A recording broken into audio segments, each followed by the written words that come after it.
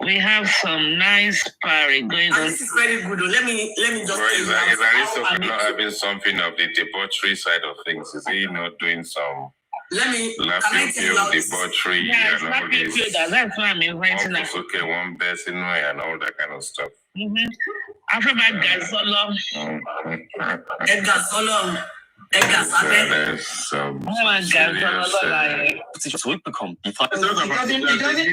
It is see, this is a criminal case. So he was there at the crime scene, he needs to be persecuted, not petitioned. Persecuted. Exactly. Okay. Because that is a professional. It's not better than 100 people standing there. Yes. That is like I said, I just gave a clue where he cannot escape himself.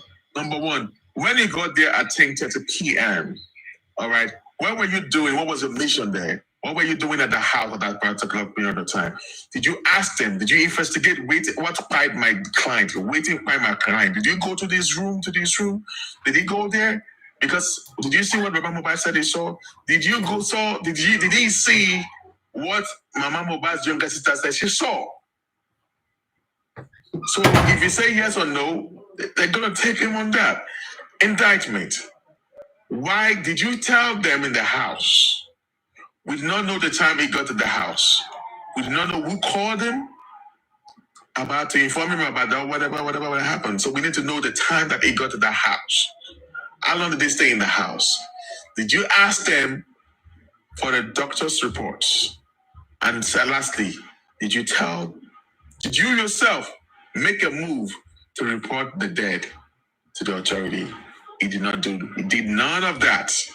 So he took Baba Mohbad to carry the dead body to the police station. Because at the minute he has followed Baba Mohbad to the police station, they will not have handled Baba Mohbad like that. So he needs to be persecuted. I'm just telling you, he cannot run away from all these things. So I believe the legal team, the head of the legal team are listening to that. That's an indictment, and to indict that lawyer, pick him up, persecute him.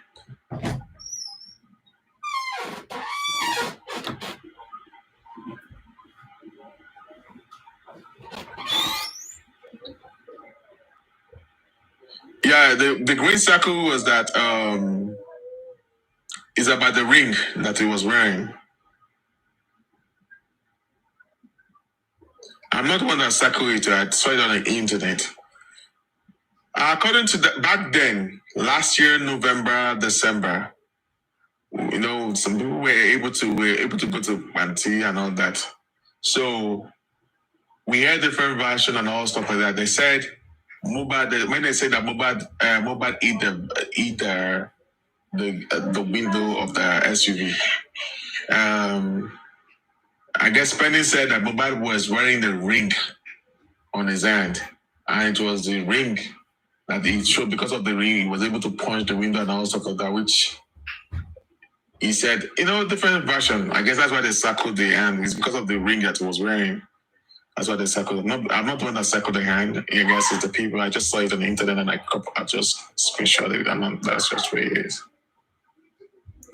So they need to indict the government, the lawyer, and persecute that lawyer, and that is it. So it's going to be questions. I am also trying to see them to, if they think on other camp, if they think there's anywhere they find Baba Mohbad wanting and they want to petition Baba Mohbad, they can also petition Baba Mohbad. But I want them to petition Mama Mohbad, where he said, Baba Mohbad, Laura or boys Mohbad. So you have to come and explain that to the public and to the police. So who are the people that Baba Mohbad? That means definitely she must have a lot of information for saying that Baba Mohbad don't go Mohbad Pamoli. So they need to be picked up for that. And there's another thing she said, adding regarding to the phone, that means you have evidence to the phone and you're hiding it from justice. That means that she knew the stab justice. That is obstruction of justice. You have evidence in the phone and you hid it to yourself. She needs to be picked up for that. This time around, I believe Baba Mohbad will be able to take that, because this is not about my wife. If the wife of the Mohbad is one obstructing justice, and then she needs to be picked up. If Baba Mohbad is obstructing justice for Mohbad, like I said, I have said it and I'm going to say it again. I, Bossman, I am the justice for Mohbad, not for Baba Mohbad. I'm only pitching my tent to Baba Mohbad because he's the only man that is seeking for justice for his son. So I only want to know waiting by Mohbad, and that is what I stand for. Waiting by Mohbad. Everything I've been doing is I'm doing that because I want to know waiting by Mohbad before we can actually get justice. So before you can get justice, we need to unravel what pied Mohbad. And that is what I am here for. And that's just the way it is. So I am more for Mohbad before Baba Mohbad. So Baba Mohbad is just the one convening. He's just the one man standing for our Mohbad's family that I believe is seeking justice for Baba for Mohbad. And that's just the way it is. So don't misquote me. I hope you understand what I just said. Oh, Bossman said that he's not for Baba Mohbad, though. That's just what it is. Don't mind it. You are not for Baba Mohbad. You are there for Mohbad. Whatever they say, that's their own business. Yeah, are we really going to get justice with the way things are going? Of course, if we play the right game, of course we're going to get justice. And we've been talking about things that we can do. Yes. There's a lot of things that I know that the legal team are doing behind the scene, and I guess, is there any room for more things that they need to do? Yes, they need to do more stuffs.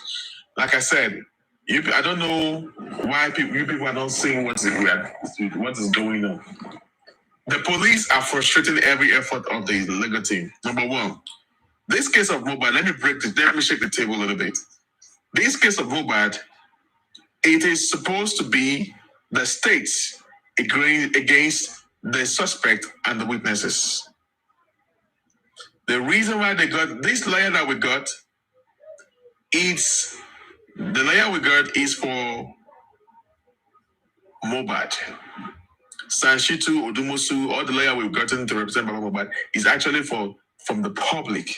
It's for the public. Shitu, Odumusu, and the other lawyer that was removed back then were actually for the public. The public got them to checkmate the states. Because we saw what they're trying to do for Baba Mohbad. Number one, they lied that Baba Mohbad buried Mohbad alive. The public got to know that they were lying against the man. And then the next thing we heard about, they tried to forge, they said that Mohbad has a will and it's unprinted. All right. And because of all these things, Baba Mohbad need to get a lawyer. So we got them as lawyers, and those lawyers that we got, like Sanshitu and Odumusu, was to help out and to checkmate the state law. Yeah. We got into this coroner inquest, and that's what they are doing, because now they're not even helping out. They were telling Baba Mohbad's lawyer to be the one to be looking for the addresses of the suspect, which is supposed not to be so. The truth is bitter. Why would you be expecting Baba Mohbad's lawyer to be the one looking for the state, for the addresses of the lawyers? I mean, of Naira Marley Samilari. Is he in their place to go and look for the addresses of all these people?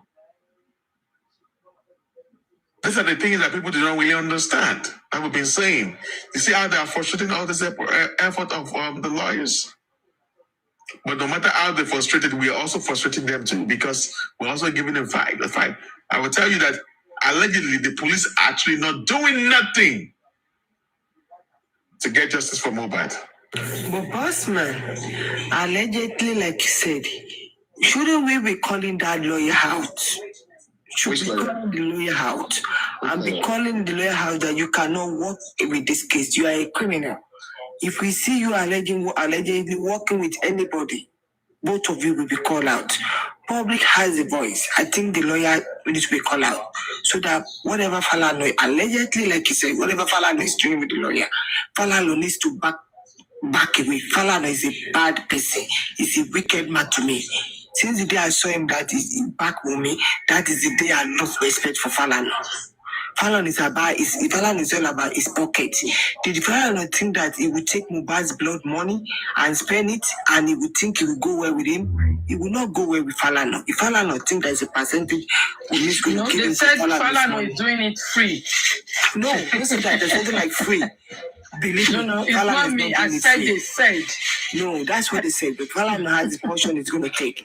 Maybe if Fallon is taking 10 or 12%, you will know. I'm telling you nothing but the truth. Fallon is not doing anything for free. Fallon is signing. We may have already signed whatever agreement with Fallon. Hoping that Baba will lose. They were surprised on the way we are going. That is why they were able to buy the Mohbad lawyer into their side. But we will have to call Mohbad lawyer out. And we have to warn Falana. If your hand is there supporting Mohbad lawyer, both of you will go down. Falana is already down. Believe me. And every money back, if the case is finished, whatever belongs to Wumi is what Falana will share. And if Falana share from that money that belongs to Wumi, Mohbad blood will deal with Falana. Because Falana is a bad father. He's a wicked man. I mean, how can you be signing somebody when you have your own son and you see what happened to this innocent man that raised the poor boy by himself? Falana is a wicked man. The day that I know that he sided with me, that is it. That is how I start to lose respect for him. And he can never want my respect again. The man is wicked. Evil, just like Wumi. That's which Falana is. Thank you so much. Anyway, there's a lot of things. I'm just trying to be cautious of my whatever I say because I don't want to be giving a lot of information out there. Yeah, so I just have to be very careful because we're going to the Falana. According to Falana said that it was supposed to be for the family of the Aloba's family, but the Falana should be aware that. Was he aware that there was a time that they lied that Baba Mohbad buried Mohbad alive? All right. So, and then when Baba Mohbad saw that there was a foul play in all these things, he decided to go get his own lawyer because they're trying. How can you Falana, you saw that Wumi kept quiet. Now let me shake the table a little bit. At the beginning of all these things, after they buried Mohbad, they lied. Karima came out, and then there was this lies that Baba Mohbad actually buried Mohbad alive. And the people of Ikorodu almost go to Baba Mohbad and beat him to death. There was a time that Baba Mohbad he ran away from the house, his own house. I think he slept down that day, they would have actually lynched him to death because they were so hungry, you know. That is when that prophetess Oshoba. Mm-hmm. So that took him away. So they will have lynched that man to death because and when the man started talking, people got to know that he met Mohbad embalmed and all stuff like that. So when Mohbad was going through the first bully that was experienced on this justice for Mohbad started from Baba Mohbad. The first criticism, the bully, we all bully Baba Mohbad. So now, exactly to the point that not that it was being threatened, Baba Mohbad saw death. He only managed to escape death because people were ready to lynch him. He ran out of the house, and two, that when Baba Mohbad was going through all these things for many days, Wumi kept quiet. Knowingly that Baba Mohbad did not live in the house, he met Mohbad already died. But she kept quiet. She would not even come to address the public that my brother-in-law was not there. He actually met Mohbad that she did not say nothing when Baba Mohbad was facing all these tribulations. Is that not a sign of wickedness? I think they are not fight the man again. They were out of shock that people they came to his house and then they beat him to fight. So that we wouldn't have even be able to know all these things. Wumi never came out to let us know that there was a nurse in the house as at that time. Just imagine these people successfully came to the house of Baba Mohbad and they were able to beat him to death. Do you remember when Tonto Dike and Iyabojo went to Daddy Freeze on Daddy Freeze platform, yes, saying that we already told Baba not to talk? He said these are the things those two ladies, these are the things they always do. If they want to send you to prison, they will don't talk until you are inside that prison. That is why they are very annoyed. They want to use Mohbad to contribute money. And they don't want Baba Mohbad to talk. So people can still continue stoning that man. And they came and we already told him not to talk. And we don't know why he come out. It may be because of property. That is when they start all these property things. See, let me tell you something, and I'll be honest with you. But let me just say allegedly, because the case is still out there. The property that they are saying that Baba Mohbad was after property was actually the property that they collected, the family of Wumi allegedly collected from Baba Mohbad for more. So another lumber. Come to a standstill. It's one of the stuff I was talking to, I think it's Amen, CR7 on Thunder Fire's platform earlier today. We've come to a standstill right now. We can't think of the way forward. And the only thing that is left now is the debacle of people assassinating other people's character, people taking sides, people looking for dirt on other people. And I think that's what we're gonna see for a while until we find something concrete to start talking about again. Maybe when we get up to the inquest or something new. I think what is going on is normal. To me, it's normal. Yeah, but I mean, it may be normal. I mean, how normal is it that when we get to a point when there isn't much to talk about, we're digging dirt out about one another? So that type of normality is kind of is worrisome because. But it's the atrocities that they have done concerning this justice that is coming out now. Yeah, and it will come out. Iron all these things out, it's still going to be affecting the movement. Yeah, but it's affecting the movement because we've got to a point where there isn't much happening and people are crossing platform. People are looking for somewhere safe to be so that when there is development and things heat up again, people just want to make sure they are in the right camp. Position. Is what I think is happening. Yeah. Mm-hmm. So and then obviously digging out debts, castigating people, and just doing all the initiation in the background. And the initiation is actually done openly because we can see it as we hop from one platform to another. You can actually see what people are doing. You're now saying that they've got a network on the other side. Network is actually getting bigger. Gorexi, obviously, in his crusade, is like Mansa Musa right now. So it's Mansa Musa who's got all the gold and everything and who can conquer the world, who is very liberal, who wants to sort of like gift his entire life to everyone. And I'm sure, when someone is crusading and saying there's something in need for you, the aspect of something in need for you, there's something in need for everyone, is actually sort of like causing Gurexi's network to expand. And the network obviously is one of protectionism, and they're trying to protect this GoFundMe money.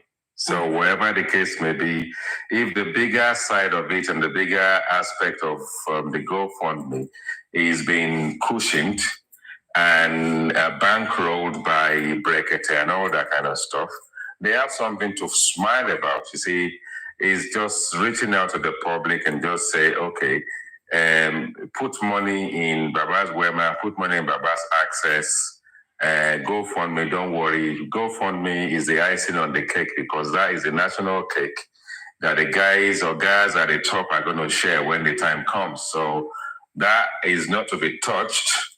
And at this point in time, we don't have to engage with the public, but the way they're now going to engage with the public is by looking at the hosts that are hungry for that kind of money and that kind of I don't know whether they get any credibility out of it, but people who want to be part of a process where they get something at the end of the day are coming together. Remember, those people also have followers, and all those followers are flocking in that direction.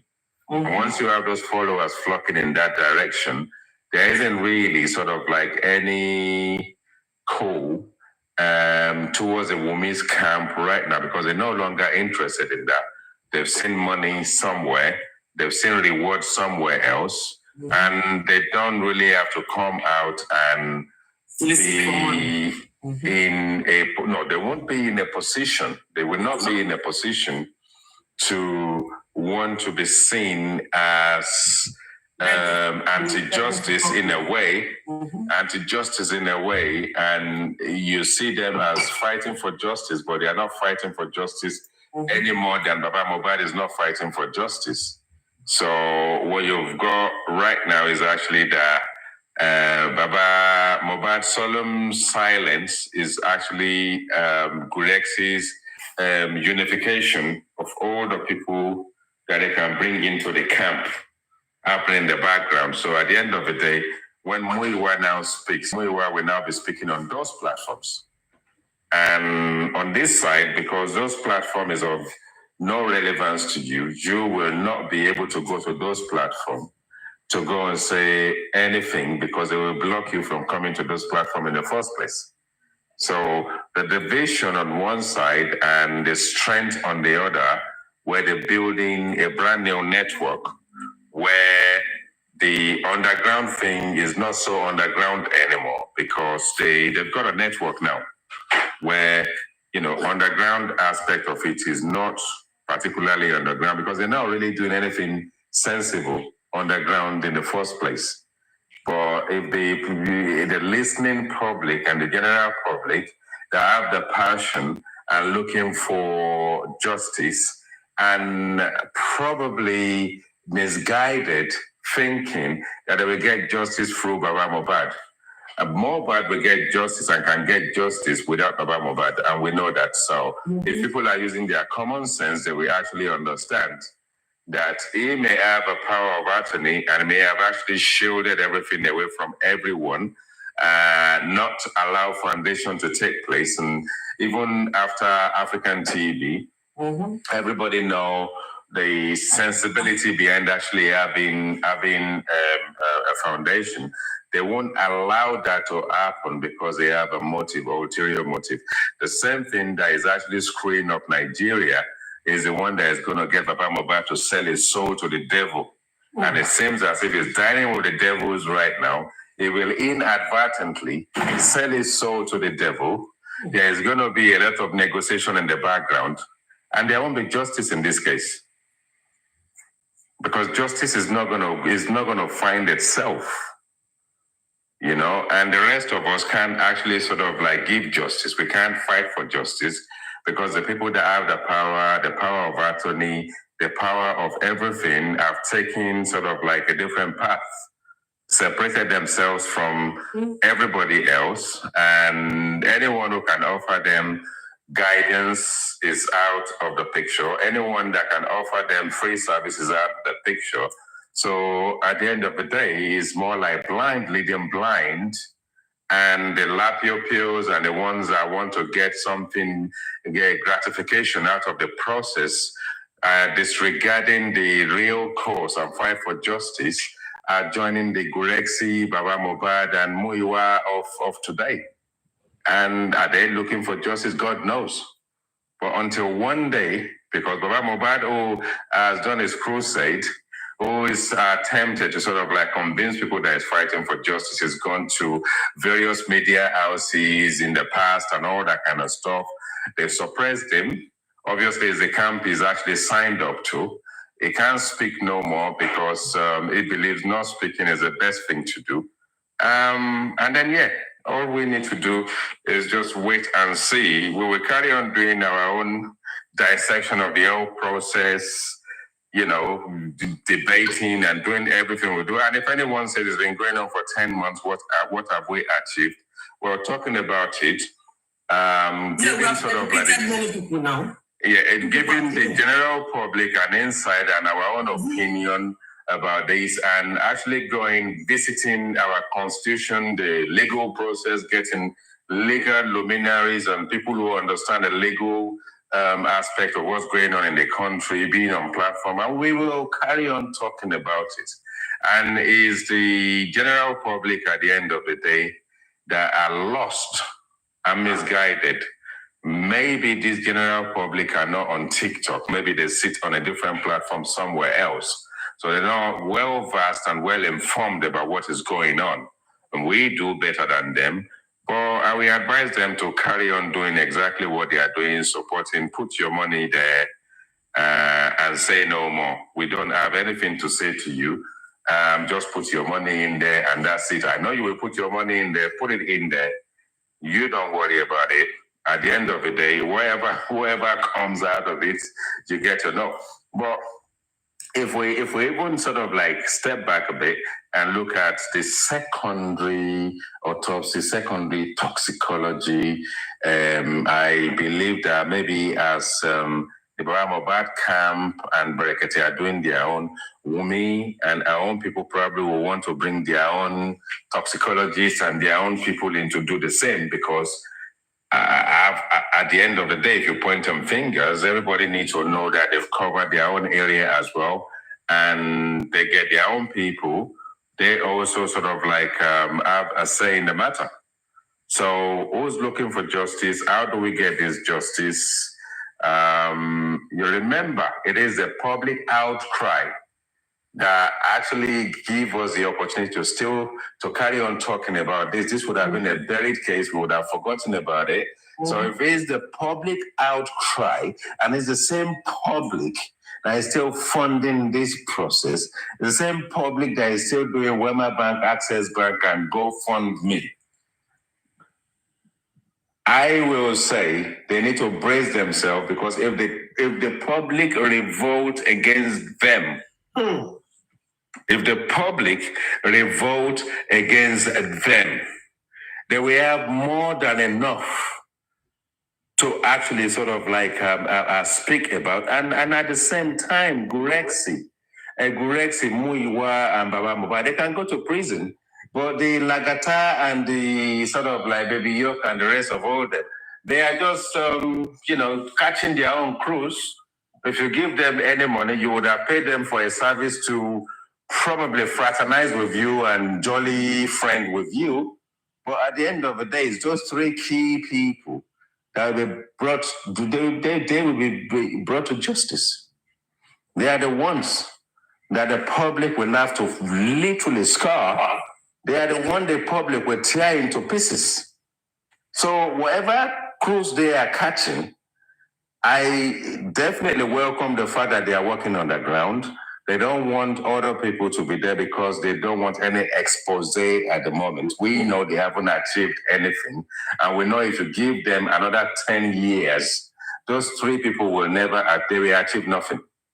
I have nothing against the man that wants justice for his son, but it will be nice, since he's gone public so many times in the past, if he can tell us the type of justice he wants for his son. I believe he wants justice. How does he want it? And what type of justice does he want? Is it a justice where we go somewhere, negotiate in the background, say, shake everybody's hands, cash in the GoFundMe money, and move on? Is that the kind of justice he's looking for? You don't have to coerce the public for the public to put money in GoFundMe. The public will do what they have to do. So Gurexi don't have to carry on begging people on the street to put money in GoFundMe. The public that are putting money in, they will put money in there because that's what they want to do. They don't need the coercion, not from Gurexi or Muiwa or Baba Mohbad. Because these are well many Nigerians that want something, and the people who are orchestrating and engineering this process have a different idea. Yeah, I mean, I think I've spoken enough. Let somebody else speak. Thank you so much, sir. Thank you so much, sir. Eshigo, sir. Thank you. Amen. You are here. Amen. I'm here. Welcome, bro. Have you been listening? Not really. I just came in. Any new topic for today? For this evening? We were just talking in general. Papariano was here for like almost 1 hour. He left. And I played one audio and our daddy was trying to analyze what is going on that audio. So if you want me to play it for you, then you analyze it again. Yes, I think I would like to hear it. Okay, let me play it for you. Yeah, you can talk if you want to talk. Right, guy, good evening. I think someone was talking now. Good evening, my learned comrade. Welcome. Great, sir. Thank you. Very beautiful lady. What did you say? Play that voice clip again that I want to comment. Okay. If you feel like playing it, so. Okay, you said that you mean I shouldn't play it again? No, play the voice note. Right. I'm going to play it for Amen, then we analyze it. Do you understand Yoruba? Amen. No, I don't. Oh. That's going to be another. But you can just summarize. Let's try and summarize it. Let's try and summarize it a little bit. Okay. So what we need you to do, Adenike, is to play the audio. Then I will tell you when to pause. Then I will try and translate it as the best I can. Okay, because I don't have that patience. This is my voice.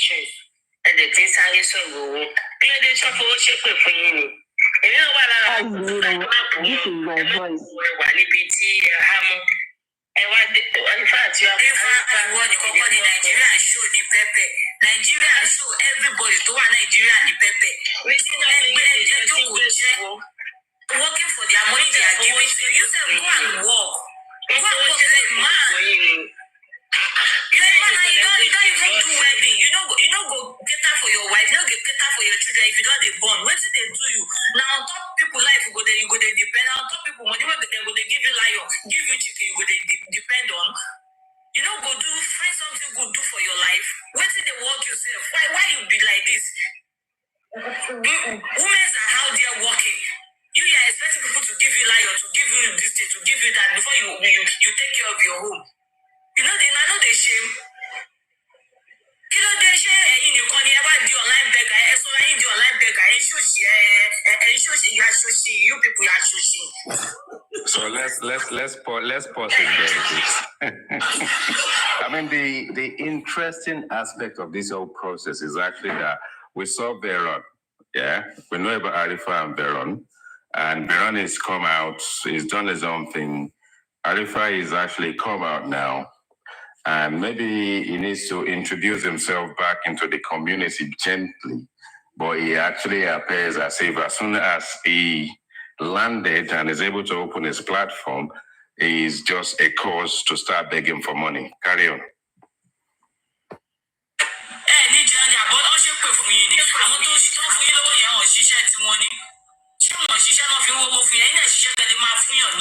You said work so that you can be a blessing to people. It's not every day you say muwa. Wait.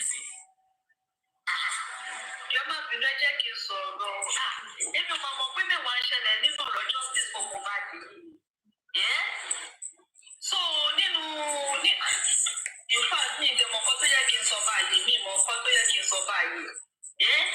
But I know that he Arifa to lọ sí life on the TikTok lánàá tó dárúkọ pé ká ní bàbá bíbí tó sọ pé kí ni.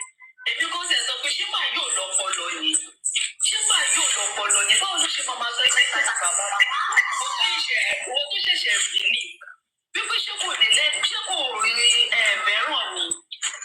Ó ní máa rí fáyìn òpè ò láì serious lórí máa yẹn òpè. Ó dẹ̀ ní láti òun fọ́ọ̀lù ẹ̀kọ́ náà. Ó ní láti òun fọ́ọ̀lù ẹ̀ báyìí.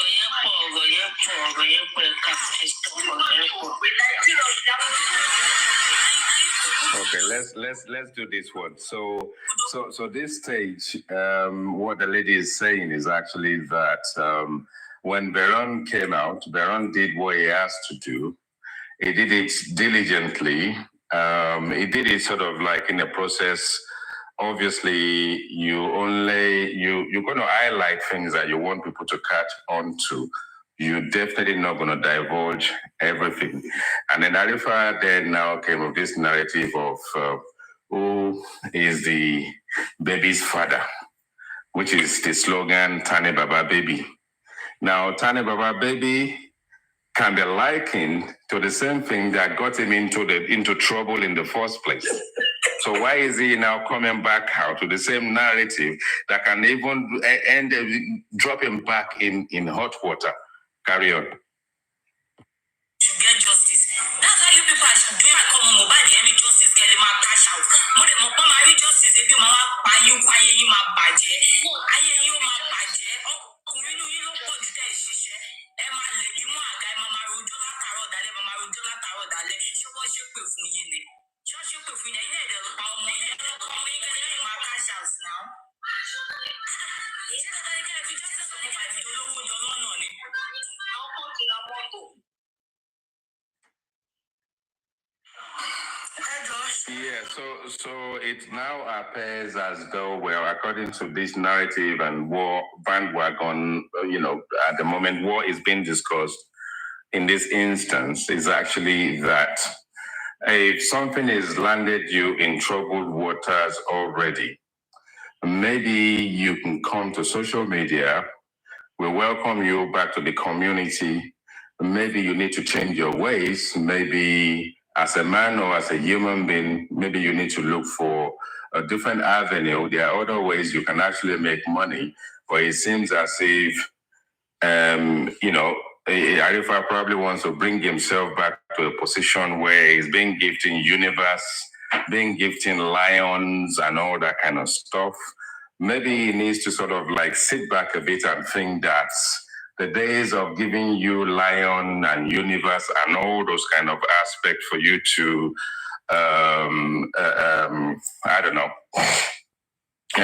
exact yourself. Maybe those days are over. Maybe he needs to change the narratives. And it seems as if someone is gone and is now putting himself in a position, is looking for opportunities to go back to the same place again. Carry on.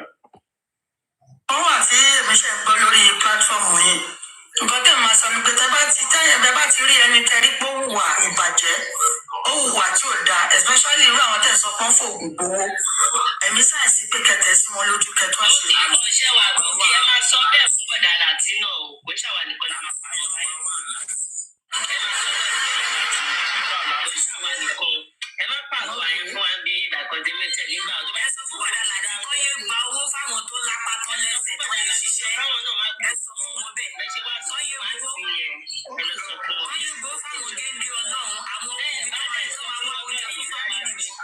Hi guys, one year when I think you Ebola to keep that.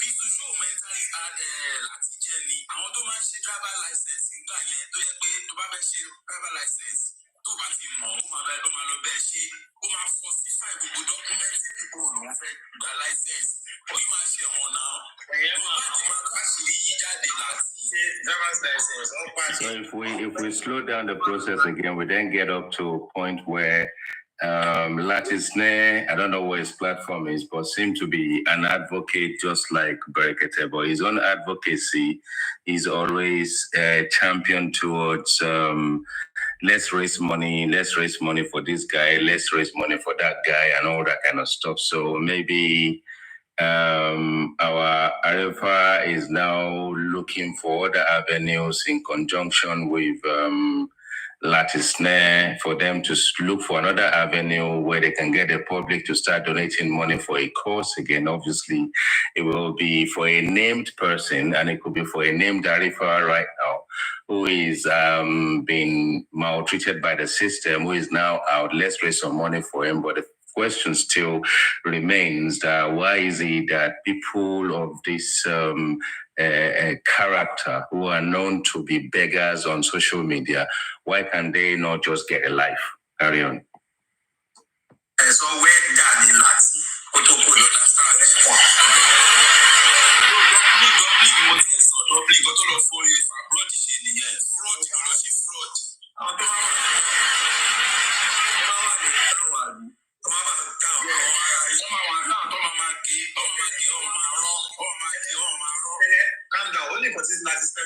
máa ń dùn mí. Tẹ́gbẹ́ tí bá ti gbọ́ ẹ̀yin máa ń pa mí ni. A ní South Africa lẹ́lẹ́bẹ̀ẹ́ lọ. You understand?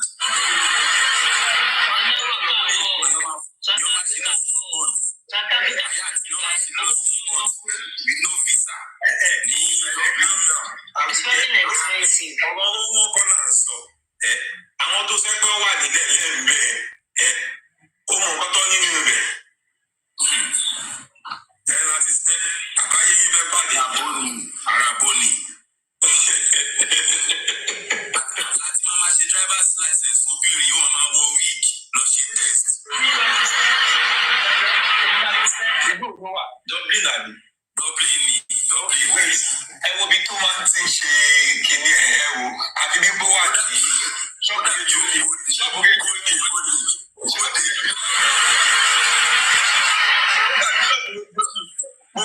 So at this point, Latisne is being dragged. He's been seen as a sorter. He's been seen as how can I put it? A little shop corner guy who can get you anything you want, who is in a position to beat the system to give you anything you need. So these people obviously are engaging within a process of actually giving us an insight of who they believe he is. Maybe they've been close to him and they know his antics. So it's more like a local sorter that can sort anything out. And I think that the linking probably is passed to the present, and the present will then be, if you need anything being sorted, if you have a process where you need money and we can raise money, maybe we'll be doing a 70-30 or 60-40 in the process. It appears as if that's what they're trying to kind of link to his character. Carry on.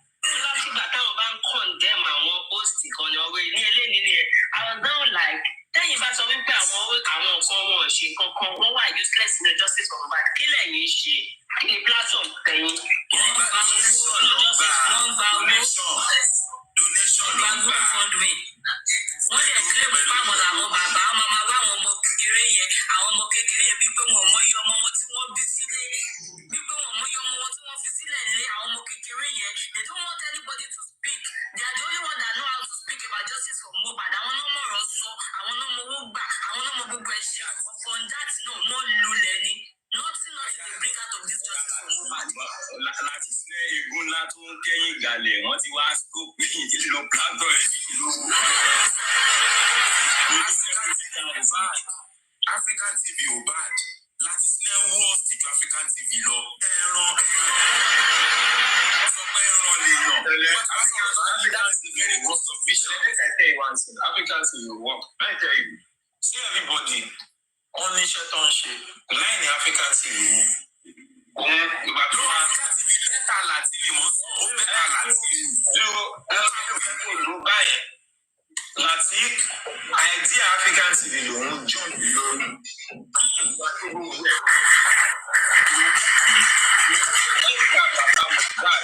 Ó wá hide ọ̀dà gbogbo yín jẹ́ pé ẹ̀kọ́ yín lé African TV.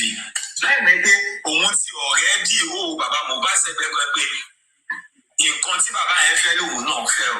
Ṣèbí ní ìsinmi ìṣẹ̀ṣẹ̀ mọ̀ ẹ́ pé òun kọ́ wà lórí percentage pẹ̀lú bàbá Mohbad.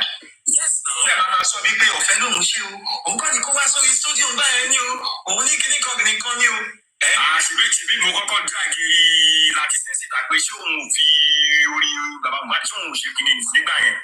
Láwọn èèyàn fi ń wá sí díẹ̀ pé kí Zuma sọ bẹ́ẹ̀ pé kíní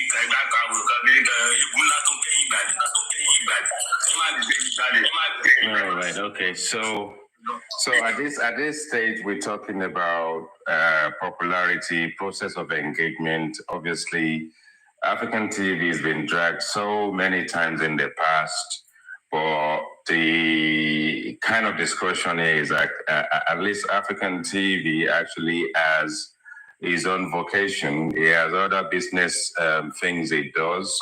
He has ideas, which is actually sort of like brought into the process.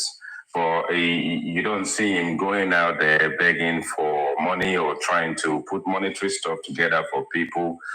On the other hand, even like Snyder wants to class himself as a saint, is not so much of a saint, because if you want to drag African TV doing 70-30, you would have done something similar to that when you assisted Baba Mohbad to release his album or whatever music and whatever process that is within there.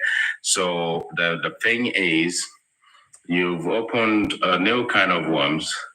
You are no saint, and you are no different from African TV, because thing is, look at it from a foundation point of view, whether it's what Brekete is doing, whether what African TV is trying to bring into the process, none of it is going to be done without you spending money, without African TV spending money, without African TV having lawyers in places, having more like,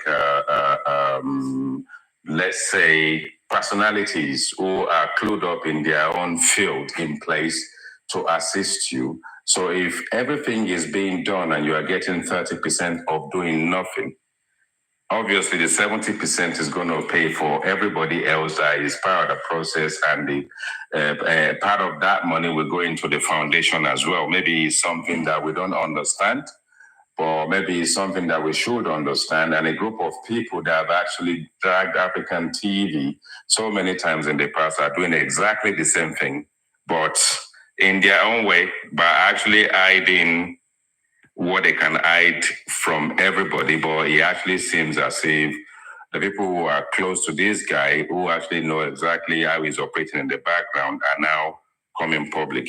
Carry on.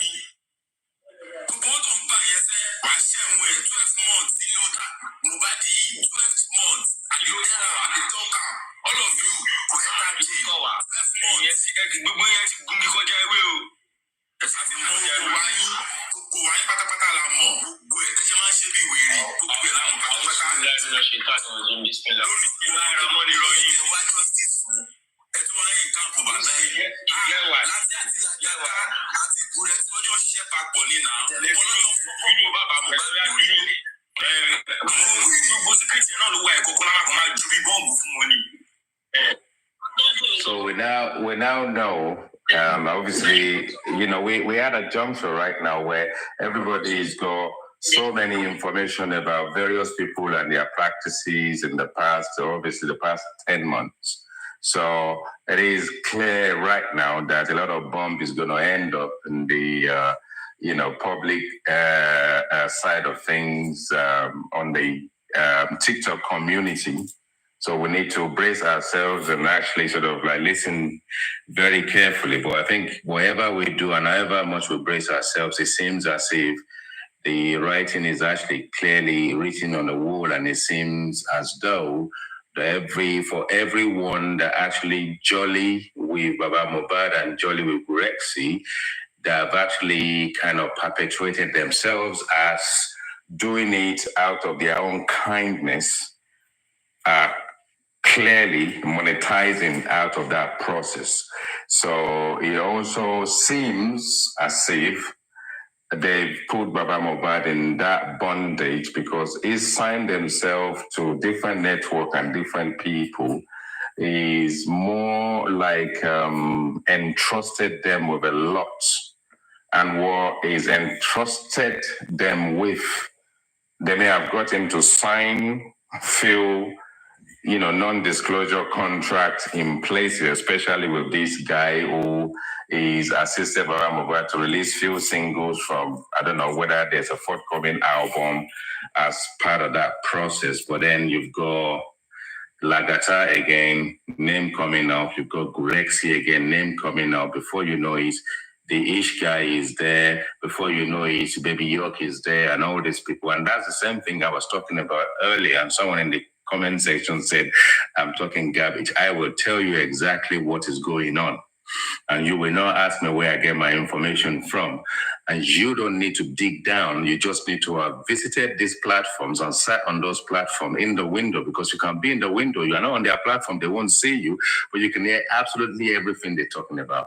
These guys have set themselves up. They've set up a corner shop to monetize. And these guys are the same hosts that are going to sit down there and say they are fighting for justice. They are not fighting for justice. They are fighting for pocket. Carry on. Yeah, it's finished. Oh, yeah. So, okay. They're fighting for their own pocket. So at the end of the day, look, people have what they do for a living. I give it to Adenike, who hasn't eaten anything from anybody. As much as people want to drag her from now till tomorrow, she will tell you the number of children she has. She will showcase her life to you. She will open her kitchen to you. She will tell you what she does for a living and how she looks after her children and how they've been exemplary in terms of character and how they haven't disgraced her or dragged her into anything. Nobody can actually even come and speak ill of our children. And she obviously have catalog of people in the same community that their children have actually gone wayward. So you need to clap for yourself and congratulate yourself. No matter how much they drag you, you need to sort of like be steadfast with your faith, and you need to carry on doing what you're doing. And yes, expose them by actually being yourself. By doing exactly what you're doing. You want to see me, this is who I am. So a lot of us go to work. A lot of, I'm sure a number of hosts out there also have their own vocation. A number of hosts out there, some of them are retired and they have time to sit on social media. Is their time? How they use it is none of anybody's business. So we have what we do. And we can come here and catch crews. We can come here and want to see this process through because we've been part of it since the beginning. So don't come anywhere near trying to drag people's character, tarnish people's character, simply because you're getting some coins and some universe or wherever it is they're gifting you. For maybe, I don't know whether they're giving you 500 naira a day or whatever it is they promised you that you're going to get out of the GoFundMe. You see, this is the greed. The foundation on which greed is based on is how you spell Nigeria. Once you spell Nigeria, that's it. Greed comes into it.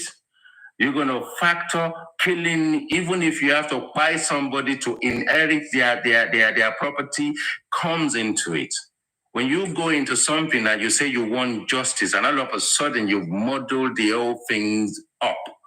You've segregated yourself. You've created another foundation, another community that doesn't have any meaning. But then you have some silly followers that follow you. Every time you say you want to put money into something, they put money into it. Now you don't even have a job anymore. Now you have something you're doing before. And anybody that come on this social media in the cause of justice, that come and tell you that they've put their life on hold for justice. They don't do anything. Everything is justice. You know that they are coining it in somewhere. This process, Baba Mohbad, Muyiwa, and Gurexi are pushing coins in their direction. They are promising them something. They are giving them something. They are getting something out of it. unless this guy can come out and say, when Baba Mohbad did that film music he did with him, he did not get a penny out of it. And if he got penny out of it, it's blood money. That blood money is blood money. Baba Mohbad is not gifted to a point where he can go anywhere near in his career as he is. Even if he's supported by Don Jazzy, he will not be as good as Mohbad. Because Mohbad is the one that has got the glory. He's the one that is glorified and blessed. He is blessed with that talent. And that talent is blessed with, whether he's a brother, I don't know, I can't remember his name, Adura and all that kind of stuff. The Jamaican friends that I have will say, ooh, Jah bless, no man curse. You see? If you've taken now the pivot, you've taken now the height of success in your own community, in your own family. If that one is gone, you will not get another Mohbad. Doesn't matter what you do. Doesn't matter how many studios you go to. So if you want to coin it in that little aspect of 70, 30, 60, 40, doing some silly music somewhere, we're going to make you a superstar. No, he's not going to be a superstar. The superstar, I hope that tonight his star is still shining up there, even though his life was ended prematurely. But what God hasn't given you, you will not get any magical monetization out of it. The person who is gone is a person that his legacy is what the likes of Muyiwa Gorexi, and I'm sorry, Baba Mohbad, are all looking to derive monetization out of.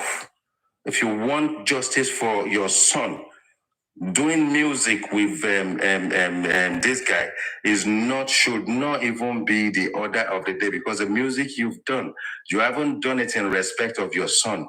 You haven't done a music that we can be singing right now to say, this music is dedicated to my son who departed this world, whose life was taken abruptly. No. You want to be a showman. You want to be a man that is going to be going to from one event to another, singing birthday, this and all that kind of stuff. And if out of grief you are misled, someone like this Olori Ebi or whatever he calls himself, is he stupid? Does he not actually know now is not the time? The same thing we slapped African TV's wrist about, in terms of some other legacy aspect of things that we can create. No, let's not create that now. Let's get justice for this guy. When we get justice for this guy, if you have superstardom in you, Mr. Aloba, we will deal with that. We will support you. We will even you go to Spotify and go and buy your track. Now is not the time for this nonsense. Yeah? Lapio, 1-to-1, 2-to-1, 3-to-3, and all this nonsense that transpired when the chairman went to Abuja. Is this not disgraceful? Is this not sort of like debauchery? If you've been doing that before, and Wumi said it, and we take it lightly and think that is slanging match between you and this lady, you actually even telling us that you are worse than you've been painted. And it is sad. It is it's very, very sad that people can actually come and kind of monetize and cannot wait to actually get this justice before they come out and start looking for avenue to make chicken money. The money that you will make that you cannot use to feed your family. The money that you will make that you cannot use to feed your children. The money that you make, even if you use it to build a house, you probably will never live in it. I rest my case, Jerry. Thank you so much. Thank you so much. Okay. This is interesting. Hey, guy, thank you for that. You see, Thank you so much. the problem is this, right? There is this network. can you hear me? Yeah, we can hear you. Yeah, so when you try to hide your person, it's just like, having a cover of maybe bottled water placed in water, trying to hide it. It will only stay there as long as you.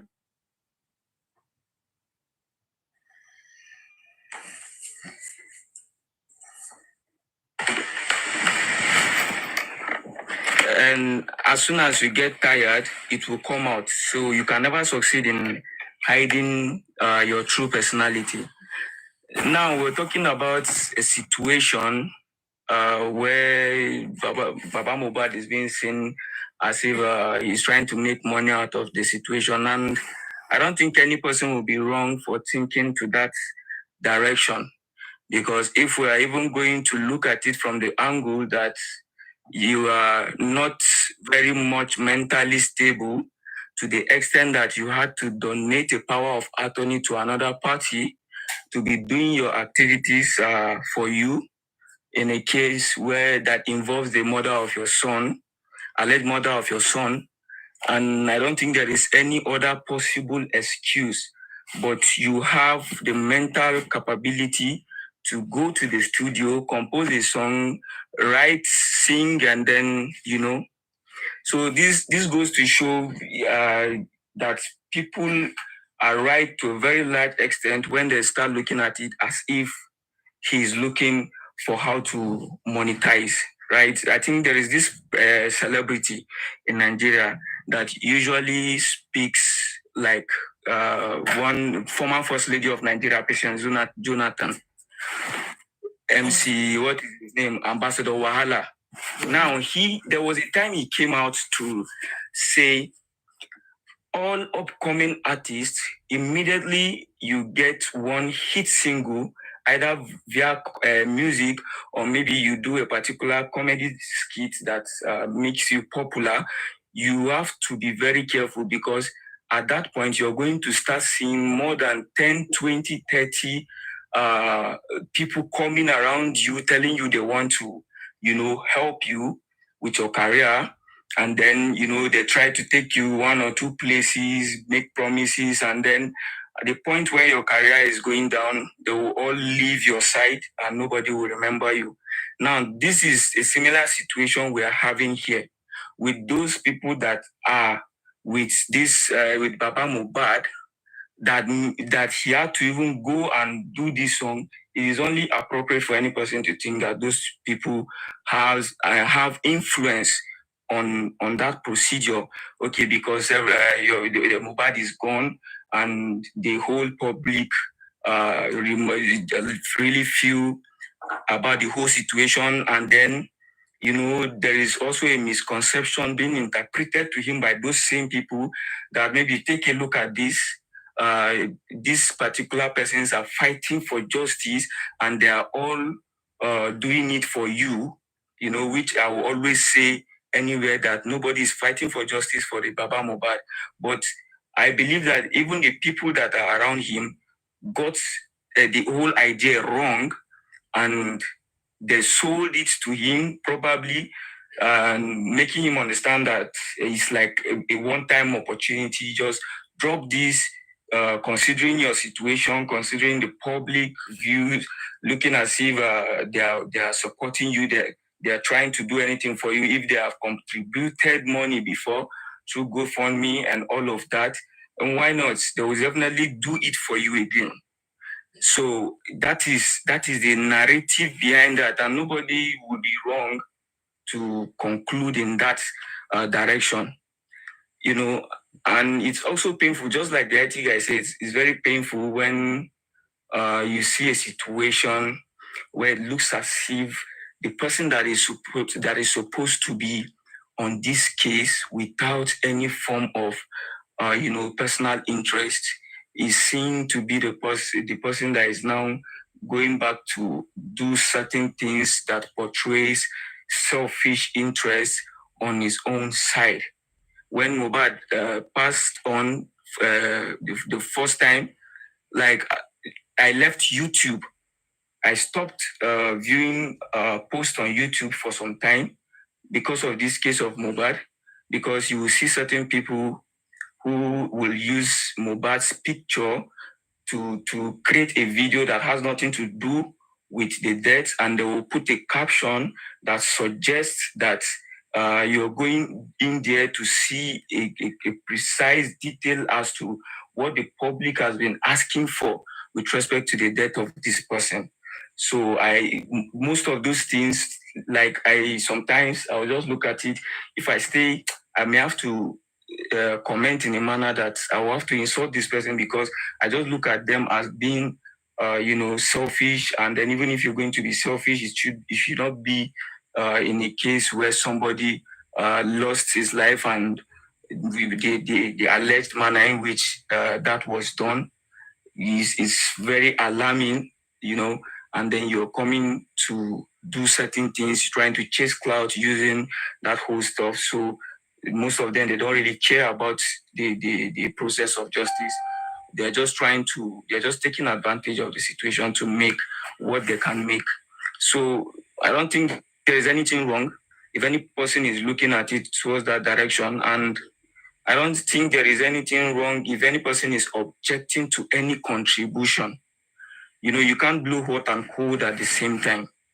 When people come to do a particular work, like job for justice, for example, it is only common when the request for money is becoming habitual in the process. It is only common for everybody to start thinking towards that direction, that this person has a different motive. If you're coming in, for example, as a lawyer, and you demand that your services be paid for, it's a different thing from when you go in there, like you're just a neutral party, you're trying to assist, and then all of a sudden, from your angle, we're getting repeated demands for funds, and all of that, that even the accountability of those funds is an issue. When you raise it online, it's an issue. When you even object to something like that, it becomes an issue. I think I was on a platform yesterday night when I saw a discussion. I sent a DM to Precious, I think, because they were actually discussing, they were mentioning Adenike, the host, and I just had to hold on to listen to what the problem is. And I realized that I think it's all about this issue of objecting to all these contributions. And I said, this is what I've been talking about. This is the definition of these people.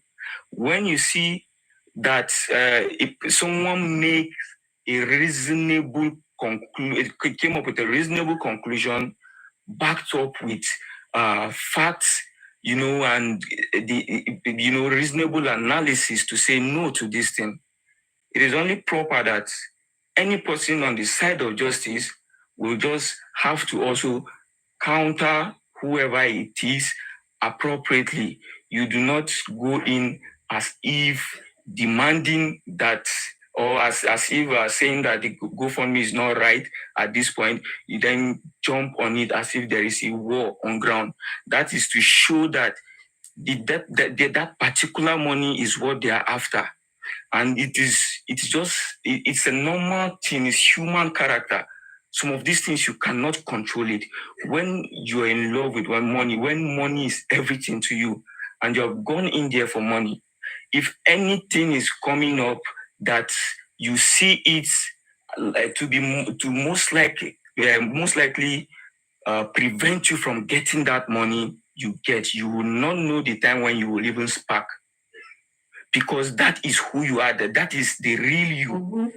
Other thing is just pretense and pretense and pretense. So if anybody is asking for money, I'm very sure ever since this case started, there are so many persons that have benefited, not through the public, like general contribution.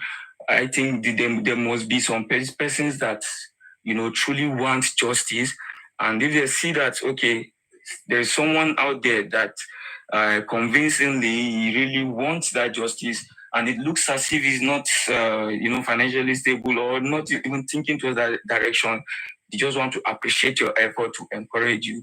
Many persons have benefited from those kind of stuff, but it cannot be a right for you to come outside to demand, whether you have been detained, whether you've not been detained, whether you have passed through anything.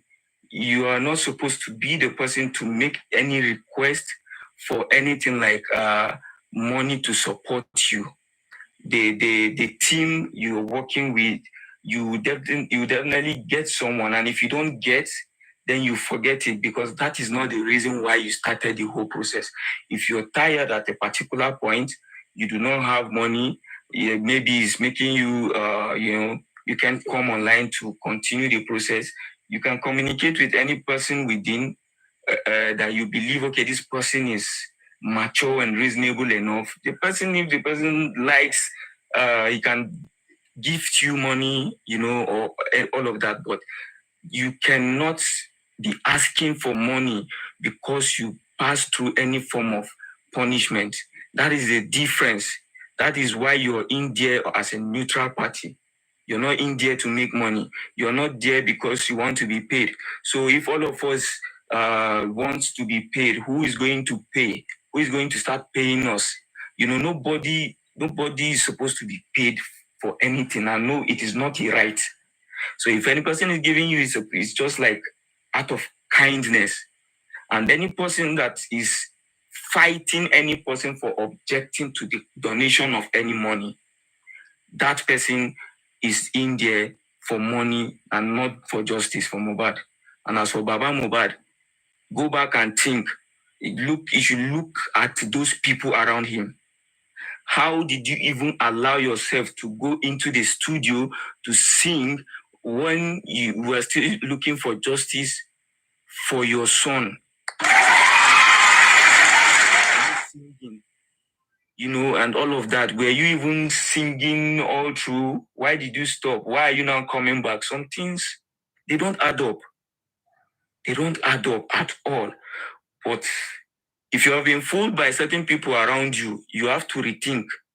You have to rethink. If you have been fooled by people for you to go and release any music at this point in time, and for you to release music, you're trying to show everybody you're strong and you are capable.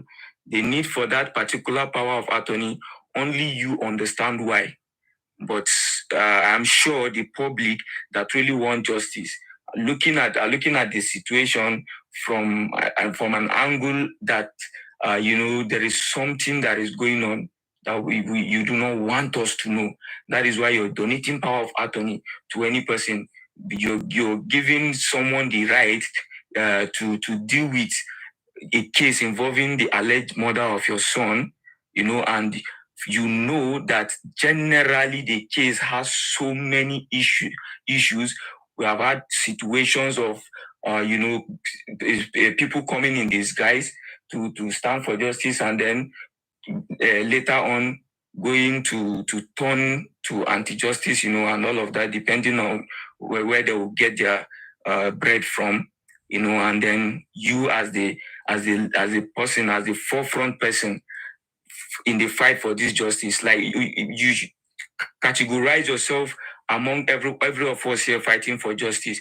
We are not fighting for justice for you, so we are fighting for justice along with you. That is the process. So we see you like every other person too.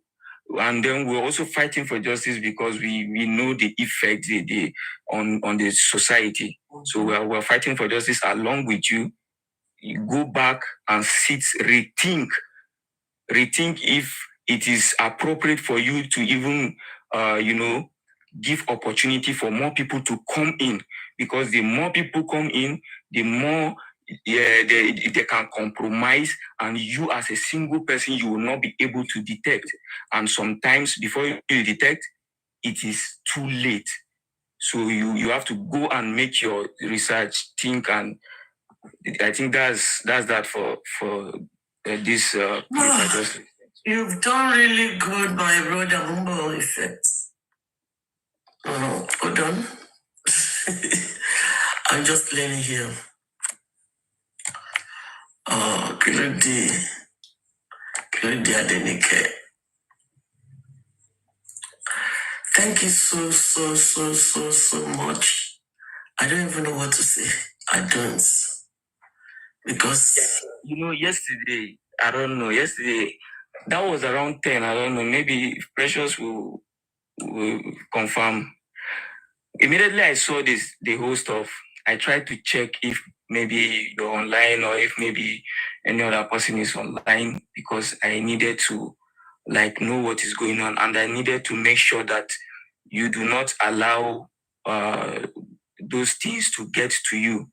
So even Precious gave me some confidence to the extent that I should not really worry too much, because these persons, and you will not allow the situation to get to you. So that was my major aim yesterday. And my brother, you don't know what they are doing. They are stylishly advertising me to the world. You know one thing about this public, when they go out there, people say bad things about you. They will like to come back and make investigation about that particular person. The more they are doing what they are doing to me, I wake up every day. I see how people will go back to my old videos. Yeah. Are you getting me? Yeah. I see people going back to my old videos. That means they are coming to my platform to check who I am and what I have been doing on social media. I'm not going to say because I want people to like me and change my mind and be telling lies and be what I am not. This is me. Money is not my problem, but I love money. That's the best way to go about it, When they see that there is this particular person that, they cannot compromise using that person. The person has refused to take any kind of bribe or whatever. Definitely it will turn into a situation of fight, and that is one of the things we are supposed to be ready for. Any person on this matter fighting for justice, you need to understand that there are two things involved in that aspect. It is either they want to bribe you, you accept, you compromise, or you refuse and they start attacking you to see how they can scare you off the internet, to see how they can scare you off the case. Because if you're not for them, if you're on the case, they know that they're in trouble. So my brother, they have done a lot to send me away from this. Because I just pretend I am nobody on social media. I don't like making friends. I stay on my lane. I come here the way I like. This is me. I don't like pretending. I don't like fake life. So they don't know me. So they believe they can just be using that water. Mumi's team have been blogging me since last year. I pretend as if I didn't see them. Because I know they are doing their job because they are anti-justice. What about the people that were on the same table doing the same job? Why are they blogging me? Yeah. So it's them that are exposing themselves to the world to know the kind of person they are. And sometimes they will do it without knowing. Yes. Unknowing. Thank you. God bless you. Amen.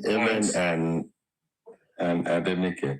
You see, for me, I do observe in a way. And it wasn't long ago, as in the early hours of the morning that I just land on different platforms. And Adenike's platform will probably come up because she's very active, praying and all that kind of stuff. So my observation over a period of time is I started seeing Gurexi on this platform at the very early hours of the morning. That's Adenike's platform. So something is saying to me, what does he want on that platform? What is Gurexi doing at that hour of the morning, that early hour of the morning on Adenike's platform? And at some point, I even saw Gurexi joined Adenike in prayers. I think he was even leading the prayers. And you know, and obviously, with what Adenike is saying right now, you can actually see the meaning to that observation that this guy is just like the missionaries that came in those days to Africa with their Bible and, you know, a bit of whiskey in the bottle somewhere, a mirror and a comb, and then use that to take the entire Africa into slavery, if you know what I mean. And yeah, he seems as if he was playing his game at the time, because it's just like we were both playing games. Well, it was almost as if I was dreaming, because I'm thinking, if I find Gurexi anywhere on the platform at that early hours of the morning, and it's been very coy, very sort of like friendly and overly friendly, and I thought, what is this guy up to? Because I just know when you rub the two together, the two cannot gel. So Gurexi coming in this direction needed something. He wanted something, but at the end of the day, we are where we are today. Let me brief you. Let me just brief you, sir. I've been trying to call Gracie out since. When I do my short videos, I mention his name. I've known Gracie has been exposed to me since last year spiritually. So I kept on going. Wherever I see him, to study him, maybe, you know, when you are a baby in the spirit, sometimes you believe, you might be thinking, maybe you are just thinking about that thing. So I started playing along. But the way Guresi see me as with that energy. So one day he came here. I've been sending messages to him to give me his number. He didn't give me the number. So all of a sudden, he started coming to my platform, be friendly. He was even telling me that if not because he went to go and look at everything I've been doing, that he was thinking maybe I am part of Wumi's team. I said no. So we just forget about the past. We turned a new leaf. I will give him chance to pray. But I knew within myself that because I've known them with the ideas. I know how they strategize. I know how they roll. So I'm at alert for them. So they came here to buy me.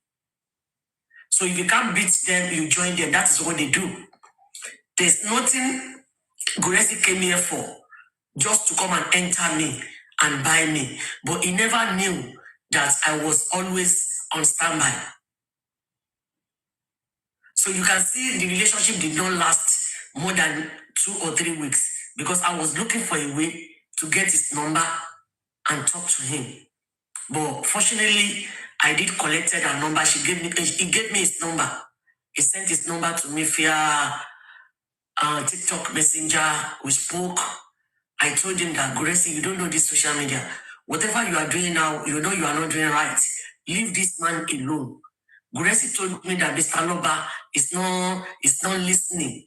I said, if you are talking to somebody, you have been rolling with somebody for over 8 months, and that person is not listening to you, and you know the whole world is on this case, why don't you come out and just declare this man that, I am sorry, I don't think I can work with this man anymore, because whatever I tell him, he doesn't yield to it. He said, no, he's not going to do that. He's going to stay with Mr. Loba.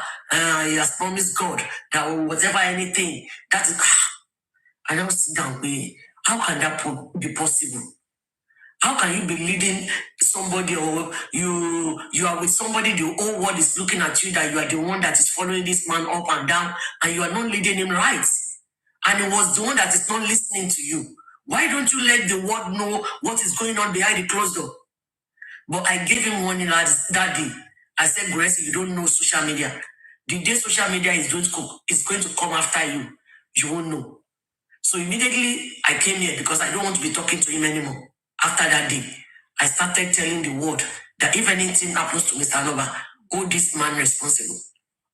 For Mr. Gracie to be telling me that he has complained and called the PR that they employed over 30 times to warn him. He didn't listen. I said, why don't you tell him to go and employ another person? And they are collecting the salary of this PR from the public up to date. But that is how they choose how to do their own things. But nobody can control me on my platform. I can talk about anything. Whatever they like, they abuse me from day now to tomorrow. Many of them, they send some ambalangas to me from America, from everywhere. They'll be talking to me as if they like me. Immediately, I'll come here and call them out. That if you come to my WhatsApp again, I will record your voice and play it to the world. They won't come back again. They have done many things to pull me down, but they can't. Because whatever you are doing in truth and honesty, and you stand on it, nobody can push you down. Nobody can bring you down. They've tried many of their best to do whatever they like to shut me up, but I remain unstoppable. They met me on this black app. I have been here since 2020. Nobody can tell me to go. Even when they were telling me to stop advocating for justice, I tell them to go and tell Mr. Loba to come out to the public and tell the public that he doesn't want me, Adenike, to talk about his son anymore. If Baba Mohbad can do that, I will stop. Nobody called me into this movement, and nobody can chase me away. It is impossible. So that is it, sir. Well, the thing is, they will I'm just going to definitely say something very quickly. I mean, I'll leave you to carry on. You see, we talk about cultism, yeah, all this fraternity and all this kind of stuff. And before you know it actually seems as if they brought this cultism into TikTok. And they are crusading and winning souls as royal blood. Can you mute yourself? Royal blood, I don't know. It's a mute. So it's almost as if they're now winning souls, whoever they want to use that for. Or they've integrated a bit of cultism into the whole process. And we can see how they are winning those souls. We can see what Gurexi is achieved. Yes, is going to reach out. Sometimes you look at someone of faith. People can see them as very weak. People can see them as easy to manipulate. And you are not supposed to be angry. You're supposed to be very subtle and gentle. And they want to use that to get in. Mm-hmm. And sometimes if you are principled in your own way, that will definitely not work, because I can be a man of God today, but if you want to drag me in public, I will fight you like a devil, like Satan, because at that point in time, I'm defending myself. Mm-hmm. I'm defending my space. I'm defending my character. Mm-hmm. So it needs to be known. It needs to be open to the general public, general network, regardless of where people sit on, that Gurexi is a Satan in the mix, looking to win souls. And he is actually doing that correctly. But whether what he's doing is going to endanger this process from Baba Mohbad's point of view, in conjunction with Muiwa, is something Mr. Aloba himself need to think about. But the thing is, Amen has said it. If one aspect of you relinquishing your power of attorney to a third party brings about your mental instability, because mental health may come into it if it becomes overwhelming for you, it's too much for you, and you want to relinquish some of those responsibilities to other parties. Obviously, the power of attorney can be diluted, it can be addressed at any given time through the lawyers. You can decide that you've got your faculties back now, and you now want to take over affairs and what have you. But again, as Amen said, if you relinquish that power, why don't you just stick with it? It's almost as if you're exercising your right to be silent, but yet You are vocal on all the social media platform. So you cannot be that guy who is unstable, who is incapable, and suddenly where money comes in, you're suddenly capable. You suddenly have a voice. You're suddenly doing things that you probably can say for another day, another year. You can say for when we get what we want. So the gurexy of this world is the gurexy that is going to bring this process or this repute from Mr. Aloba's side. Thank you. Let me ask you a question before you go, sir. Don't you think this whole process of collecting GoFundMe from the public, and they know within themselves that they don't really need that money for justice, don't you think it's going to affect Mr. Aloba legally in Nigeria?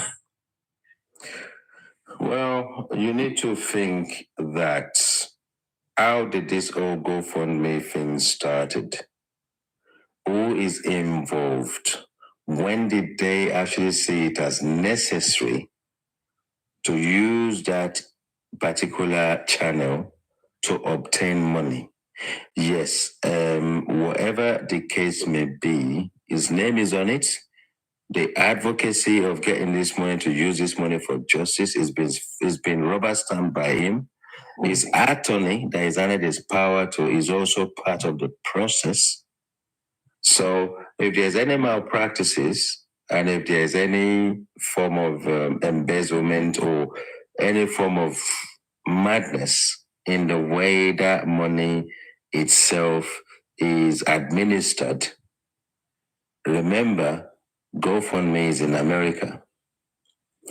Mr. Muiwawe, I lined up in jail first before Nigeria start talking to Baba Mohbad. So I'm 100% sure wherever he is, if he's listening, he needs to know that GoFundMe is a network, it's an organization that doesn't want to bring itself into the gutters and will not allow any form of manipulation to take place. And you also know that everyone that has contributed money into that process, even if it's just one person that comes up and actually cry foul, red flag about anything, before you know what's going on, you only need few more people and to corroborate the same story. They've reported this. You see, the thing is, if you report GoFundMe, fine, they will at this point in time make a note of your concern. Yeah. Remember, the money is growing. They are not sort of like forcing people to contribute money into it. So that will carry on, but they will make a note of it. Flagging is part of the process as well. But nothing happens until the money is cashed out. Yeah, that is exactly now, when they cash out. No, when they cash out the money, that is when the spotlight is now on them. Now, the accountability that they're saying they don't want to give, that is when the public can then get lawyers via GoFundMe to challenge them to actually produce that information. So there's a protection on this money. But the bottom line at this point in time is that they can now manufacture a process of what they're going to do when they cash in the money. It might still not work in their favor. And at the end of the day, everybody can still ask for their money back and they will get it. Okay, sir. Should we say all of them on this GoFundMe now are not educated enough to know everything that you have said here? Well, they need to go and find out. GoFundMe is an organization and they have their small prints. You go in there, the guidelines are there. You read the guidelines. And when you read the guidelines, it actually tells you absolutely everything. Just because the money is contributed to you by the public and you've actually sort of like given us the reason why you want us to support you, doesn't mean you can then go and use the money for something totally different, or end up in a position where you start sharing money. So, there will be process in there when there's a public outcry after you cash the money in, that you are now going through a process of rewarding people, embezzling the money, and then money is not going into the right channel. The same people can come to you and say, you cannot use our own platform to fool people, and then use that process to embezzle the money at the end of the day. So the money is protected where it is, and there are guidelines in place.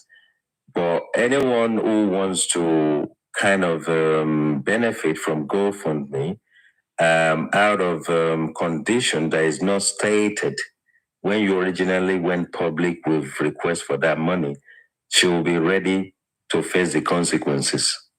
So the public will still fight. The system will definitely fight.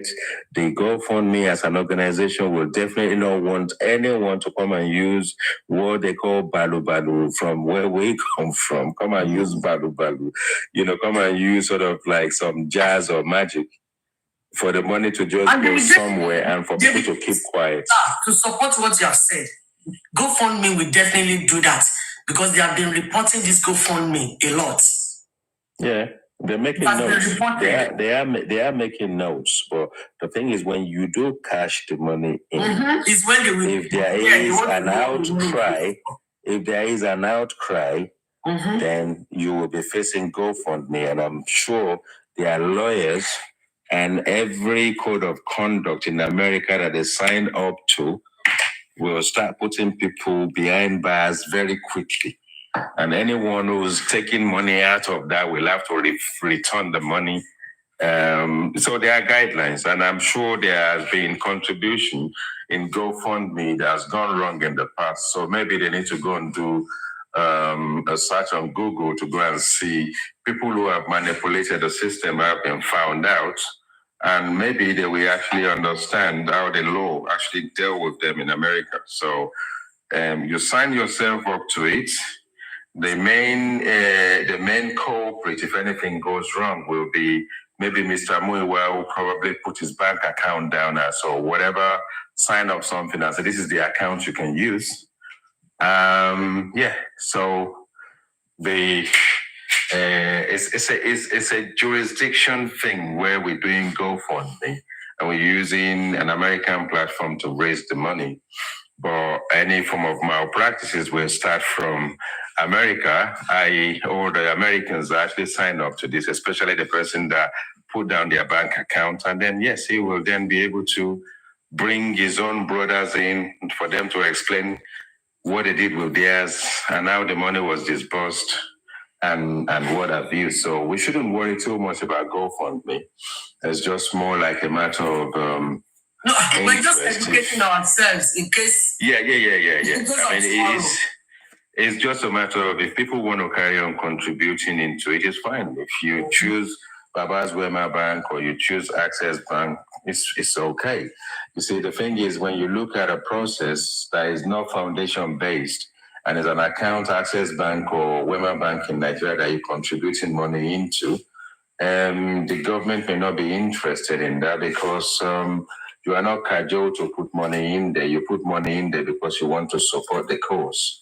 And then maybe people will not be brought to books to fully account for it. Why? Because the public that is contributing the money in doesn't have a foundation they can sit on to question how the money is used. And then, Amen is there.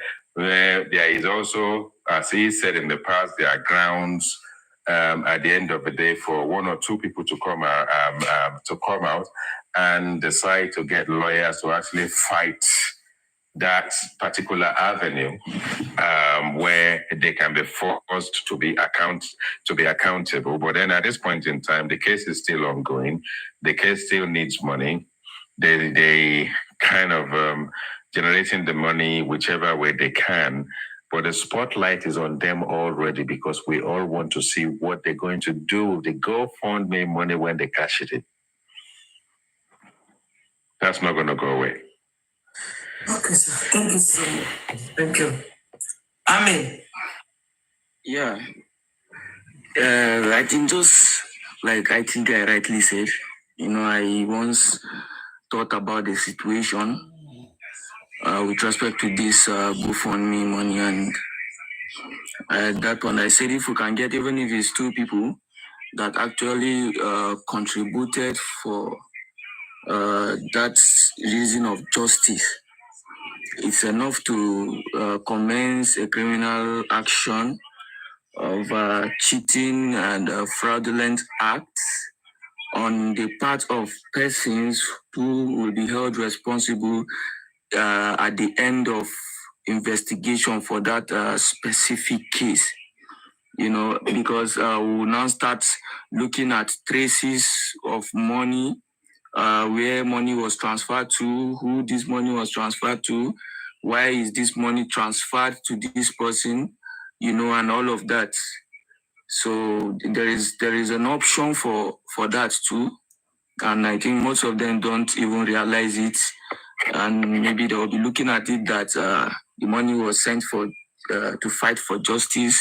So the public are not in the right position to start saying, okay, the money was not used to fight justice, but they forget that even the court is human. The court is not one block or something there. The court is human. The court uses the reasonable man test most times in situations like this to be able to establish, a case of cheating or deceit, misrepresentation of facts or fraud, all of those stuffs. So if once we get to that point, I'm sure we can commence an action with respect to that. So if any person is involved, if any person is on this case and is hearing what we are saying, maybe it's time for you to start thinking twice, because I'm sure their excuse will be,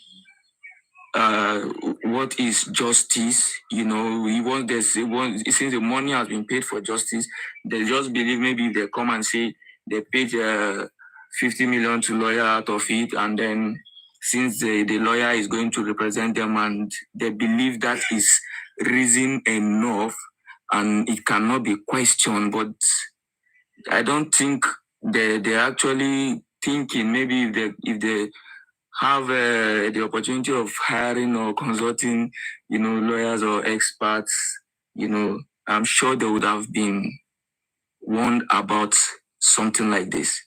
So we're still going to be able to see what happens in the end, the inflow of money and all of that. And even at this point, it's even too late, because they can't. No one can go and talk about deleting their bank transaction records, for people that know themselves that they have taken from this money out of, the selfishness and all of that. If the bad news for these persons is that it is too late as it stands.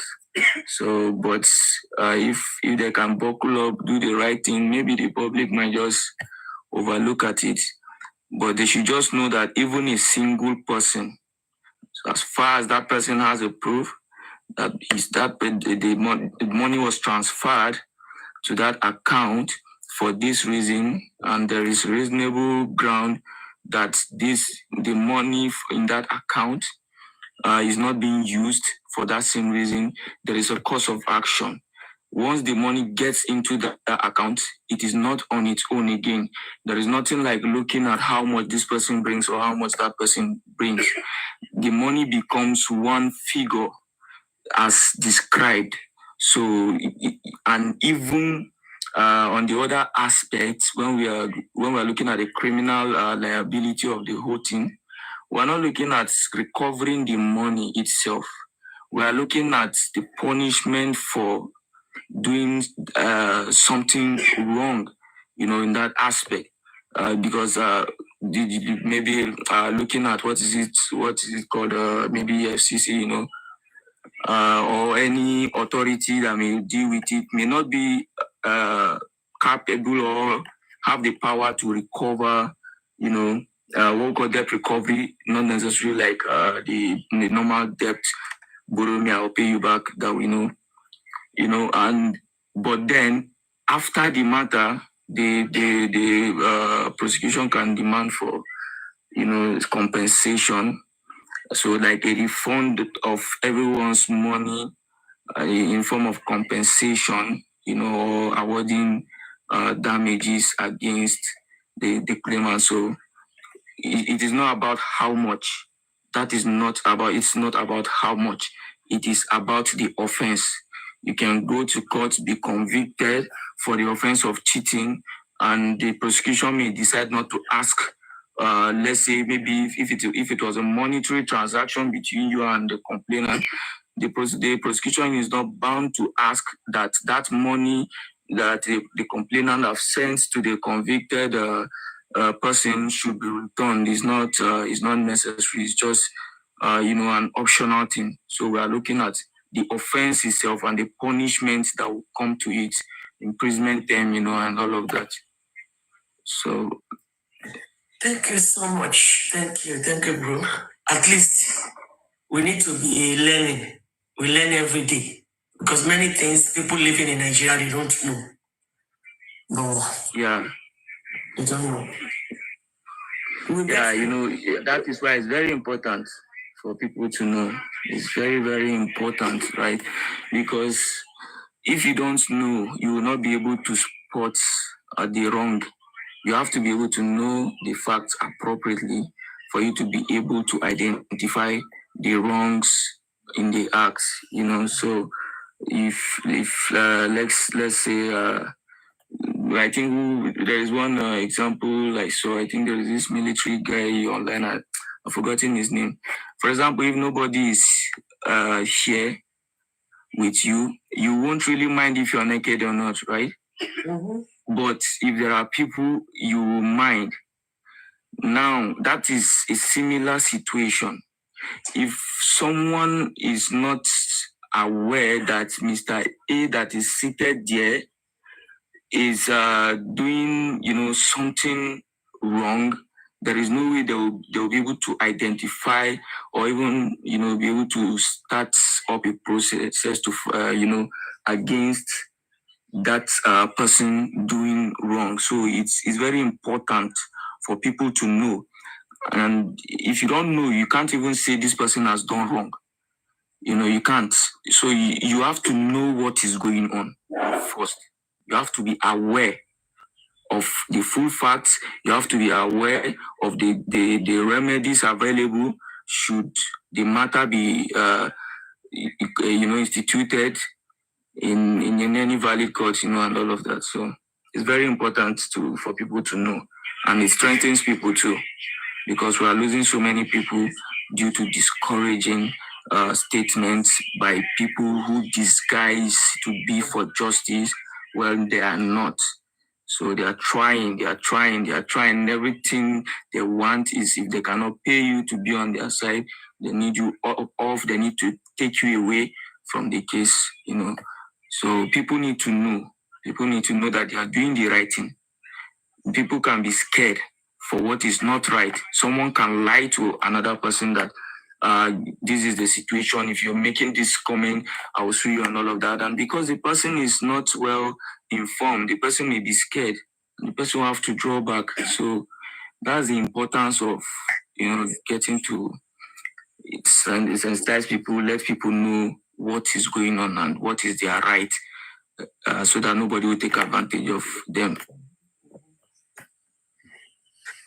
We'll get there. God will help us. It's my bedtime. I don't joke with my bedtime. Precious, do you have anything to say before we go? I will just play music for us to step down. Precious,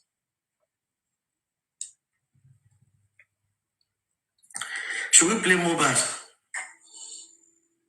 Or is that? Whichever one that tickles your fancy. Let's just play music for like about 20 minutes before we go. Mohbad next.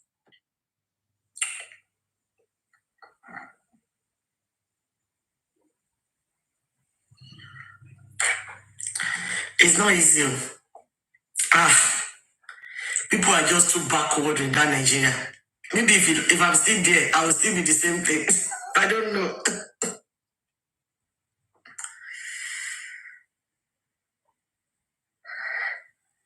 They're just like bogi that they push.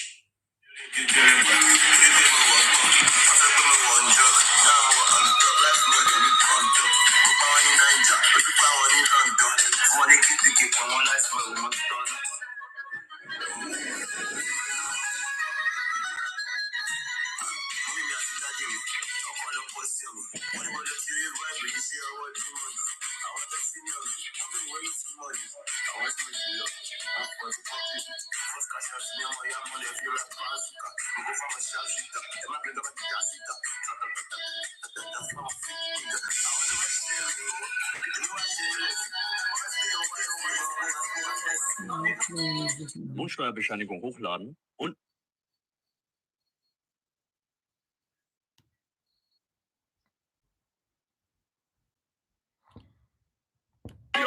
Emma Supreme Iron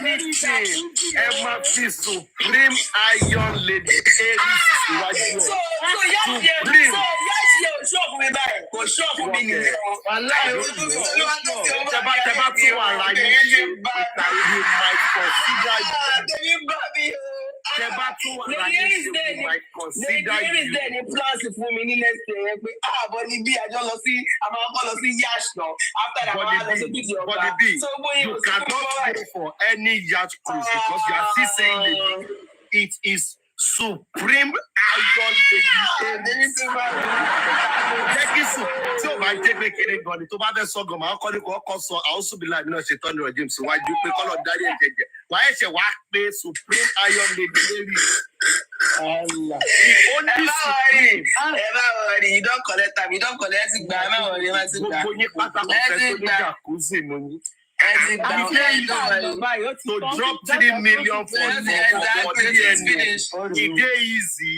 It's finished. No worry. I to tell Lion. I to tell anything. No, it doesn't from Mohbad. I don't tell Lion lady. Me so what to tell Lion lady. She tell Lion for me on my birthday. She tell Lion for me on my birthday. She tell Lion for me. With love. She tell Lion lady. Me so what to say this sùúrù. Erisi ti sọ.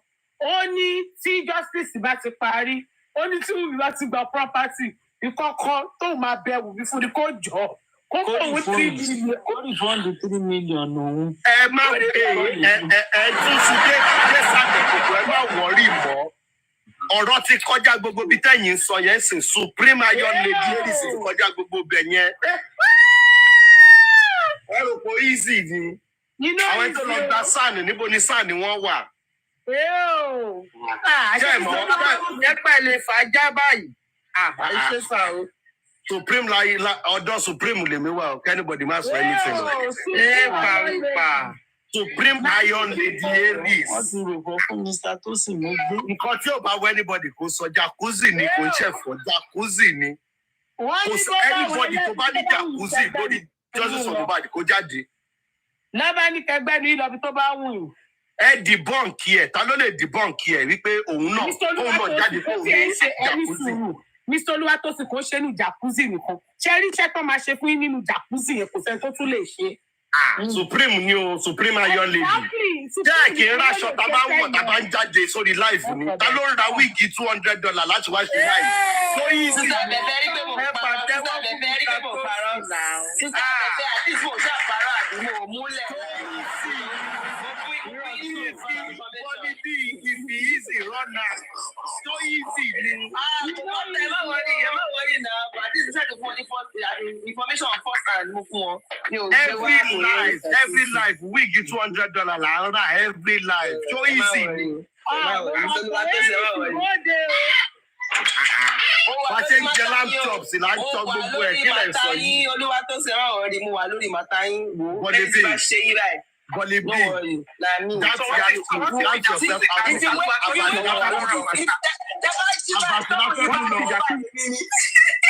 Abati ló ń tẹ̀lé wa lọ sí yacht cruise. Ẹ mú sísá abẹ fẹ́ lọ. Láyé Australia ló wà. Òṣà ẹ̀ sọ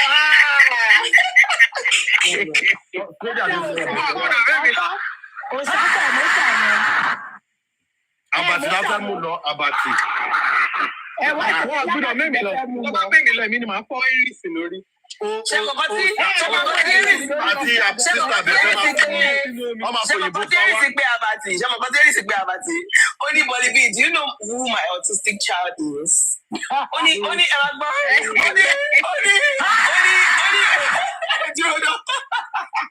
Only Tone Fire is actually talking about my autistic child.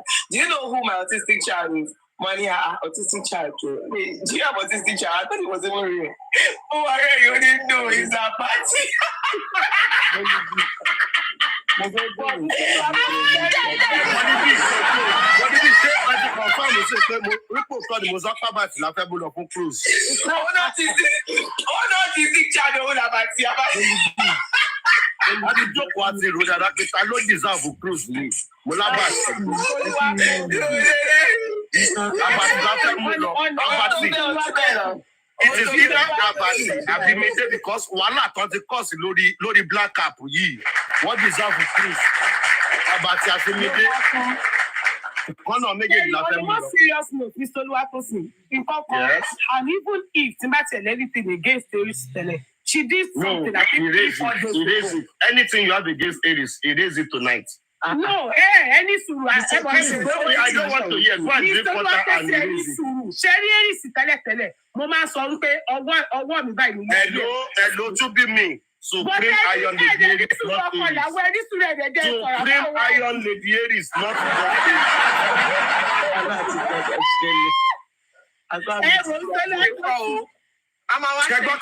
ẹni sùúrù kí ni Suzy sọ lẹ́ni ó ní pé wọn gbọ́dọ̀ pé jòsí ní jòsí ẹjọ́ torí Ọlọ́run anybody tó bá fẹ́ sọ ọ̀rọ̀ Supreme Iron Lady Aries not Aries mi ní gba disrespect lọ́wọ́ Supreme. Kẹ́lẹ́ jẹ́ sọ̀rọ̀ mi Supreme Iron Lady Aries. Now you are talking. Continue. So we dey see our 4 days ago I know I'm on platform.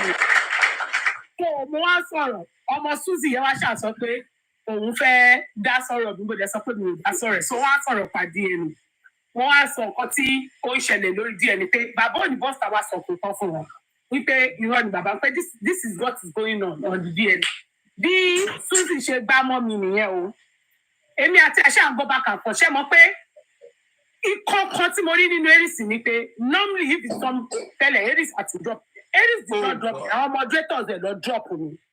One mute me, one drop me, one test it, but one Aries don't drop me. You mean Supreme Iron Lady? Why are you talking about can you please help me drop Shubimi? She's disrespecting Supreme Iron Lady. Voila. So, money don't drop me. Money got to buy it. I'm watching for my lane, you, Mr. Oluwatosin. Ọ̀rẹ́ ṣe sísá bẹ̀ fẹ́ fẹ́ ṣe kíní fún mi ni ọ̀rẹ́ ṣe ṣe kíní ẹ̀ ní so oúnjẹ báyìí ó ń gbóná lára mi nǹkan iṣẹ́ tó sà sí mi yóò ń gbóná lọ́wọ́ báyìí iṣẹ́ ìyàkúzì ni kò easy. So Suzy wá ní platform òun lélẹ̀ ẹ̀ máa gbọ́ ní platform lélẹ̀ ó lóun ò lè drop wọ́n á sọ fẹ́rẹ̀ tí mo ní tọ́yìnsì bá tún drop wọn mọ tàbí tó bá mú tì wọ́n á sọ wá ní kí mo ó lóun kọ́ lóun drop wọn ní moderator ló dẹ̀ sọ moderator ó ní don't drop her ó ní don't mute her. Èmi àti Suzy I wan go back and forth. Ṣé mo pé nǹkan tí mo rí bẹ́ẹ̀ ni pé ladies there so only you know what ó lóun dẹ̀ máa pa life ó ní òun ti di the end of life and this is what thing I see kò fẹ́ drop Suzy kò dẹ̀ fẹ́ drop èmi náà and the only thing she could do was to end that life at that time and with that one I would always give her that respect. Nke no I can see that because you don't want to drop me and Suzy is her own person too and she doesn't want to drop Suzy ó dẹ̀ pa life so. And there is one thing to learn in justice for Mohbad. Wallahi, if you are fighting for me, continue to fight for me. But my fight Jonija. Don't fight because of because of this person. No, and then any issue no, don't do it. If you are fighting for me, if this person talked about me and you don't like, go confront that person. Like you said, Mr. Oluwatosin, don't make it a personal fight. If you have a personal fight with that person, personal fight fún mo ní pẹ̀lú ẹ̀rẹ̀. Ẹjọ́ ẹ bá mi mú tu vitamin B yìí. Kí ló mean by ìfẹ́ àgbákò? Kí ni gbogbo eléyìí?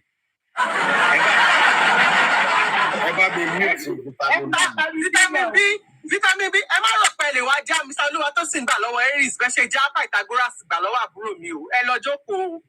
Ẹgbẹ́ tó bá fi kárí gbàgbọ́dọ̀ ní jacuzzi o. Eléyìí ò ṣe iṣẹ́ ìfọ̀ríro o, iṣẹ́ jacuzzi lélẹ́yìí o. Ọ̀rọ̀ jacuzzi là ń sọ kò yí sí o. Yẹ́yẹ́ lágbára nínú jacuzzi. Iṣẹ́ jacuzzi àti boat cruise. Ọ̀rọ̀ jacuzzi là ń sọ yìí o. Ẹ má gbọ́dá o. Kò yí sí o. Kò ṣe ìtẹ́lọ́ta fẹ́lẹ́fẹ́lẹ́ dọ́dọ̀ Pythagoras. Olúwa Mr. Olúwatósìn o. Iṣẹ́ yìí ti já tán o. Ìfẹ́ rárá lélẹ́yìí ó yàtọ̀, iṣẹ́ tó yàtọ̀, iṣẹ́ jacuzzi. Wọ́n ní sẹ́yìn yàtọ̀ ibi tẹ́nìsì ti lọ ṣe kó jọ kó wáyé. Jacuzzi tó bá máa massage gbogbo ara ẹ tó máa fún ẹ ní wọ́n gbogbo bọ́dì máa ẹjọ́ tó lọ lọ́wọ́. Tó máa massage gbogbo ẹ̀yìn yín fún mi. Olúwatósìn ẹ̀ tó bá ti já yín tán ẹ̀ tó já yín tán mo mọ̀ pé ẹ̀ mú ilé. Ṣé mo rú mọ́tò tí ìyàwó yín wà? Má wọrí ìpamọ́tò. Ẹni pé ọmọ massage ẹ̀yìn ni mo ti sọ bẹ́ẹ̀ mọ́ ìyàwó yín wà.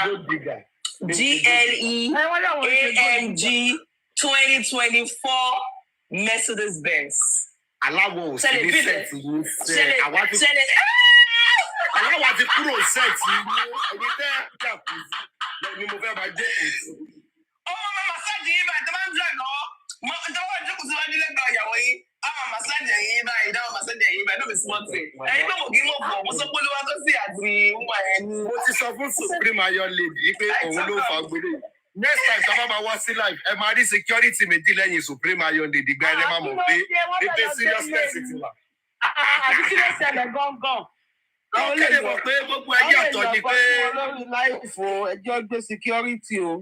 Security méjì ẹ̀jẹ̀ máa ní lọ́ọ̀yà tó máa dúró. O kọ́mẹ́ǹtì ìranù báyìí petition. O kọ́mẹ́ǹtì ìranù petition straight away. Ó ti tán. Ẹ wo. Bankole and Smith àbí kí lórúkọ lọ́ọ̀yà wa ẹ̀ lọ? Bankole and Smith. Smith and Bankole.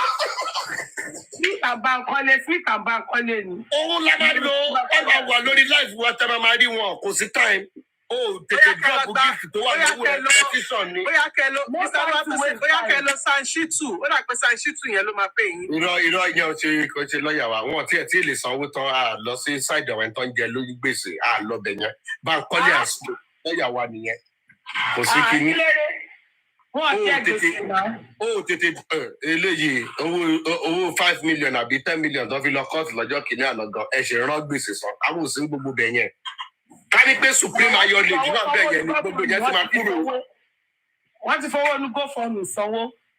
Wọ́n ti yẹ̀wò GoFundMe o. Ìyẹn kẹ̀ owó GoFundMe ti ní plan ni. Owó GoFundMe tí ẹ̀ mọ̀ wípé kọ́ bá yọ owó GoFundMe nǹkan tẹ̀ tí ì gẹ̀ẹ́sì ni wípé kọ́ bá yọ owó GoFundMe inú àkáǹtì mú ìwà lówó ń lọ. Yes. So nǹkan tí ẹ kẹ́ bá fídíò sí ni wípé percentage wo náà promise yẹ then exchange rate wo náà fẹ́ fi fún. Kèdè Èrìsì ti bá wọn ṣí ń jọ yẹn náà. Èrìsì ti sọ fún ọgbà ilé Èrìsì ń béèrè 3 million ẹ̀ tó ní kọ́ tètè lọ gbowó ìyẹn jáde káwọn èèyàn tó flag ẹ̀ kan kóun lè rí 3 million lòún gbà. Ẹ ní sùúrù ẹjọ́ torí ọlọ àwọn wo ló ń kọ Àríolú 2024 yìí àwọn wo lọ ilé yìí. Ṣé bẹ́ẹ̀ ní nǹkan tá a máa ń sọ nílé yìí? Àríolú tó. Ṣé bẹ́ẹ̀ ní nǹkan tá a sọ pé àwọn ọlọ̀tẹ̀ ló kún sáìdì wọn mi yìí mo sọ anti-justice lẹ́yìn pípé yìí anti-justice nìyí lóòótọ́. Kí ló ń ìyàwó yín ni?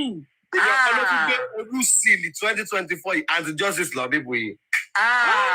Mr. Olúwatósìn bọ́tà máa fi ṣe kí ní ìyàwó yín ló ń kọ yìí. Wọ́n ní ká choose ìtẹ̀ láìjì. To be me anti-justice ni gbogbo yín lórí platform yìí.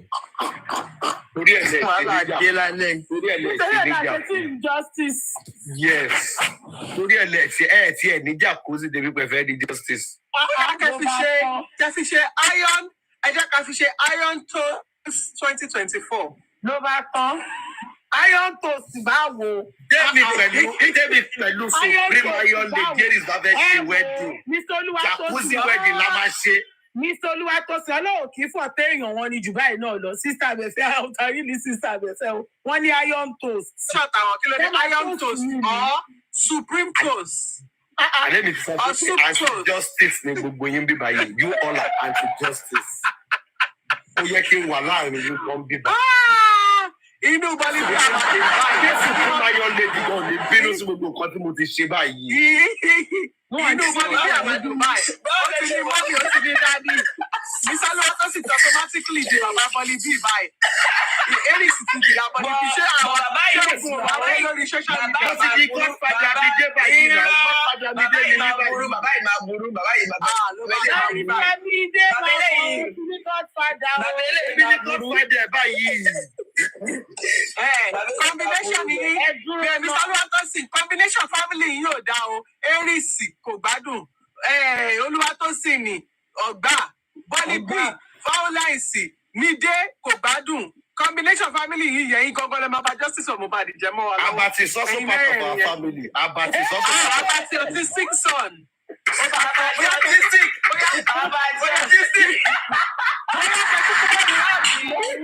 Mr. Olúwatósìn. Bóyá kápá mi ad kò ní bàjẹ́ kó kúkú lè pè kí a ká mọ̀ pé gbogbo ẹ̀yin ọ̀gbà ìṣòro. Irọ́ kò ní bàjẹ́ bí ìyá kò ní bàjẹ́ kò ní question mark kò ní full stop kò ní bàjẹ́ gẹ́gẹ́ báyìí ni bàbá máa sọ gbogbo ọ̀rọ̀ ẹ̀ irọ́ àpẹ kò ní bàjẹ́ family wa. Ṣẹ́mẹ́ntẹ́ kọ́tẹ́ máa tún dín pẹ̀lú ya Aries àti Suzy o. Irọ́ a máa ní ìdí nọ́ọ̀sì yẹn máa bá wa nọ́ọ̀sì. Lè yà wọ́n o. Best of friends. Ṣé ká lọ wá nọ́ọ̀sì Fèyí? Ṣé nọ́ọ̀sì yẹn? Sísà bẹ̀rẹ̀ ọ̀rẹ́ yín ni. Ọ̀rẹ́ yín la máa wà Yétí 76. Ẹ má kó bá ọ̀rẹ́ mi máa lọ gún wọn ní abẹ́rẹ́ lójú o. Ẹ má pe ọ̀rẹ́ mi. Ẹ jẹ́ àlọ́ nọ́ọ̀sì Fèyí. A ní ìdí nọ́ọ̀sì fún yẹn tó bá jẹ́ pé ọ̀rẹ́ sísà abẹ́fẹ́ tó sọ fún pé mouth pé kí wọ́n fi kéèyàn swallow medicine òun ni the slowest ó nínú IV ló slow jù.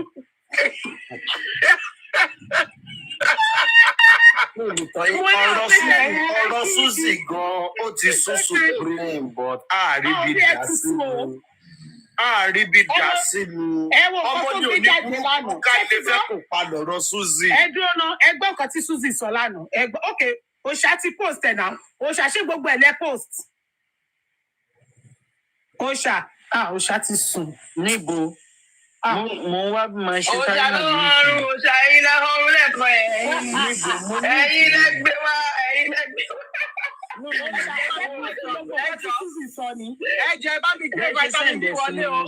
Vitamin B sọ wípé colour code fún wedding ní Aries àti Mr. Olúwatósìn wọ́n ní pepper placenta and DNA green. Ló bá tán yẹn náà dà. Colour combo yẹn dà. Àǹtí Yínká. Ó náà ká àti Yínká ti sùn.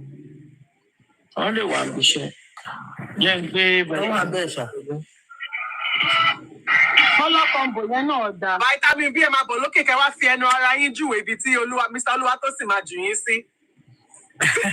Okay, ti gbé wọn lọ. Ẹ ti gbọ́ nǹkan tí Suzy ní kí ọmọ mi lọ ṣe DNA òun àti Liam.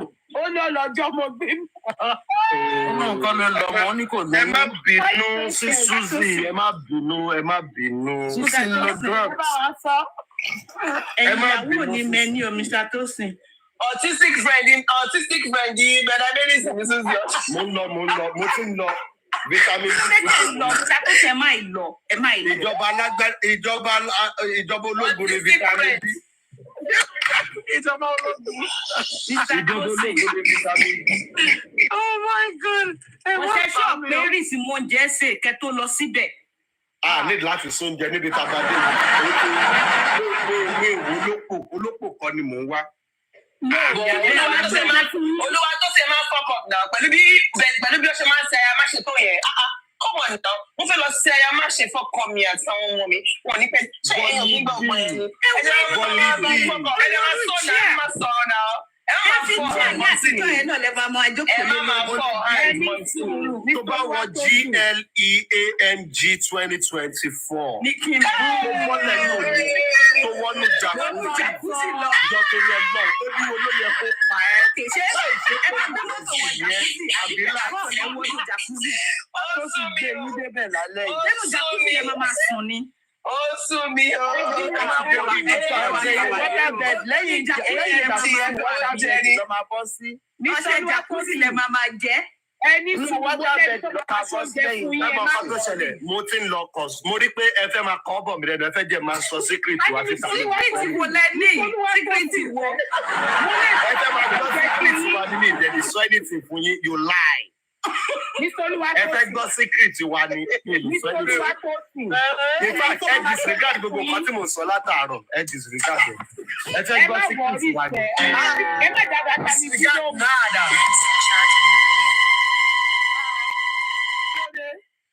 Ó ṣàṣeyọ̀ máa bá wa ṣe é. Bóyá jàkúsì wọn. Jàkúsì Mr. Tosin lọ fún wa. Adéníkẹ́ ló máa ṣoúnjẹ fún yín Mr. Olúwatósìn. Hello, in fact, Ọkùnrin tí mo ń jẹ ẹsẹ̀. Wọ́n ní kí n wá wo.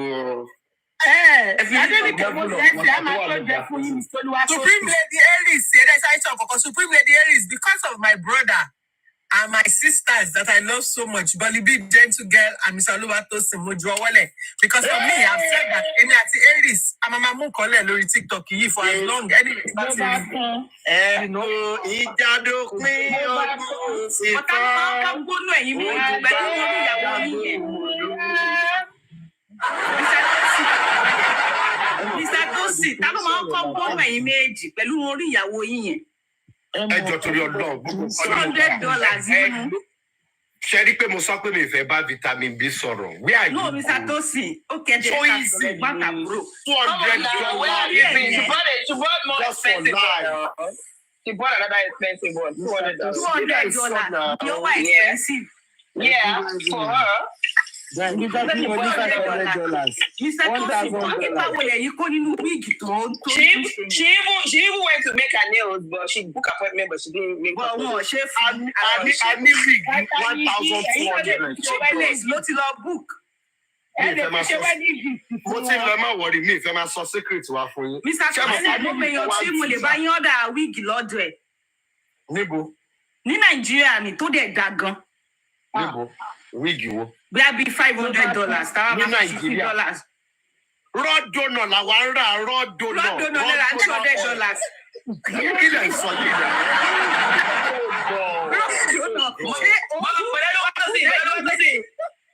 If you don't get money, hide your face. You hide your face. Hide your face.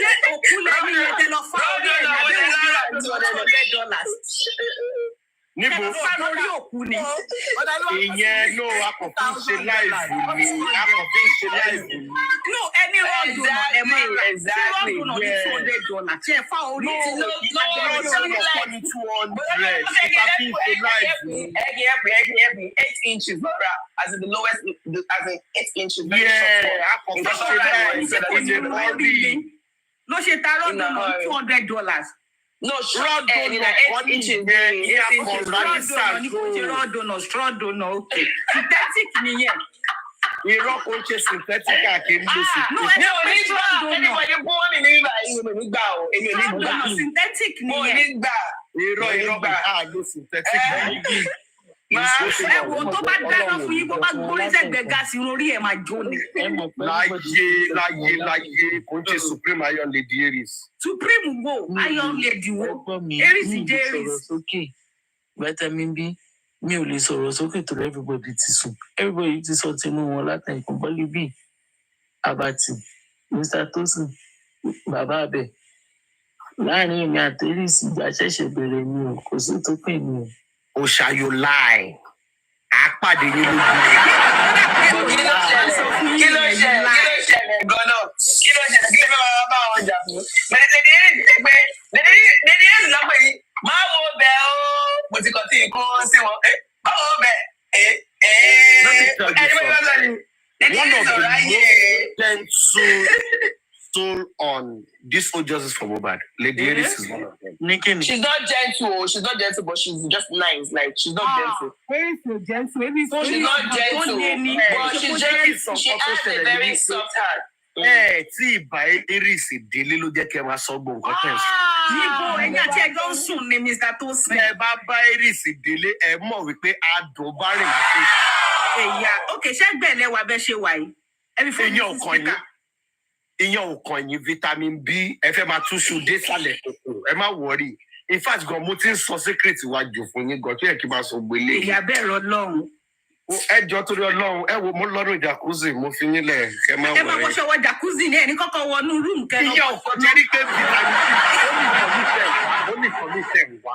Ó ní ìfọwọ́ ìtẹ̀sẹ̀ ń béèrè pé bóyá pé wọ́n fẹ́ wọṣọ àbí wọ́n wọṣọ. Ó ṣẹlẹ̀ gan. No, ẹ ṣáà lè dédé wọ gbogbo àwọn nǹkan tẹ wọ ṣòkòtò gbogbo ẹ̀kẹ́ wọ wọnú jacuzzi. Why ìtẹ̀sẹ̀ mọ̀ kí wọ́n wọṣọ ní táìmù iṣẹ́ ìrìn mi? Ẹ mọ̀ pé omi jacuzzi lè bá irun $200 yẹn jẹ́. No, àti gbogbo chain tẹ kó sọ́run. Gbogbo chain tẹ wọ̀ iṣẹ́ ìbọn. Ago chain lò. You people just jacuzzi kò ṣé ìbọn bọ̀dọ̀ ló wá tó sí ṣé ìbọn ògùn jàǹkárí wọ̀ tẹ́ wọ̀ ni. Ẹ máa fọwọ́ kí ló kàn yín? Ẹ ní bọ́ jeans, ẹ ní bọ́ boxer, ẹ ní bọ́ gbogbo. Lẹ́yìn lẹ́ni jacuzzi. Vitamin D ṣe fẹ́ bá wọn bọ ni. Oh my God. Okay. Oh God. I'm not going to say anything again. Okay. Usha, You sister, lied. thank you very much. Mo ń lọ wọnú jacuzzi. Ẹ jọ̀ọ́, I'm definitely. Ọlọ́mọ jẹ gbẹ jacuzzi dé. Máa rí yín lọ́la. Jacuzzi dé Jalingo. Tẹ́ ẹ bá ṣàtìrí mi. Tẹ́ ẹ bá ti gbọ́ látọ̀dọ̀ mi lọ́la di Monday, ẹ jọ̀ọ́ ẹ tètè lọ bẹ̀rẹ̀ kẹtẹ o.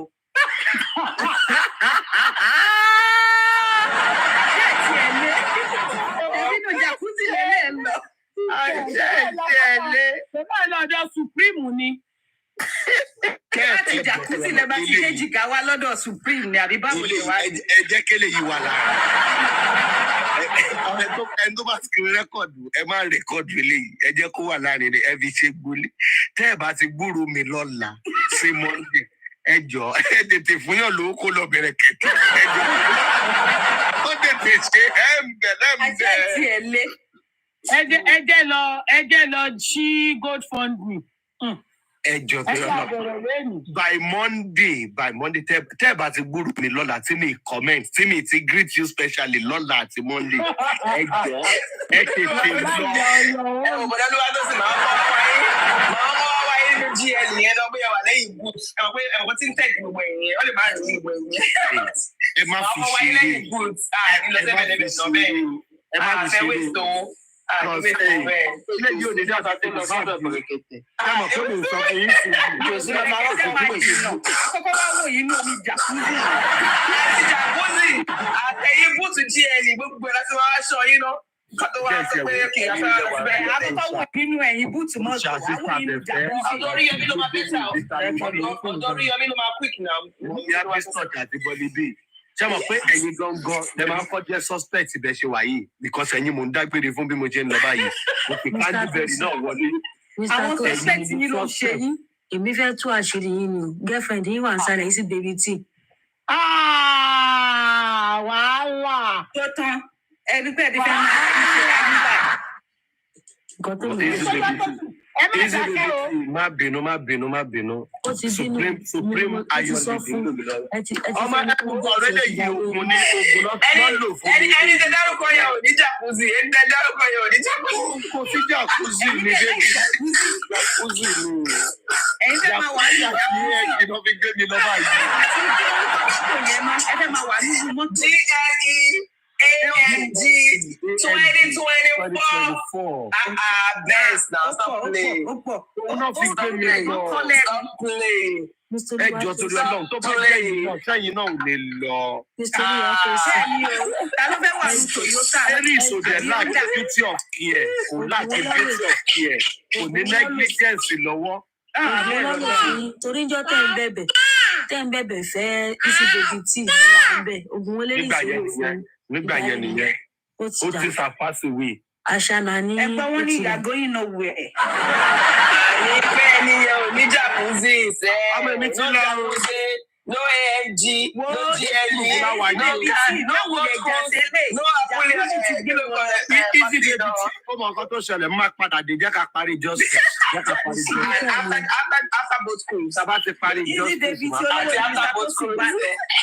Ọkọ̀ wà lẹ́yìn pọ̀ jù kan dúró tẹ́ tí ò ní kan lọ. Ẹlẹ́yin ṣúgà náà. Easy baby tí náà ní ẹjọ́ torí Ọlọ́run ẹ má dálé mi. It's not like that. It's not like that. There's nothing like that. It's not like that. There's nothing like that. Easy baby T. New Mr. Tosin, you lie. Easy baby T. According to... There's nothing like that. Madam Lo. Madam Lo,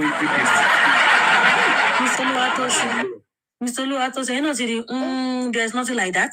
Yes, there's nothing like that. Otida, Kosiwala. Easy baby T. Support him. Jacuzzi ti gbọ́kọ́ lọ. Irọ́ ilé làkòtí jókòó lédi ìwọ máa wọrí. GL kìnnìkan 2024. Ó ti gbọ́ lọ. Jacuzzi is a must lọ́rọ̀ táwa wà yìí o. Ìjà máa bẹ̀rẹ̀ o. Torí ẹjẹ́ sọ fún yín. Torí ẹnjìníà yìí máa bá yín fa wàhálà Mr. Luatosin. Torí ẹnjìníà ti fojú bọ́ pátá lára ìyàwó yín o. Who is engineer? Ẹ mọ̀ tó bá ẹ mọ̀. Mo máa ń win engineer everywhere ni now. Mo win engineer fi fẹ́ easy baby tí ni now. So engineer is my. Ojú ẹ̀ o ti fi mọ sáìsì ìgbà ìyàwó yín àti pátá ìyàwó yín. He's just doing that. He's just doing that. Ẹ kò wáyé kẹfì yẹn compensate easy baby tí. Easy baby tí is my love. Ìyá sugar mommy ni Aries jẹ́ àbí? No, Emi àti Aries is just like akọni synergy, you know. Yeah, better chemistry àti Jerry. Emi go check it something for me. They explain it. I can't explain. Yeah, it's one with Jacuzzi. Me. I can't explain. You lie. I am feeling good tonight. Sherry, oh God, Lady Aries. Any solution I can go to Aries ban sọ̀rọ̀ ni. She can repeat English come any solution Aries ban she would so ni. Sherry pu man ya to man choose. Oh shit. Correct. So Supreme Iron Lady ni say. Supreme Iron Lady ni say. Kò sọ tó máa pariwo tó jẹ́ pé ẹ̀mí wọn fẹ́ jáde lẹ́nu wọn wọ́n á kọ́yàn sórí tébù ẹ̀yìn àwọn jẹ́dẹ̀ máa pariwo òfò kò sí yẹn bẹ́ẹ̀. Nítorí àtọ́sí ká ló tún kọ́yàn sórí tébù. Èmi ò mọ̀ yẹn o, mi ìdárúkọ o. Ọlọ́run padà fi sọ fún kẹ́ẹ̀tì ara ẹ̀. Mi ìdárúkọ o. Mi sọ anything. So ẹ lọ wò jáde. Ọ̀dẹ̀ 49 náà ó kàn ní irun funfun. So what are you saying, Supreme Lady? She's just special. Adé wọ́n ti rún jọ. Nísìnyí o, Supreme Iron Lady. She's just special. I'm not going to lie to you. Tọ́jọ́ lẹ máa tó wá ká máa gbé glass ká máa ṣe cheers to Iron Lady. Ẹ jẹ́ ká rí justice. Ẹ jẹ́ ká rí justice. Ìgbà wo la mọ̀ ta fẹ́ rí justice báyìí? Tí Wùnmí bá ti lọ sí jail. Ela máa tó ṣe wedding. Àmàdí rírú èké. Àti tí Wùnmí ò bá ti lọ jail so kò sí wedding. Wùnmí náà ló máa ṣọmọ ìyàwó yìí. Wùnmí ò lè lọ jail so wedding. Wọ́n ní Wùnmí ló máa ṣọmọ ìyàwó. Wùnmí náà ló máa ṣọmọ ìyàwó yìí Mr. Tosin. No, Liam ló máa ṣeré ń bí ẹra wa. Wùnmí náà máa ń ṣe okay. Ẹ̀dẹ̀ jẹ́ kí n wà lára àwọn flower girls. Àbí tó sọ̀rọ̀ láti yẹn. Èmi ni. We rebook you. Kí ló dé? Gbogbo wọn máa ti para pọ̀ o. Wọ́n máa ti para pọ̀ o. Mr. Luatosin mi kọ́. Fáàlì ẹ̀. Candy. Good night.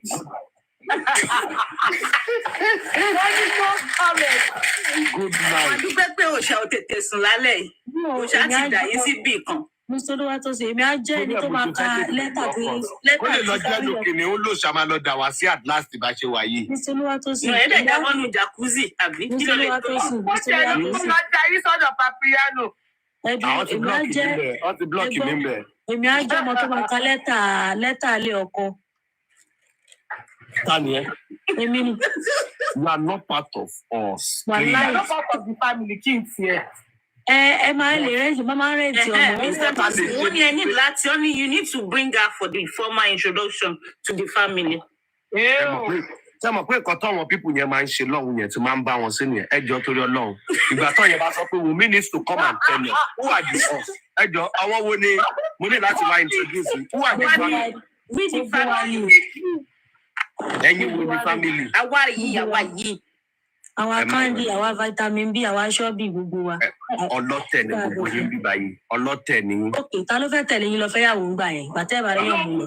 ìyàwó ta ti lọ ta ti dé àbẹ̀wò nínú ẹ̀ lẹ́ ń sọ yìí. ìyàwó wò lẹ ti lọ ẹ ti pẹ̀lú tí jòsí náà fẹ́ ṣe ni. ẹ ní kó èrò dání. kí n kó yín lọ kẹsọ pé introduction lọ sọ di kíní mọ yín lọ́wọ́. introduction tó ń tó engagement. ẹ mọ̀ pé wọn fẹ́ wù mí ní ṣùlọ́kà bó ṣe nífẹ̀ẹ́ yìí náà ní ṣùlọ́kà nìyẹn o.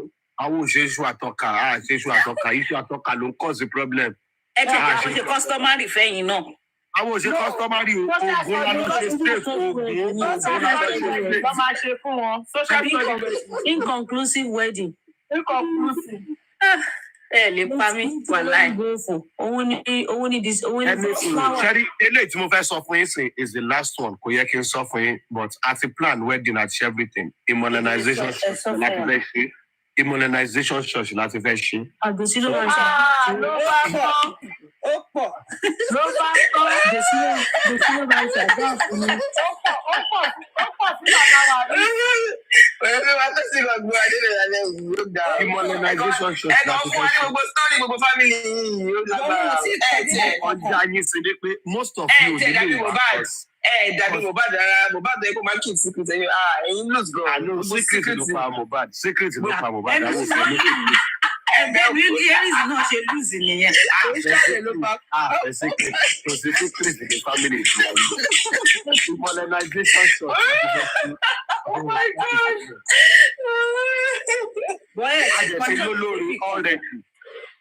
àti lólórí already in fact olórí wa gan afẹ́ ìgbé wa láta abroad ni. jọ́sí. afẹ́ ìgbé wa láta abroad ni all the way from Dublin. olórí ẹbí ni olórí alápògbẹ ìṣúdà. olórí ẹbí tó bá bẹ̀jẹ̀. àwọn ìgúnfẹ́ ló wọ̀ wọ́n bẹ̀ àwọn ìgúnfẹ́. ẹ wọ́n ṣàṣọ lórí ẹbí. so kẹ́lẹ́ mọ̀ pé. ṣàtọ́ lórí ẹbí bàbá sí ni wọ́n. so kẹ́lẹ́ mọ̀ pé plan wa ti lọ jìnnà ju gbogbo nǹkan tẹ̀yìn ń ṣe yìí. ẹ̀gbọ́n wọn tí wọn ní jẹ́ kí ring bell wọlé ṣàrọ ti pè ní ààbò kẹtọ. ẹbí owó ìgò tí kò wá tó ti kárí father of the day. kárí father of the day. àá ti ní gbogbo yẹn ẹ má wọlé. ẹgbẹ́ jọ́sí ní Larry. No, progressively. Larry the father of the day wa Larry. mother of the day. Larry Larry. Let us give 5 minutes for justice for Mohbad. Let them give 5 minutes. Justice for Mohbad. Justice for Mohbad. Larry the father of the day all the way from àkílẹ̀ ìsọ yìí náà a tún máa gba 50 million yẹn ń gbà yẹn onífádà mi. ó máa dùn mí tẹ́ ẹ̀ bá fi mí ṣe mother of the day o ó máa dùn mí o. èmi àbẹ̀fẹ́. ṣé ẹni tí ó láti ìyàwó yìí. níbo ni rich grace ti fẹ́ wà tẹ́yìn bá fẹ́ ṣe mother of the day. ẹni tí ó láti ìyàwó yìí. ìyọlọ́kọ̀ bẹ́ẹ̀ rich grace ni mother of the day wa ó máa bá a máa fàdúrà jagun. wọ́n máa fi ṣe ìyàjọ́. sísá abẹ́fẹ́ ìjọba ọkọ̀ wọn tí bá jókòó mother of the day bóyá kẹ́ kúkú gbé mọ́mí women síbẹ̀. ẹ jẹ́ ń sọ kọ́kọ́ fún mi. you are anti-justice sister Befe. sísá abẹ́fẹ́ ìjọba ọkọ̀ ìyá yẹn bí ọkọ̀ búrẹ́dì báyìí ni ọrùn wọn dàbí kànga. pé kọ́tà ìṣe yẹn wrong so gbogbo àwọn ẹbí aries ẹ fẹ́ kó sórí a. ẹ fẹ́ káwọn ẹbí kọ̀ọ̀kan wà bẹ́ẹ̀. wọ́n ní ìwọ̀n ẹ̀ lẹ́kì Liam wọlé torí Liam kẹtàn. Anti-justice mo lè ṣe tẹ̀lé yín mọ́. mi kò ní ráyè wọlé nìyẹn. ẹ̀yin kì í ọ̀la ìfẹ́ Wùmí lọ́ọ̀lọ́. gbogbo báyìí sí àní invitation báyìí wọ́n pè wá. a máa wà live lórí TikTok kí a máa wò TikTok. I went for Wùmí. ẹgbẹ́ ìjọba fi kàrẹ́ńsì sí sí o.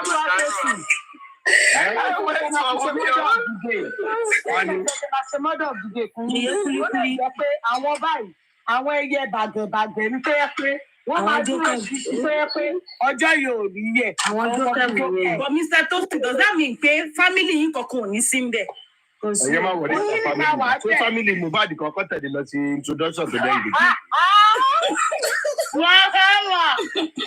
No, like our family yín báyìí, irú àwa báyìí.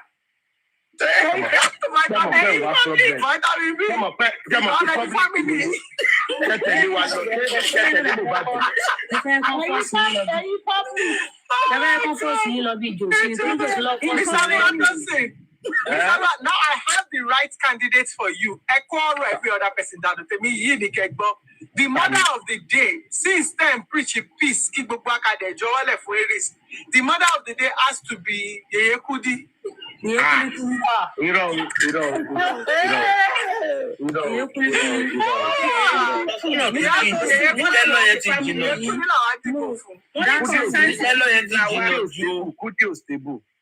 No, lawyer Kudi is not on good terms with Supreme Iron Lady. So it's out of it. Lawyer as lawyer. About here, ni pe ka anybody ni side dogs one be by it mo feel pe taba tún fẹ́ wò tí n bá rò dáadáa tó lè attend. Okay. President ni mamu. Wow.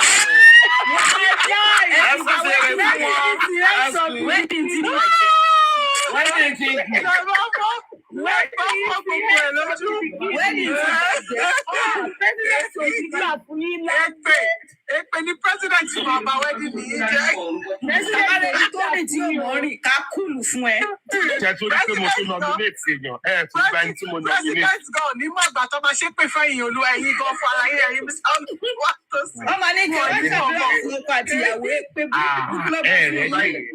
ẹnìkan tó tún mo lè tún wò nìyẹn but ìgbà tẹ́ fi gba president ẹ máa wọ̀ every other person ẹ wà ní TikTok ẹ ní data ẹ máa wò a máa stream ẹ live a máa wà live. Our concern is nǹkan bẹ́ẹ̀ bá tiẹ̀ gbà wá sí yìí. Gbogbo àwọn Westo àwọn arífá ló máa stream ẹ live. Ẹ má wọrí. Arífá àwọn Westo. Wọ́n bá yín pé lọ sí palace ọba ẹ kàn fún ìpè justice for Mohbad yìí kò máa lọ bá yẹn. Ẹ kàn fún ìpò máa lọ bá yẹn wedding arífá ta plan nìkan ṣe rí pé ọkọ ìyàwó lọ prison. So confirm. Who's that? You say what? What is that? You say what? Give me the baba share. Baba ni pe ti ababa wa. Come what? Come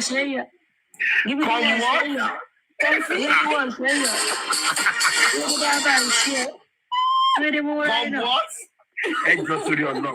In fact, ọmọ kí ni mo bá yín sọ gan gbogbo secret family wa gan mo sọ fún yẹn má wọrí. No, so that means we are not invited, Abi. But I know you're Bobby and Josie. Ẹ má wọrí. I'm having a Wugate. Kí ni mo ṣe báyìí? Wugate. Okay, no mute láti ẹ̀kan yìí. Àbùkà ẹ ti gbọ́ díẹ̀ nìyẹn báyìí lẹ́sìn jam talk. Ẹ disregard gbogbo nǹkan tí mo sọ yìí.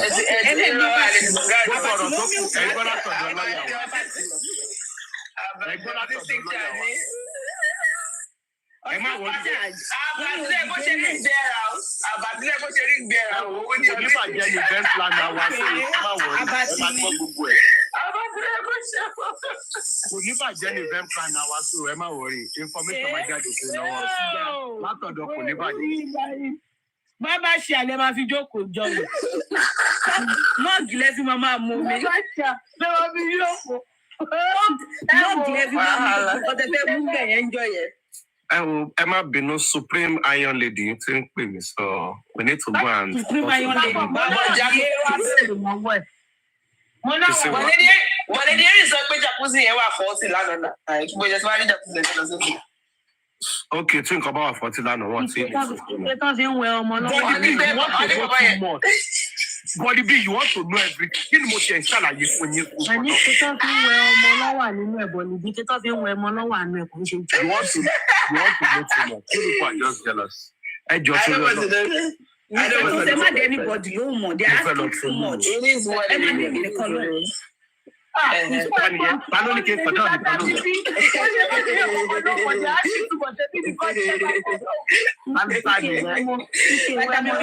Ìjàkúsí yìí ti bàjẹ́. Mo ti ń lọ.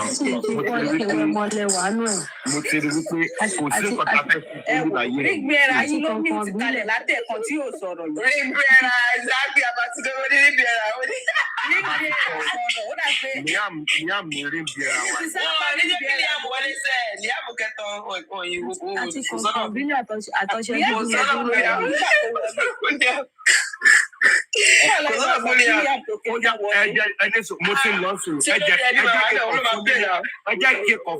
Final secret. Oh yeah. The wedding one. Go. On the marry placenta. Me ko yẹ kí n sọ fún yín. Mo sọ fún pé mi àmì orí ń jẹrà. Ó lè pè mí sí. Ọjọ́ wedding. The problem is the so chẹlẹ̀ ní kí ẹ kí tọ́ lọ gbé placenta fún ẹ má wọ̀ ọjọ́ wedding. Ló máa yọjú ló máa ṣe wá. Tútání ṣé ti di ìyá àbí ti àbàtì? Ẹ bá wọ̀ àbàtì àbí ti ìyá. Mo ní Ṣé ìyá àbàtì àbí ti ìyá? Òkè ti ìyá ẹ̀jẹ̀ máa wọ̀ rí. ọmọ ẹ̀sùn ìwà ẹ̀yìn má dà wọ́n lò. Ẹ̀rí placenta nígbà tí rí ìjẹra bá gbé placenta wọlé. Okay, yeah. Placenta biera lele. Ẹ̀yẹ máa wọ̀ rí. Ṣé máa fi kọ́ lọ́rùn ẹ fún wa ní star lè máa fi ṣe? Ṣé máa fi kọ́ lọ́rùn ẹ máa gbé sórí báyìí? Mo ti sọ gbogbo plan mi wá secret wá fún yín. Àbí blood máa turn to Kampala ni. Wọ́n gbé placenta, wọ́n gbé sínú wọ́n gbé sórí báyìí. Àwọn àwọ̀ Kampala. Àwọn àwọ̀ blood turn to Kampala. Àbàtì wà fi ṣe náà. Kí gbogbo yín understand it. Autistic child wà fi ṣe. Autistic child. Wọ́n gbé placenta jáde. Kampala la mú o. Autistic child wà fi ṣe. Kò sátìkù kò sí lèsì o Kampala la mú o. Turn to Kampala. So good blood. Kampala la mú o. Full of blood. Turn to Kampala. Tó bá ti kí n wọ Kampala kọ́kọ́ fúnra ẹ̀ kó kúrò Kampala la mú ẹ̀. Ló ṣe ní Kampala yẹn. Mrs. Aries and Mr. Tosin la máa kọ́ sí. Oh my God. Iko tí Abímbọ́lá ń pè lábẹ́òkúta láti máa lọ ṣe. This is amazing. Yeah. I'm coming, Supreme Iron Lady. I'm coming. Wedding, Mr. Luwatosila. At least the good thing about it is that after everything, the other side, they are doing camera down, they are dating themselves. We even heard that homophobia,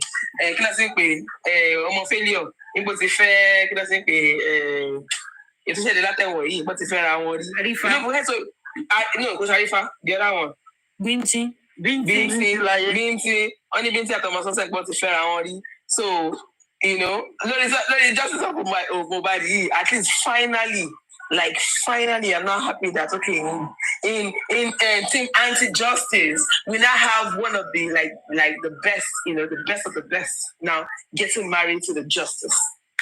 It's actually overwhelming for me. It's actually overwhelming for me because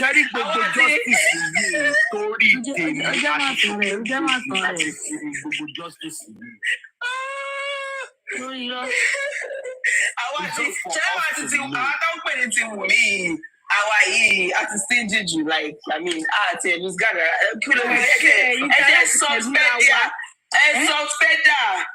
kọkùnrin kan tó sí anybody ẹ má ti gbé wọn lépè ní pé ṣó ya rè kí ló dé ara yóò tiẹ̀ ṣe gbẹ̀dẹ́. Orí ẹ̀ ni mo ṣe súnmọ́ wọn oníjà kù sí. Ṣe gbẹ̀dẹ́. Bàtà dọ̀pọ̀. Àjẹkáwọn ọkùnrin wa gan àjẹkọ́ lọ fara àkàkọ̀ fún ọmọ wọn ní kí ló ń tẹ̀ láì. Orí ẹ̀ mo ṣe tètè lọ sọ́dọ̀ oníjà kù sí. Ẹ ń bí mi wọ́n létí o. Ẹ ṣe gbẹ̀dẹ́ kankan rárá.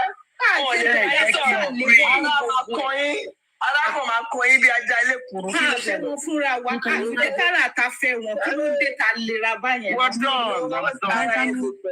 Vitamin D àwọn tó ń pè ní àṣànà gbogbo alálọ́kọ́ lé. Wọ́n pè yín kẹ́jẹ́ arí ti gbọ́ràn gan. Wọ́n lọ Supreme ń pè mí. Ìfẹ́ ìjà ni.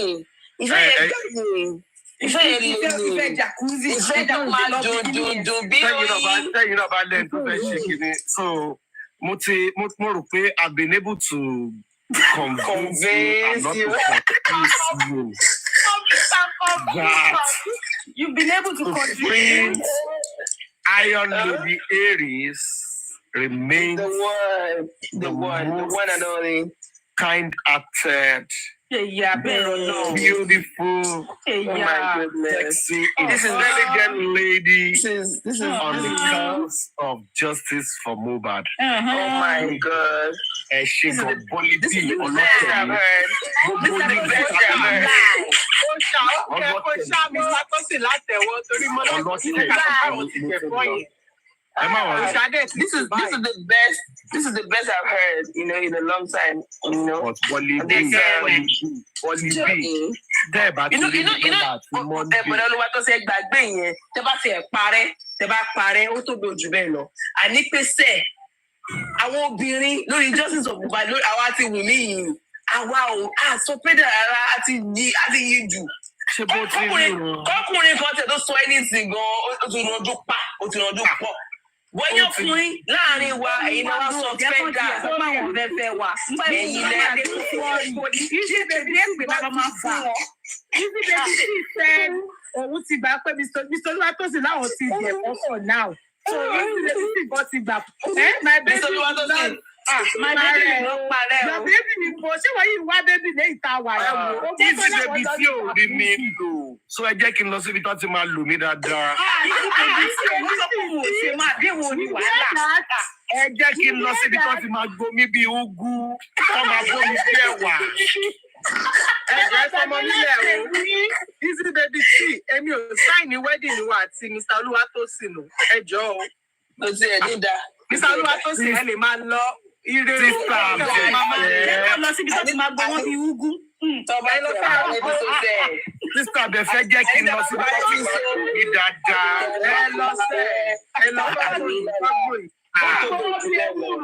kò náìsì náà báwo lè wọ́n ṣe máa dì náà yẹn níta tó dẹ̀ sọ pé bébì mi bébì jẹ́ kó lọ gbọ́ wọ́n bí wúwo. Ẹ jẹ́ kó fún mi bí aṣọ, ẹ jẹ́ kó fún mi bí aṣọ. Wọ́n fà mí bí rọ́bà ẹjọ́ torí Ọlọ́run. Easy baby tí ò lò mí dáadáa. Ẹ jẹ́ kó lò mí yọ bí ọṣẹ ẹjọ́ torí Ọlọ́run.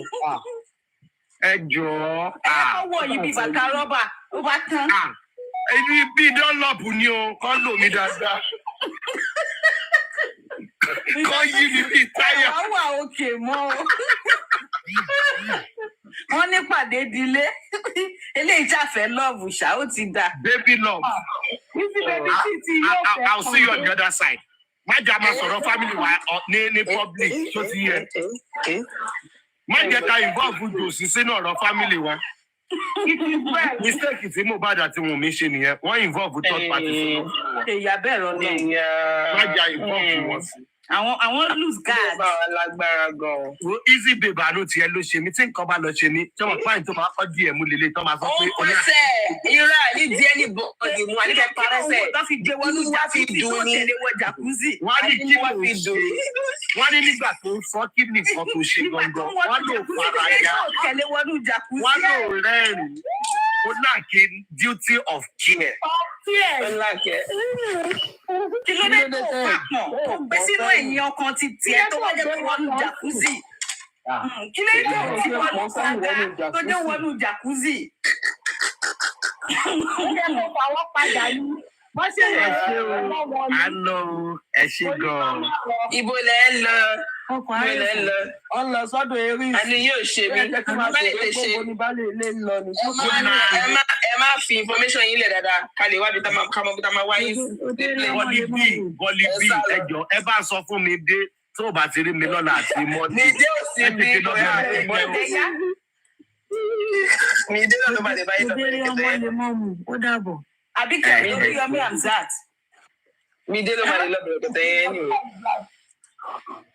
Nìdé ti sáré. Come on, Okay, Iron lady, supreme lady, kí ló ṣẹlẹ̀? Supreme lady. Supreme lady ni kọ́kọ́. At least the good thing is that Supreme Lady, anywhere she is right now, she'll be like, oh, okay. Same with me, they're not fighting with me. They're happy with me. They're even making jest of me. And that makes more sense.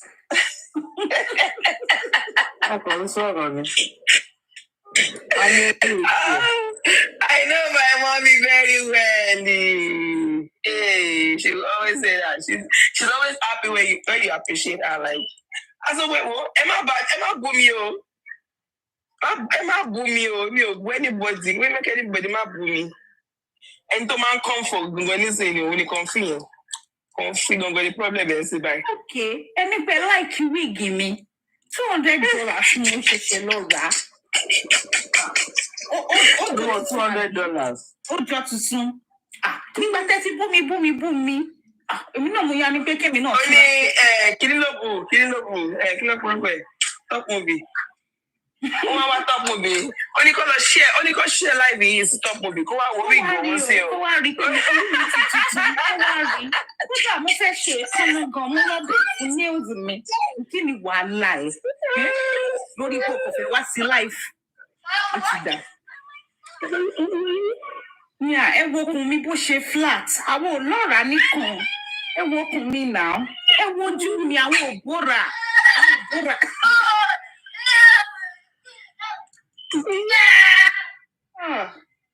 Òun máa wà níbi kan tí wọ́n máa ní status ẹ̀ tí rí yà.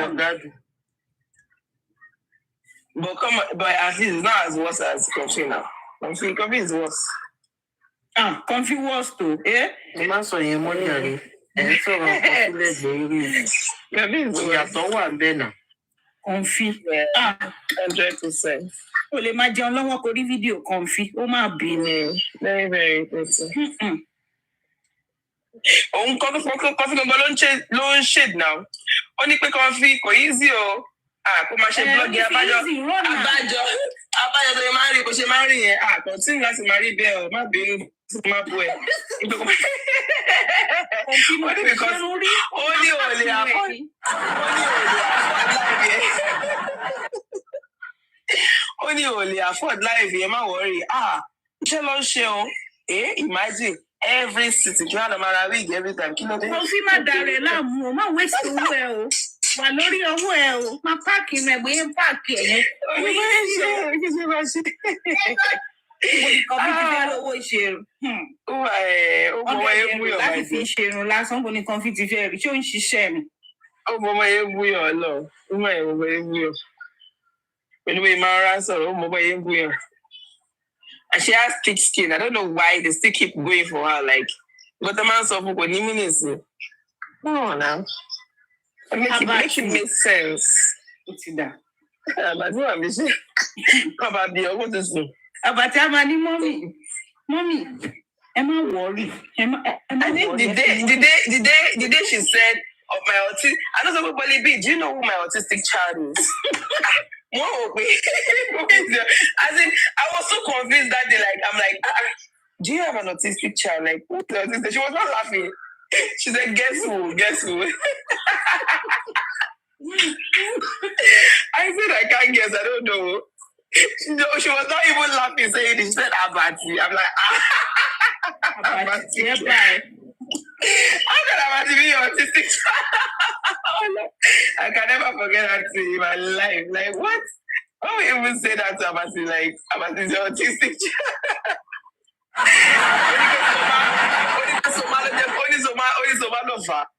Only because someone said, why would you be talking to all this anti-justice? Why would you be talking to Abati and the rest? And all of that. Only I know what to say. Abati is my autistic child. So what do you want to do to that? It's very special.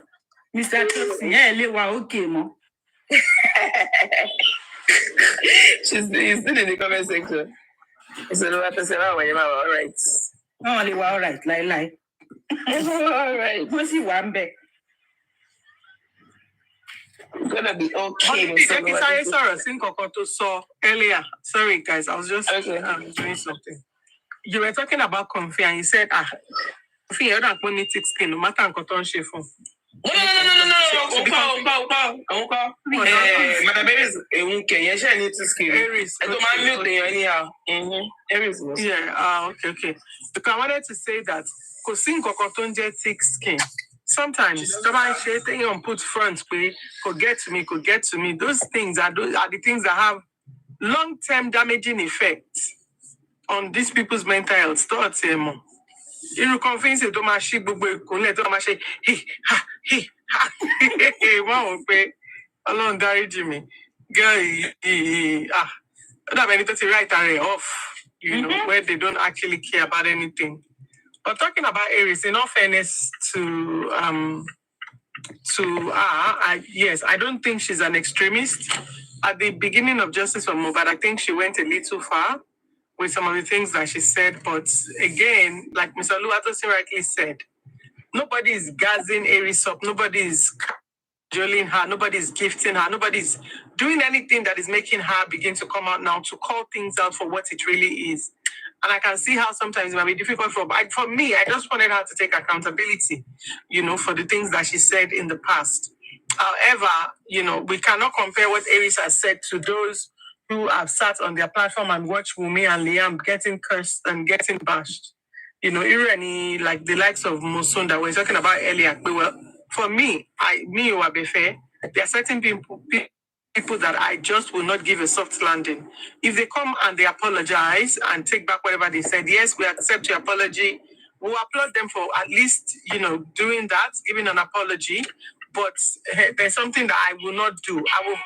I will not be caught, anywhere near them, cajoling them, or even having anything at all to do with them, because I don't think they will change, from who they are, so it is what it is. Again, they call me.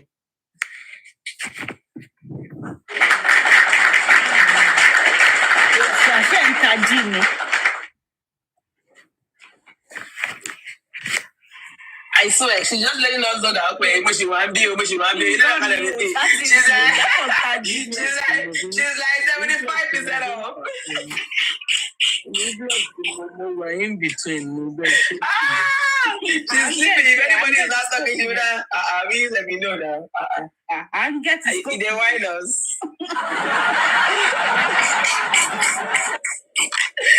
They whine us. Any moment from now, my Java say Kolobo. Because even when you doze up like this, they will bring that puzzle, you will not see it. You just wake up and see that, oh, everybody's in love. Yes, go back to the also here we go. I'm telling you. Exactly. People don't do you see me, Exactly. I know. At that time, it was going interesting. Like we were talking, like it was interesting that time. Like, oh my God, when we were talking, I'm telling you, when we And I tried to I was awake till like 2 a.m. my time. I tried to stay awake. Stay awake.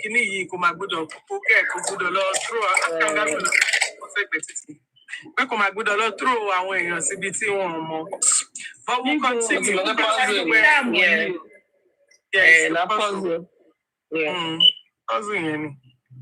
Me, more reason to TikTok shaking here. As long as people are talking, I don't think you should be like bringing it down for inactivity, because there are people who are active on the page. Like people. No, but because if you are not talking, if you, the host, is not really talking, that's when the puzzle comes in. Yeah. Assuming you've been active, you've been talking and everything, it doesn't really bring it like that.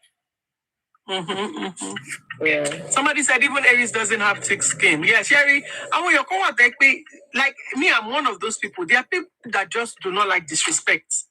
And you see, for people who do not like disrespect, you will not catch them disrespecting anybody. That's just it. So I know that Aries is one of them, because I know that for the longest, we keep hearing and say, hey, mom, me. They were abusing me for almost 1 month. The Aries boom. I want to justice in me. And I'm like, what are you talking about?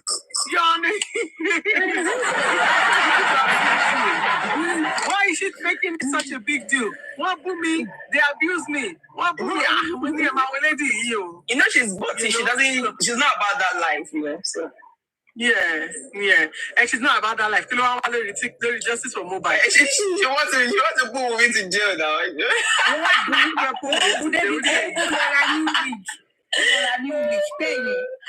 Mo tún ti ra wíìgì tuntun o, gbogbo yín tẹ̀ ń bú mi kò mẹ́nu kúrò ń bẹ̀. But it's always sweet. But our talk is always sweet. I'm not going to lie. The way she talk and debunk things, only jacuzzi. So even that was when she now said that I was even talking about jacuzzi. Do you know the kind of car that I ride? That was when she now said that, oh, she actually write GLE. I don't know if it's true or lie. I don't know. But I mean, the way she carry herself and say it comfortably, come on now. Can you beat that? She doesn't even, right. She's not always breaking down like, oh, like Shaman, like Ayaminka, like, no, she's not like that. She's like, she don't suck. Yeah, listen. Fuck off, man. At over 50 years old, come on now, and at what age, though? At what age? It doesn't like, what are you talking about? Me, it's in near age, lady. There are young girls who are like below 25 or like a bit above 25 who are driving the same car as Aries. Like, what is she on about? And there are some people too by him that they cannot even afford that. They cannot even drive so at the end of the day, it's not something you should come online to hype yourself about. Like people who know it doesn't matter. That's what you have. I mean, if you have it, you flaunt it, right? No. See, if you have it, you can flaunt it. No. I don't think so. See, some people are about that life where they will come online and they will brag about the things that they have and the things that they don't. There are some people who will not brag about it, but people who know them and know their worth will say, forget it all. That person who is on that movement with you, okay, is not someone to play with. That person actually carries. Right, you're right. You understand? But an Aries is not a fake profile. Whether we like it or not, Aries has a face out there. So there will be people who will know Aries and say, hey, mother, any Aries? There's a lot You understand? I feel like this era, 2024, is not the era where anybody will come online and say, I drive a 2024 car, and I'm not going to like come online and be screaming about it. But you just said it, right? You just said, but see, that's how it works. You just said it. No, wait. You just said it. You just said it. That's how it is. That's how it is. You just said it. Honestly, okay, so now listen. So what you just said now is the actual reaction that I wanted, is to tell you that I don't drive a 2024 car. But you see, it didn't sound right because at the end of the day, I am matching with what I'm saying is wrong. I do not drive it. Everybody that knows me knows that my car is not 2024. But again, I wanted that reaction from you because to correct that, at the end of the day, you don't have to. If you're saying it in a relative term, when somebody is saying, money, 2-bedroom, I have like 50 duplexes, I have 5 cars, you can relatively say, oh, really? Oh, yeah, I need something like that. You are relating it. But when you come out and you make your conversation about the things that you have, I have a car, I have a jacuzzi, I have a this.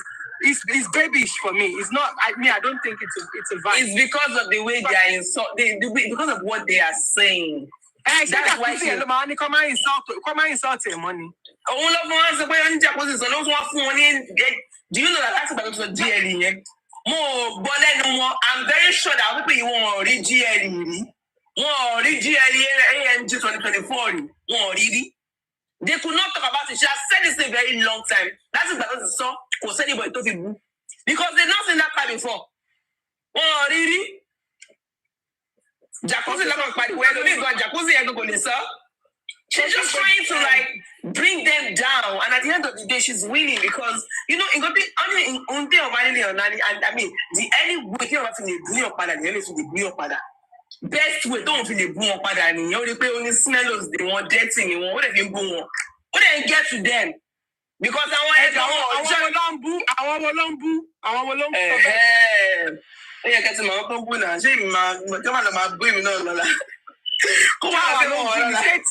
no, not able to do Mumi. I'm only saying this because I felt like she was saying that's what I'm trying to tell you. No, she's not just come out today and say, oh, I have jacuzzi, I have GLE. No, that's not how it works. No. They were insulting her. Yeah, particular group of people. Wait, people were insulting her. I want York by a billions. You might say show for now. They do show for her. Yeah. I want people in me. I want to buy me now. I want to show for me. There was a time they want she name me for. If I don't feel bought, I don't feel so booking to so okay. That's why now. No.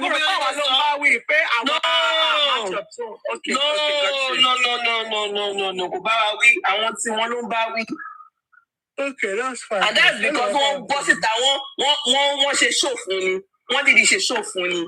honoring me, wọ́n ṣe naming ceremony. Even ni mo wà tó ti ń ṣe gbogbo show yìí. What was that? Wọ́n ti ṣe back and forth, now ti ṣe back to back now. Mi ò fọ́ àwọn pípín yẹn. Tó ní pò tó sọ $500 fún lọ́ọ̀yà pé òun fẹ́ gbé York. Tí ojú náà bẹ̀. Nǹkan tó ṣẹlẹ̀ nìyẹn. That means say you no follow them now. I don't follow them. Mo ṣe bẹ̀rẹ̀ sí follow Aries bóyá kò tí. That was what happened now. They were dragging her. That was why she was always talking about all those things. No, it is their group don't drag her. Okay. Not that she just came out and started talking about jacuzzi. No. And that's what address. Why is she coming on like it's because of what those people are saying. Don't even put one to their place. Then smell exactly. When dirty people talk about so TikTok and share, stuff like that. Just trying to put them down. That's what she's doing. Exactly. Like somebody is trying to drag you and make you look like I'm on the same level with them. Exactly. That was what she was trying to do. That was what she was. In fact, the day that I was not even on that platform, but somebody told me that they went down to the point that she had to start showing her kitchen and everything. I was not there. After that show, you were not there when I was showing my kitchen. When I was not there, I left. Only was so much. About autistic child. Do you know who my autistic child is? Yeah, they were dragging her. They always dragging her. That's why. Not that she just come out and start saying, no, not us. No, I'm defending me now. And not calling no people. I don't defending me. Chasing me, no, from Abajan. Only anybody just from Mohbads. Lie. Only lie. Also now. No, it's not us. Yeah. No, it's not us. That's why they beg you say, free mommy me now. My mommy, yeah. I'm saying, wow, okay, now don't worry. I want to know every year Abati. Every year Abati. Abati, bá ṣe wá ń sọ̀rọ̀ jacuzzi ìyá yín tó ẹ wá dákẹ́ síbẹ̀ Abati. You no go talk, you no go defend your mama.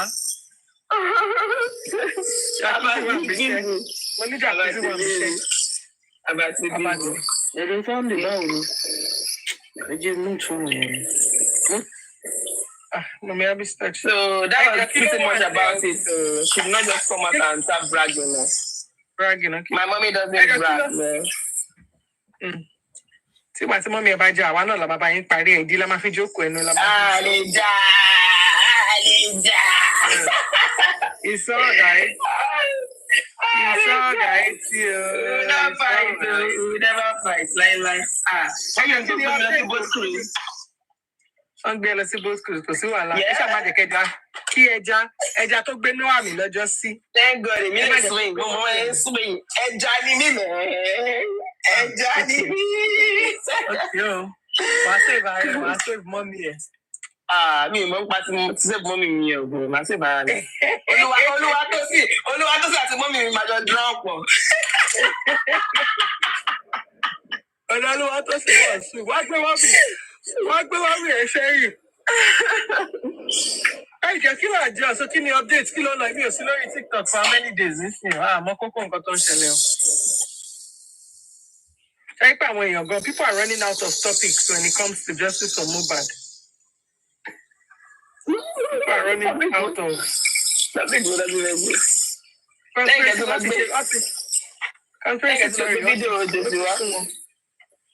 Kẹ́tù lọ gbé fídíò dè síwájú tó ń sọ kọ́tọ̀kọ́tọ̀ nǹkan tó analyze ẹ̀. Báwo náà ṣe ṣe nìyẹn? No, our video tó ṣe pípẹ́ ní their platform. Yesterday, they brought out where Wunmi was talking to Baba Mohbad. Say, Baba, tí o bá ṣe Liam, tí o bá fi lè ṣe Liam, nǹkan tó àwọn analyze rẹ̀. Lára ni wọ́n. Ṣé èsì? Anything important. Come analyze it, jàre. Iṣẹ́ lágọ́ ń ṣe kú. Ìtọ́ba lè ṣe analysis wọn dé. Bọ̀bọ̀ Arífàyàn lèmi tẹ̀ wá keen láti mọ̀ pé is he going to come back and continue justice for Mohbad or what exactly is he doing? Because like play, bọ̀bọ̀ yẹn fẹ́ lo 6 months lẹ́wọ̀n. Ìgbà kan náà lòun àti Bobrisky lọ tó bá tiẹ̀ tí kò bá tiẹ̀ lọ earlier than Bobrisky. ìgbà ni bàbá yẹn fẹ́ jáde báyìí ta ló fẹ́ lọ gbà á lẹ̀ báyìí. Ta ló fẹ́ lọ gbà Àrífà lẹ̀ o. Àrífà mo ní Àrífà ni mo ní. Àrífà ti jáde náà. Yeah, mo sọ pé ṣé Àrífà ti wá bọ́tà tó ti wá ṣe show. Just to continue justice for Mohbad. Yeah, no, really, it was sure because it doesn't even sound right to me. But I thought was like, white, the next time, don't want my daddy. Professor reason to where white you should contest the pathologist result. You want Maro? What's the best? Only white you should contest pathologist result. I mean, ṣé wo mi jọ pathologist kí ló mọ̀ nípa result yẹn kí ló mọ̀ tọkọ síbẹ̀ kí ló mọ̀ tọkọ síbẹ̀ tó fẹ́ máa contest. I don't understand. Kò ṣe kọ́sí dọ́kítà bá sọ fún ló máa gbà ni. The only way you can contest, these people are just fighting nonsense because at the end of the day, if you ask them that, okay, what is the proof and the reason why you're fighting this and why you don't want this result and everything, they don't know what to say. They don't have anything tangible to say based on, medical line and everything. The only way you can tackle something is when you know it. And probably you see this result, you see it, and be like, how can this kind of result be like this? How can this be like that? Like that. That's the way you can tackle it. And these people say, can they even interpret that result? If they bring them that result from the lab and show them like this, how can they interpret it? It's not only a pathologist that will interpret it. So how can Wumi now be contesting that result when you cannot, if we don't even know what it is? That's stupidity now. That's being, I don't understand. That's illiteracy. You don't know something and you're contesting it. It doesn't make sense. It doesn't make no sense to me. We're since Wumi will contest it, can you help now? To be justice for Mohbad, no Lungwa. There's nothing wrong in him contesting it on Omo's behalf. Yeah, it's not difficult at all. Go ahead and contest it on her behalf. Since you know so much. And you come out to help me whether we like it or not.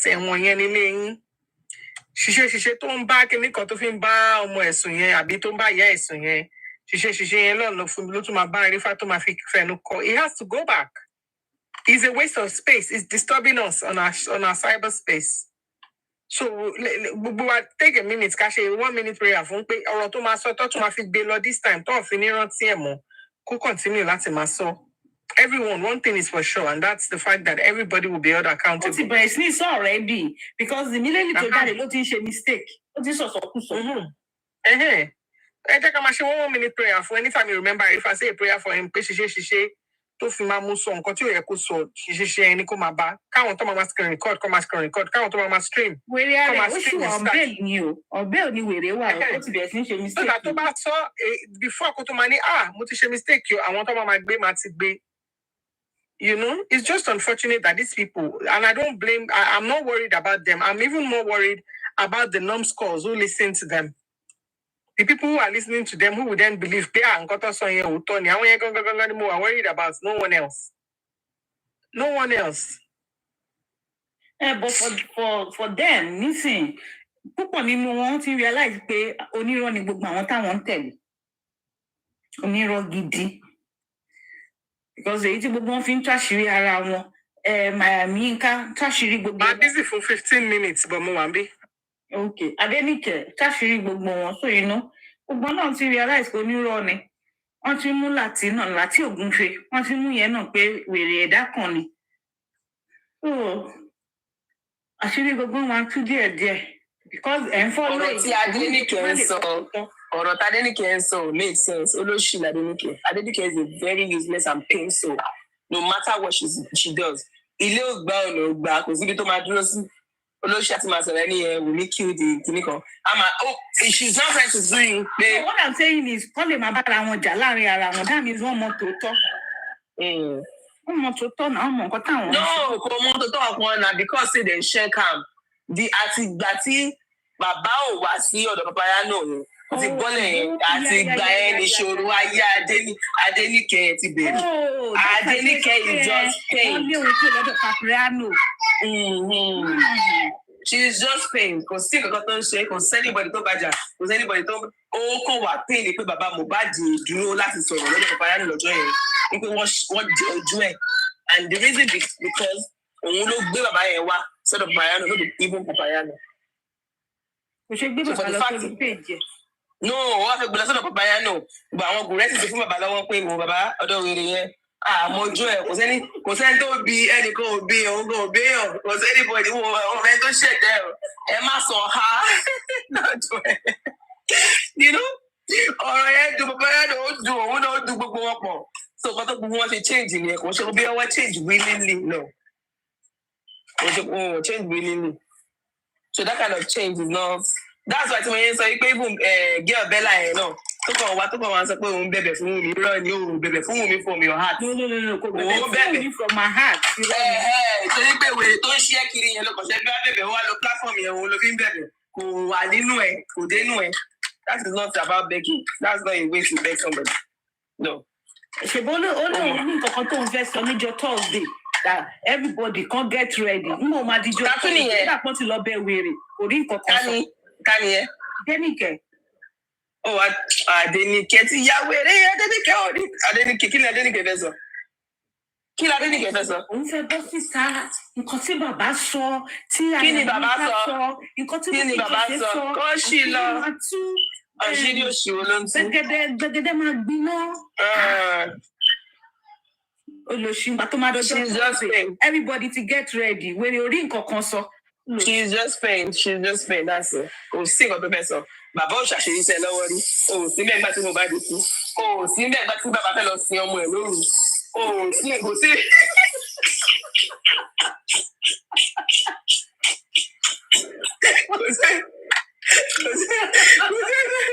Kò sí ètò ìtọ́jú ẹ̀. O ò sí bẹ́ẹ̀. Bọ́yẹ̀ kó àdá àti àáké lọ síbẹ̀ ọ̀rọ̀ balẹ̀ lóru ò sí bẹ́ẹ̀. Kò sí ètò ìṣojú ẹ̀ sí òfin kí ló fẹ́ máa sọ. Kò sí nǹkan tó fẹ́ sọ, kò sí ọ̀rọ̀ tó wà lẹ́nu, kò sọ̀rọ̀ tó bá tó lè sọ táwa máa gbà lẹ́nu ẹ̀, irọ́ ló pa, ó ń dùn ẹni, ó ń ka ẹ̀ lára, kó lọ wá ní jókòó sí kókó ṣì dànù. Káàsì ọkọ mi. Wọ́n ní bàbá nínú dùn mí lọ́wọ́, wọ́n ní inú dùn mí ti wà lọ́wọ́ bàbá. Owó àbẹ náà nìyẹn, kí wàá ní ká ṣe sí? Ṣé ó kọ́ sí lọ́wọ́ bàbá ni? Wèrè fẹ́ ké, kí wàá ní ká ṣe sí? Ṣòfẹ́ wá ṣòwò á prove pé new deals náà bàbá ni kò yé mi. As I don't understand what you want to do. Olivi, go send the new day. Go send new day sí Waka compare pẹ̀lú ìfẹ́ ti send sí Waka ògbóló òní. This is what's so funny. They think they are talking to kids or something. So it's only I like it, Baba. Oh, yeah, I mean, Mama take any small sense from you guys. I like on this note, who supports Baba Mohbad die. No, I didn't care. I hear Baba, I didn't care. Baba Mohbad, you support ọ̀rọ̀ ìwà sí bàbá. Bàbá ọmọ ẹ̀ fún ọ̀rọ̀ iṣẹ́ justice for Mohbad. Bàbá ò ní kó wá gbàdúrà. Gbogbo nǹkan ṣe Adéníkẹ́ fẹ́ wá fi bá bàbá Mohbad jà. Àwọn nǹkan tá ti rí tá ti gbọ́ tẹ́lẹ̀ ní tó wà níta. Orúkọ tuntun. Gbogbo ẹgbẹ́ bàbá Mohbad lọ́wọ́ tó fẹ́ gbé wá. Ó wá expect ká máa support ẹ̀. Ó fẹ́ play video kíjèsè. Gbogbo nǹkan tó fẹ́ play yẹn, gbogbo nǹkan tó ń play yẹn á ti gbọ́. The only advice mi kàn lè fún Adéníkẹ́ ni pé now wọ́n ti dunú dẹ̀ sí wa tó send sí bàbá. Ìwọ kó wá ju ti ẹ gangan ká lè compare and contrast. Exactly. Exactly, right? Exactly. Sorry that I broke your record.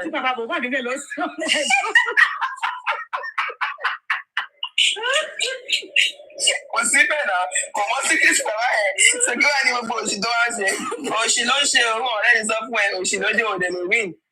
Òní mẹ́rin ni pé àwọn tí mo máa sọ̀pọ̀tì ẹ̀ wọ̀n bí ìyá ẹ̀ rẹ̀, wọ̀n bí ìyá tí mo yóò gbọ́dọ̀ kó sọ̀pọ̀tì ẹ̀ láì lọ bẹ́ẹ̀. Ó máa kú dànù ní wọ̀n bí ẹ̀rí. They play. Yes now, she just be going out black me, ṣe kìíní kan, irọ́ ló pa ọ̀rọ̀ iṣẹ́. Gbogbo àdúrà òṣì tó ń gbà yẹn Ọlọ́run ò lè gbàdúrà orí burúkú tó ń gbà yẹn because àwọn ọmọ ẹ go through ìwọ gbọ́ fúnra ẹ ó go through a lot that broad tó wà yẹn. Sọ fún mi pé ṣé tó ń ṣe yẹn ó sọ fún mi pé ṣé tó ń ṣe yẹn ó pè é that broad yẹn ó lè pray for bigger job àbí better job pé kó máa gba thousands of pounds àbí euro lọ́sẹ̀ àbí oṣù mọ́ oṣù lè máa ń gbowó bẹ́ẹ̀ kó máa gbà lóṣù. Oṣù ní gbogbo tó gbà lóṣù ò lè ju €2,000 lọ lóṣù yẹn. Ayé gbàdúrà. Ó gbà jù láti 2,500. To imagine 2,500 euro. Oh, lè gbàdúrà. Kò rí ibi táwọn ẹgbẹ́ ń gba 5,000, 6,000 Gba lọ́sẹ̀. 5,000. In a Kò sí week. kẹ́tọ́ fẹ́ẹ́ tó fẹ́ gba 5,000. Ó ẹgbẹ́ pé kó máa gba nìyẹn wọ́n ló ń gbàdúrà fún bàbá Mohbad. Ṣé bàbá Mohbad ló kó bẹ́ẹ̀? Ẹni kó ti ṣe. Mi ò ṣe fẹ́ ṣe lọ́fíìsì mi. Àwọn méjì ṣe bank ló fẹ́ gba 5,000. Imagine, mo máa ń busy, máa jí láàárọ̀ mi sílẹ̀ bí ṣe mẹ́rin. Àdúrà tí máa jẹ́ àjẹgbà. Àdúrà tí mo bá yẹ̀ ṣẹ̀fẹ̀ gbà máa gbàdúrà fún mi àti I don't understand like lè má tọ́ra wa. Ṣé ibi tí wọ́n fẹ́ gbàdúrà sí? Mi ni máa gbàdúrà fún. Mi ni máa gbàdúrà fún. Èmi ò lè gbàdúrà fún ara tèmi. It doesn't make sense now. Come on now. Onílé làwọn òkà tó ń sọmọ lórúkọ. Wà á rẹ̀ lọ́ba ọkọ̀ as in are you pure? Ìwọ́n tó ń gbàdúrà gbọ́ tó ti kọ́kọ́ gbàdúrà fún ara rẹ̀ pé God please forgive me all my iniquities. Forgive me all my sins. Ọlọ́mọ ẹ̀rọ ṣòro. Pé so ìlú sí pa àwọn parent ẹ̀ ní nǹkan. So òun struggle fún ara òun ni. Ó ṣò. Òun ló tún fi ń struggle. Ó struggle fún rẹ̀. Ó tún struggle fẹ́ di ẹlẹ́bí. Like I don't understand. Make it make sense. Ó lóun máa jí láàárọ̀ wá lọ sí park. Wọ́n máa drive láti ilé ẹ̀ wá lọ park wá ló máa gbàdúrà lórí fún justice for Mohbad. Ṣé òun máa jí? Olórí burúkú. Mi ṣe láìkì mi tó yìí mi ò lè jí láàárọ̀ tó pé Ọlọ́run jẹ́ káyé wò mí dá Ọlọ́run jẹ́ káyé wò mí ṣe mi ò lè ṣe. Àwọn tí mo detest the most òun ni àwọn tó máa ní àwọn èèyàn Jésù, àwọn wọ sùtánà, àwọn ń pray online, àwọn ń pray níbì kan. Yet ẹ máa rí wọn tó àwọn máa rojọ́ tó àwọn máa ṣépè fáwọn ọmọ ọlọ́mọ. Those people run ẹ sá fún wọn, àwọn gbọ̀ngàn lè ṣù. Àwọn ni o. Àwọn gbọ̀ngàn lè ṣù. And unfortunately for them, nǹkan kan tó ọmọ ni pé àwọn gan wọn lè gùn sórí ara wọn. Because it's like when you come online and you're not just misleading people, but you are cursing on èèyàn tí ò ṣe. Ó lè fi pé ayé ẹ̀ máa dùn, ayé ẹ̀ máa dá. Òun lè ṣe máa ń gbé. I remember back in the days when I was a lot younger. Tọ́ba pẹ́ pé nǹkan kan ṣẹlẹ̀, mo sì ní máa ń wèsì fún wa pé àtọ́ba ti ń bọ̀ láti school. Tọ́ba ti rí ibi táwọn èèyàn ti gádà ká má máa lọ bẹ̀ o, ká má lọ máa ṣe bọ̀. Ó lọ́ọ̀rẹ́ mi kan tó máa always lọ máa ṣíwó always sí àgbẹ̀. Mommy man, come on, cash out my bonding straight. One day I was having a conversation with one of that my friend. I was just gisting generally. I was in like high school, but I GS1, GS2, I can't even really remember. More to begin, once I'm like, oh my lord, when you feel about Kumbe and Kanya, oh my lord, pé ẹni tó kú yẹn ṣé mo mọ ẹ̀ṣẹ̀ tó ṣẹ̀ tó fi kú sí títì. Ọ ṣé mo mọ ẹ̀ṣẹ̀ táwọn ẹbí ẹ̀ ti ṣẹ̀. Tọ́lọ̀ fi wò pé ìyá yẹn ló tọ́ sí wọn. Mo ní sọ tó bá lọ wo ara ò ní rí ẹ́, ó nínú ara ò ṣe òun ẹni ha o. Ó lóun máa lọ wò wọ́n. Ó ní kò ń ṣe gbogbo we were way young, and imagine how young we were, and I still remember that. She was saying that kò ń ṣe gbogbo òkú téèyàn bá rí lẹ́gbẹ̀ẹ́ títì ni èèyàn máa pity because èèyàn ọmọ ẹ̀ṣẹ̀ tó ti ṣẹ̀. Tọ́lọ̀ fi wò pé ìyàwó ẹ̀ ló tọ́ sí wọn. Mo máa lọ́wọ́ kó mi lẹ́yìn pítì yẹn bí wà yìí. I no dey pity people, máa lọ wò. Me, I no dey pity o. I no dey pity people.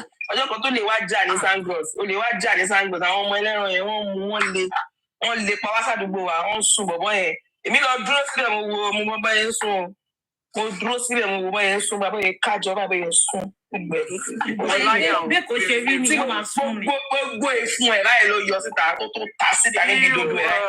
Yáà ló fi máa ń ṣe ẹbí tí mo wò kí n dé. Gbogbo owó ọlọ́jà lè ní.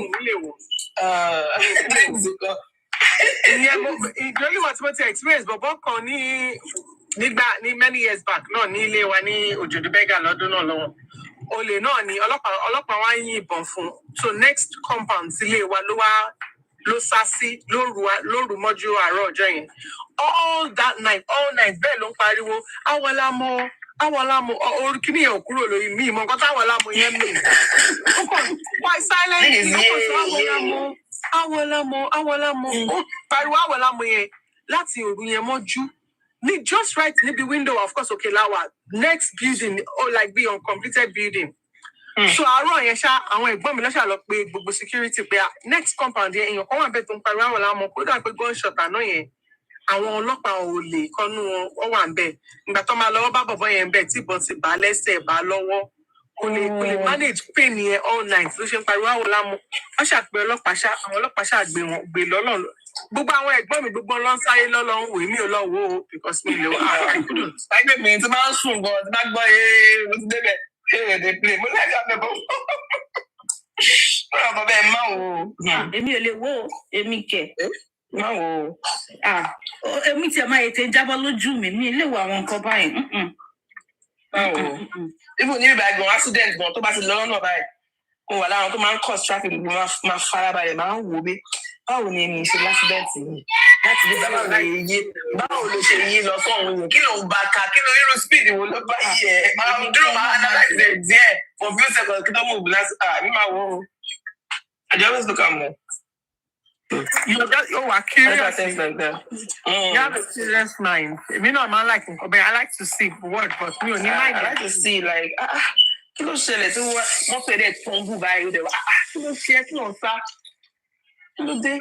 Èyí tẹ́mi wò rí tí mo wò rí pé òkè ọmọ kékeré no lédi yẹn lẹ́kọ̀ọ́ náà níbi òkè àárín yẹn ó ṣẹ̀ṣẹ̀ ṣe lémi tán wá ní pé olè lọ́kọ ẹ̀ máa ń jà sọ pé olè wá síbi lémi yẹn ọkọ yẹn ṣe bóyá jí wá lóru ó jí wá lóru pé kóun sáré wá kí tó dà pé àwọn èèyàn ti mọ̀ pé olè ni bó ṣe fẹ́ bọ́sítà ní EMB ìdájí báyìí báwọn tó dààmú bó ṣe ka mọ́ nìyẹn bó ṣe gbé síwájú filling station tó wà ní òkè àárín nìyẹn wọ́n ṣe súnmọ́ bẹ́ẹ̀ táìmù ìyàwó kẹ́ńjà a máa ti ń jáde a máa ti ń bá lọ sí ṣọ́ọ̀bù bí mo ṣe fẹ́ máa wò báyìí wọ́n fọwọ́ bò mí lójú mo dẹ̀ sì kéré gan lọ́yẹ̀ fọwọ́ bò mí lójú ni mò ń gbabẹ́ wò wọ́n ọyẹ̀ fọwọ́ bò mí lójú ni mò ń gbabẹ́ wò wọ́n ni ìgbà yẹn ló ní lè sùn tí bá ti sùn lálẹ́ mo máa sọ pé yé wọ́n ti sùn o yé wọ́n ti sùn o yé wọ́n ó tó ní pé 10 years kíkiní yẹn tó kúrò lára mi so àti gbà yẹn wọn jẹ́ kí n tiẹ̀ wo pé bóyá èèyàn kan ó lọ jalè àbí wọn even kọ́kọ́ máa nà èèyàn lásán mi ò máa bá sunkún ni èmi kọ́ lọ́nà o òun lọ́nà tó ń nawó ẹ̀ tó ń gbẹgbà o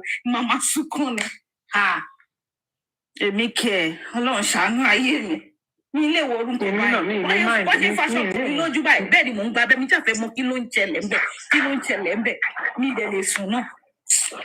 Even movies gan kọ́ máa ná gbogbo àwọn kìíní tẹ́ máa rí tọ́ máa ní èèyàn kan abuse ọmọ kékeré ní ilé ever wò I cannot ní ilé wo ọkọ ni wọ́n ná àgbàlagbà the person name is Demola mi ò mọ orúkọ ẹni náà bọ̀ òkè àárín ni kíní yẹn ti ṣẹlẹ̀ so àwa máa ń lọ sí ṣọ́ọ̀pù wa wà níbi òkè àárín ibi ìsàlẹ̀sàlẹ̀ yẹn so ibẹ̀ la máa gbà kọjá ṣáà ni wọ́n ṣe ń fọwọ́ bò mí lójú bẹ́ẹ̀ ni mò ń bẹ̀rẹ̀ ni mò ń wò bẹ́ẹ̀ ni mò ń bẹ̀rẹ̀ ni mò ń wò èmi fẹ́ mọ bọ́yẹ fẹ́ sun ẹni bó ti máa lọ ń sun èèyàn wọ́n bu petrol sí lára báyìí wọ́n dẹ̀ ṣàṣàná sí ó ká báyìí níṣẹ́ ló dàbí pé wọ́n sun ẹran ìgbà tá à ń bọ̀ wọ́n ní pé tá a bá ti ń bọ̀ nílé ká má gbàbẹ̀ o mo ní pé òkè wọ́n ní pé kí n sọ fún àwọn ọmọ ọ̀dọ́ wa wọ́n gbọ́dọ̀ mú wa gbàbẹ̀ mi sọ fún mi àǹtí Sùlíà ibẹ̀ ní kẹjẹ́ ká gbà o kẹjẹ́ ká wò bó ṣe rí nígbà tó lọ́ọ́ máa mú mi wọ́n nígbà àwọn ọlọ́pàá ti wá pàkẹ́ kúrò mi níbo lọ́ sún sí wọ́n ní wọ́n ti wá kó kúrò mi ìgbà tá a dé lọ ní ṣébẹ̀ lẹ́gbà mo ní àwọn lọ ti wá kó wọ́n ní ṣe bí mo ní ẹ má gbàbẹ̀ ẹ mo ní ṣe bọ́ọ̀dẹ̀ ti kó mi ṣáàrí ó tó 10 years mo pé 10 years kíkí níyẹn tó kúrò lọ́kàn mi inú ilé wo nǹkan báyẹn o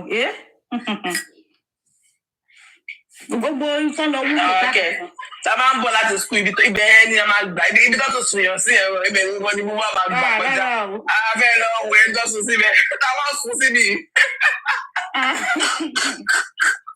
ọjọ́ tó sọ fún ọ lọ wú Mohbad mi ò wò ọjọ́ tó sọ fún wọn lọ wú Mohbad mi ò wò èmi ò wò mi lè wò mi lè wò pé wọ́n bọ̀ sí mọ́tò ẹ̀wọ̀n lọ wú o wọ́n sì rí ẹ̀jẹ̀ mi ò sún mi lára mi ò wò gọ́bẹ̀ ò sún mi lára èmi kẹ̀ mi ò ní lè sùn mi ò wò o àti kékeré nìkan bẹ́ẹ̀ kò sún mi lára máa fẹ́ rí àwọn kan bẹ́ẹ̀ mo fẹ́ rí ṣáà ni bí kò náyàn pa bí kò. àwọn nǹkan burúkú. Nígbà tí pé wọ́n gírí kan kẹ́kọ̀ọ́ èmi máa ṣe lọ síbi géètì wa mo ṣe máa lọ máa rọjú wò pé kí ni mo ṣe máa mọ̀ kán tó fẹ́ ṣẹlẹ̀. Ọlọ́run máa ti gba ẹyọ táwọn yẹn máa sá kiri èmi kẹ́mi ò sá o máa lọ síbi géètì yẹn báyìí. Mo ti dàgbà báyìí èmi àtọkọ mi a lọ síbi kan ẹni yẹn wá fẹ́ jáde ó dà pé bóyá ó fẹ́ jáde láti kọ́nà kan ni ok mọ́tò tiẹ̀ ló wà wájú mọ́tò tí wá wà lẹ́yìn ó fẹ́ jáde láti kọ́nà kódà pé àwọn ọlọ́pàá ló ń lé inú tẹlifíṣàn ìmúvì ni mo máa ń wò eléyìí live mọ́tò ẹ̀ dẹ̀ fò orí mọ́tò tó wà níwájú títí wa ó fò sójú kejì mọ́tò yẹn dẹ̀ ìpín ilẹ̀kùn méjèèjì ó dẹ̀ já sí wẹ́wẹ́ tí n bá ti sùn lálálẹ́ báyìí ẹ̀mí mi máa ṣe gbìrì mo ní pé irú accident wo lélẹ̀ bí mo ṣe sọ lójú ayé mi bẹ́ẹ̀ ni mo ṣe máa sọ lójú àlọ́kọ mi á ní jọ èmi tí mo wa mọ́tò nǹkan kí ló ṣẹlẹ̀.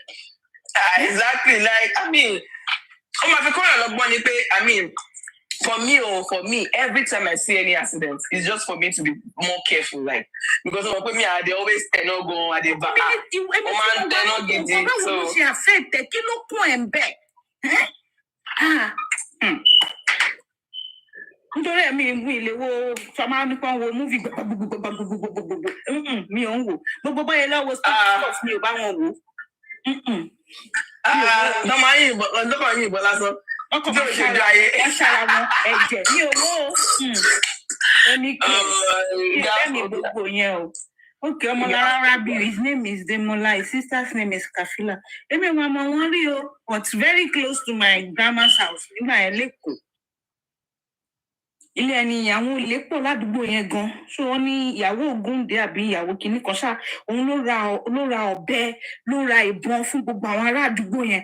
Tẹ́ pé ẹ lè ṣeré ní Bánkólì báyìí, kẹ wá pariwo pé ó lè, tó bá wá sílé yín, wọ́n máa mú ẹnìyẹn ni o.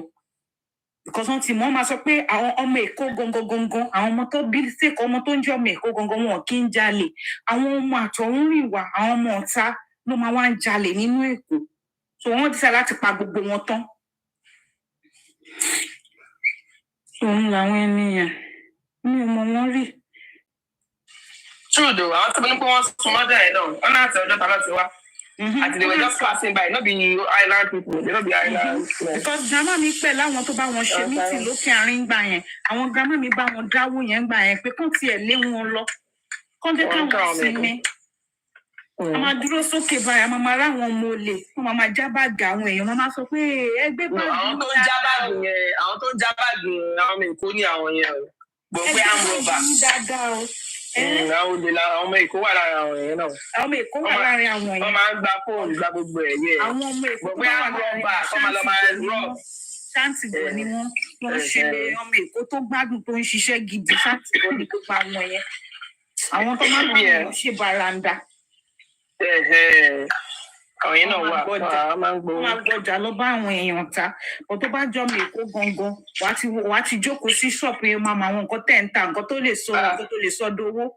Onígbà kan náà níbi Sandros market yẹn ló ní àwọn ọmọ síbì kan bẹ́ẹ̀ pé wọ́n ṣe lọ gba fóònù ẹ̀gbọ́n mi ìgbà yẹn ni Samsung Motorola tó flip yẹn ṣe máa ń jáde tó ṣe jáde gbà yẹn wọ́n ṣe gbà lọ́wọ́ ẹ̀ nìyẹn ó dẹ̀ mọ̀ wọn òun náà ọmọ gbòòrò lòun náà bọ̀ ó máa tó ṣe kíní tó gbà lọ́wọ́ báyìí lọ report fọlọ́pàá báyìí bá wa lọ sílé ọmọ yẹn ò sílé ọgbẹ́jì àti bàbá ẹ̀. Ó dẹ̀ máa mú fóònù yẹn wá tí ò bá rí mú jáde tó bá ti dá. Àfi ìgbà tó sanwó yẹn lọ́sẹ̀ release ìyá àti bàbá ẹ̀ wọ́n gbé ìyá àti bàbá ẹ̀ lọ́jọ́ yẹn tí mo sọ yẹn. Máa sanwó ẹ̀. Àìmọye wọ́n lè ti já nǹkan gbà wọ́n wá tó jẹ́ mú staircase ṣọ́ọ̀pù wa. Ọdún tẹ̀sí lọ́ta ìdánwò sẹ́làm ọgbà ó yẹn padà. Ọkọ̀ rí báàgì owó àwọn kí ló ń porúkọ kí ní táwọn okùn owó táwọn ìyá yẹn máa ti so mọ́nú wọn oríṣiríṣi nínú báàgì kan pọ̀ wọ́n ti kówó síbẹ̀ báyìí wọ́n gbà ṣé àwọn ìyá tó lọ jà ló tọ́jú kí ní ìsinmi ni àbí àwọn tó jagbà èmi wá mo pa àwọn alábàárù tó máa bá a kó ọjà lọ sí store àwọn alábàárù yẹn ṣe kọjá lọ sí store alábàárù yẹn ni pé àwọn máa ti jagbà lọ́wọ́ àwọn ìyá yẹn ni níbi tá a ti ń rojọ́ báyìí ojú àwọn kinní yìí ojú wọn ti le ó ṣe ń bọ̀ báyìí wọ́n kàn gbé báàgì yẹn ni mo ló ti ẹ̀dá tó yẹ pé mo lo face cap ká ní pé wọ́n lọ rírú ojú mi wọ́n máa tẹ̀lé mi Mama, bí mo ṣe ń tọ̀ nínú mi ń gbóná tí mo fi délé. Mo ti fẹ́ lórí àdúgbò yẹn o. Láì ṣe máa àdúgbò náà, wàá tẹ̀lé mi wọlé. O ti fẹ́ kú nìyẹn náà. Ẹni yẹn ti fẹ́ kú. Wọ́n máa mú tó bá rí pé àìlè ọmọ tó gbélé kò ní. Wọ́n á kọ̀ padà. Ọ̀tọ́ bá rí pé ọmọ ilé ìkó. You just follow me come my street. Go to enter my house. Ìdè craze. Àbíkó ya mú bọ̀dá ní pé kò pa mí kò dẹ̀. Tó bá tẹ̀ ṣùtù gan tó bá fi lè gbọ́ lásán ò lè bọ́ta. Àwọn olówó wọn gbọ́dọ̀ ń ṣerú ẹ̀ wọn gbọ́dọ̀ gbọ́. Ò lè bọ́ta so how you wan go do am? Àwọn gbọ́dọ̀ gbọ́ o. Wọ́n gbọ́dọ̀ gbọ́ rárá. Wọ́n gbọ́dọ̀ gbọ́ pé wọ́n yìnbọn báyẹn lẹ́kọ̀ọ́. Àní ìbọn lásán àwọn tó mú bọ̀bọ̀ yẹn tó ń sún lọ́jọ́ yẹn àwọn ẹmọ ẹlẹ́ran wọn ò ní ìbọn náà ṣùgbọ́n bẹ́ẹ̀ lọ àdá làwọn náà kàn fi jà compared to àwọn tó ní ìbọn àwọn yẹn tó wá ń kí ẹ̀wọ̀n ìwé pé wá bá yín àṣùtù yín pé ẹ lọ fi wálẹ̀ If you want to come out, they just they go. As in, they just see the bank. Okay, that's a rob, bank. Also, so far, because scare one, to you, but okay, one, you both want like direct, because spray one. I won't fake money, man. I want to read the perfect thing. Hey, on a good day, ain't there on a rubber bank, but one thing about that, but one thing about Lagos Arab people, they got on like it, Agba, Benuso, hey, I like shit. Got on my venue. I want to live on Palajo, almost on others. On Solojo. Osha, ẹ ṣáà jẹ́ àmọ́ ibi tá a fẹ́ já sí. Mi ò ní sọ jù bẹ́ẹ̀ lọ. Mi sọ. Kí ni kan ti lọ sùn? Jẹ́sígẹ̀ ti lọ sùn. No, Jẹ́sígẹ̀ ò tí lè sùn. Ó yóò máa lọ ṣiṣẹ́. Jẹ́kọ̀ mọ̀ pé okay. Ilé ìjọ máa lọ ṣiṣẹ́. Òkè àbátí ló bọ́ọ̀lẹ̀ yà. Placenta boy. Autistic child. Do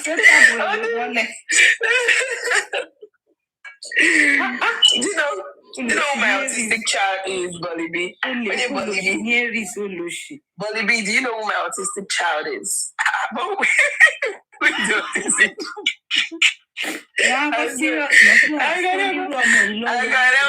Exactly, I swear to God, like, wait, who's the person? Like, really?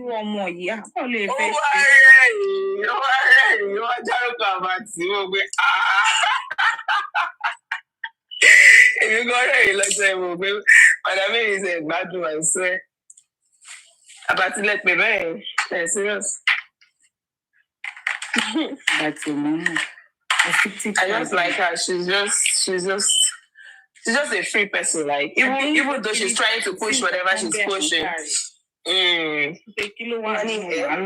Only so if 1,000 people are supporting me, you expect me to have 1,000 enemies? Which is true. You expect me to have 1,000 enemies? Only no, I'm not gonna do that anymore. I'm not gonna do that. I'm not gonna do that. No, I'm not gonna do that. Also, I saw go to the tó bá tún rí àwọn ohun mi ti máa ní pé ìjà ti tán á tún kọrin fún wọn.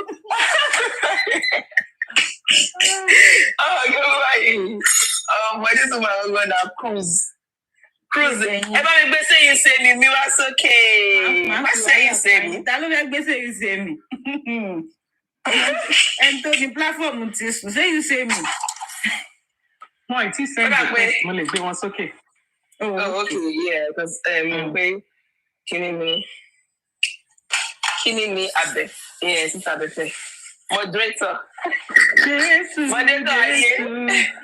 Àwọn ni àwọn moderator anybody tó bá ṣe ní àwọn ajá wọn bọ́lẹ̀. Ẹ ṣáà máa block. Ẹ máa block bọ́lẹ̀ mi o. Já wọn bọ́lẹ̀ náà mi ní block. Mi block àwọn èèyàn, unfortunately. Mo máa ń fáwọn èèyàn ní kíní. Àmọ́ mi ti náà ṣe ọjà lọ ni o. Okay. Wọ́n yìí wà ń bẹ̀, wọ́n sì wà ń bẹ̀. So you say we have experience if we are justice of Mohbad. Kí lẹ ti learn? Kí ni justice of Mohbad? Of Mohbad ni go ṣe for Mohbad. Justice of Mohbad. Ewúrí tó bá yá sí wúmọ̀ ẹ̀ ọmọ sọ pé ewúrí ẹ bá yẹ kí ẹni pé ewúrí.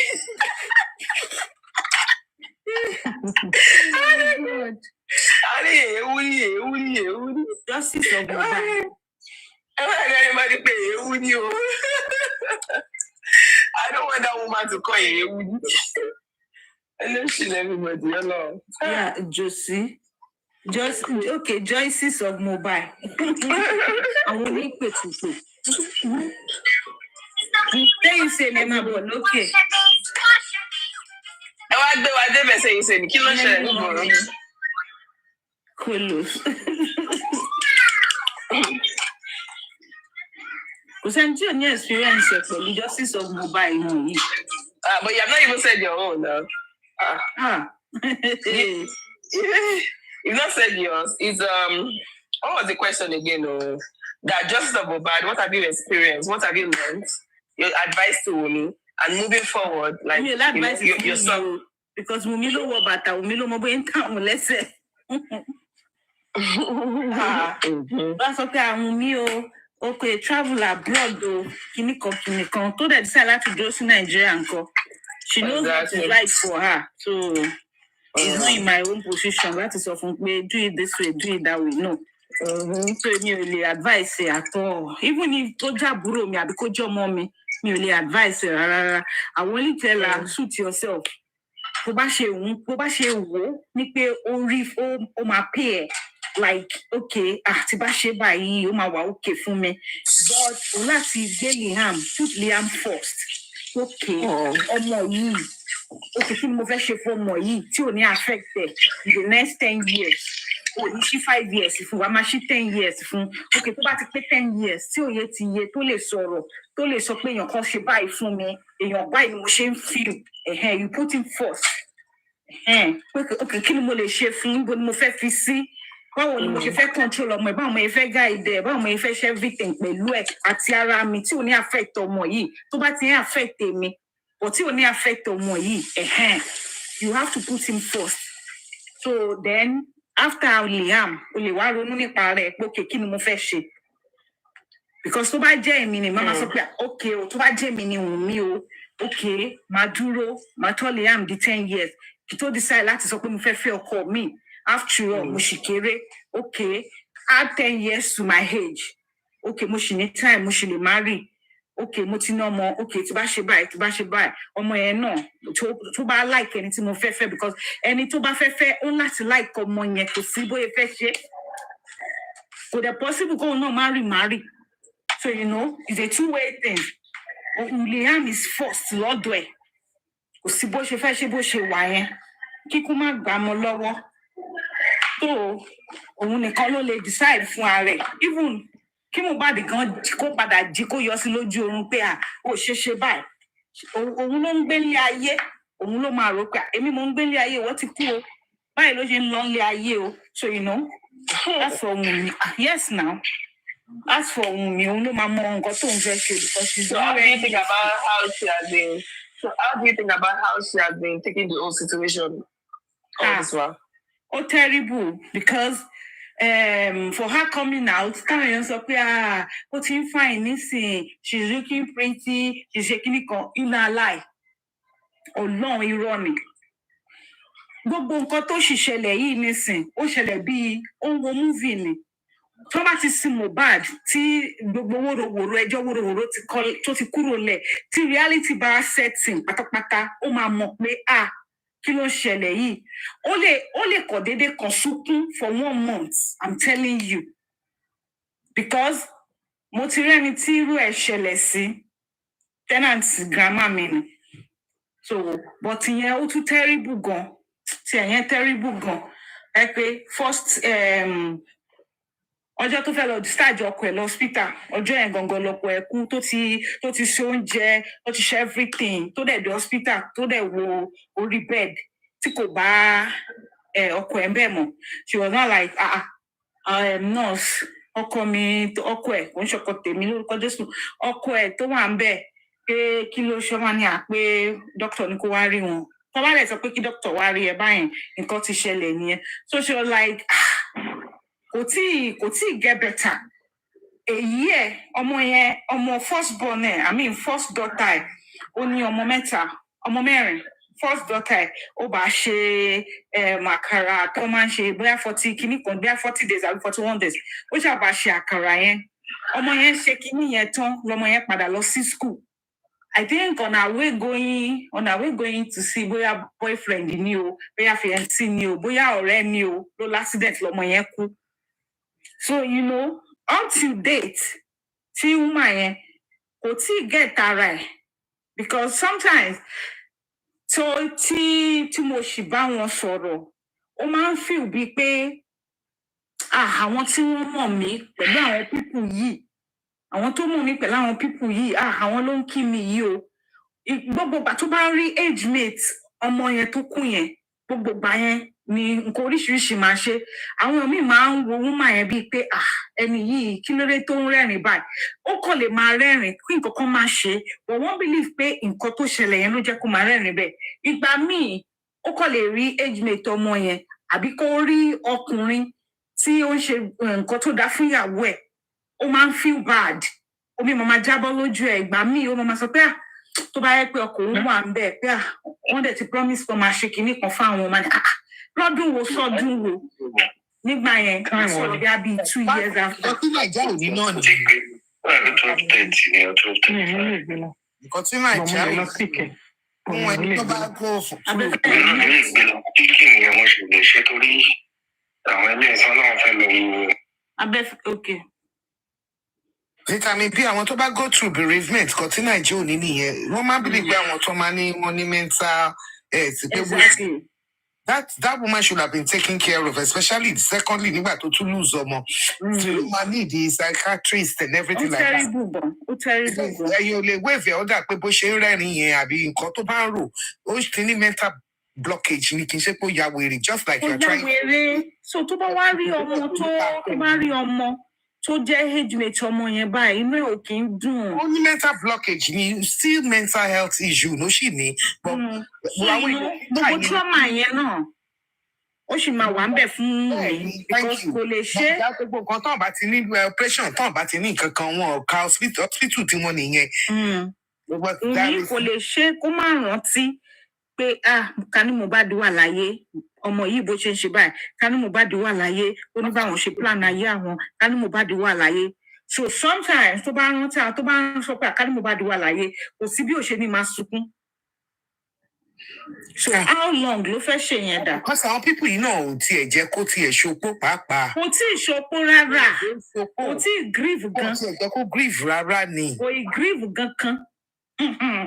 So tí gbogbo tó bá sin Mohbad tí reality setting a ṣẹ̀ṣẹ̀ wá mọ̀ pé ṣó ti tán náà nìyẹn.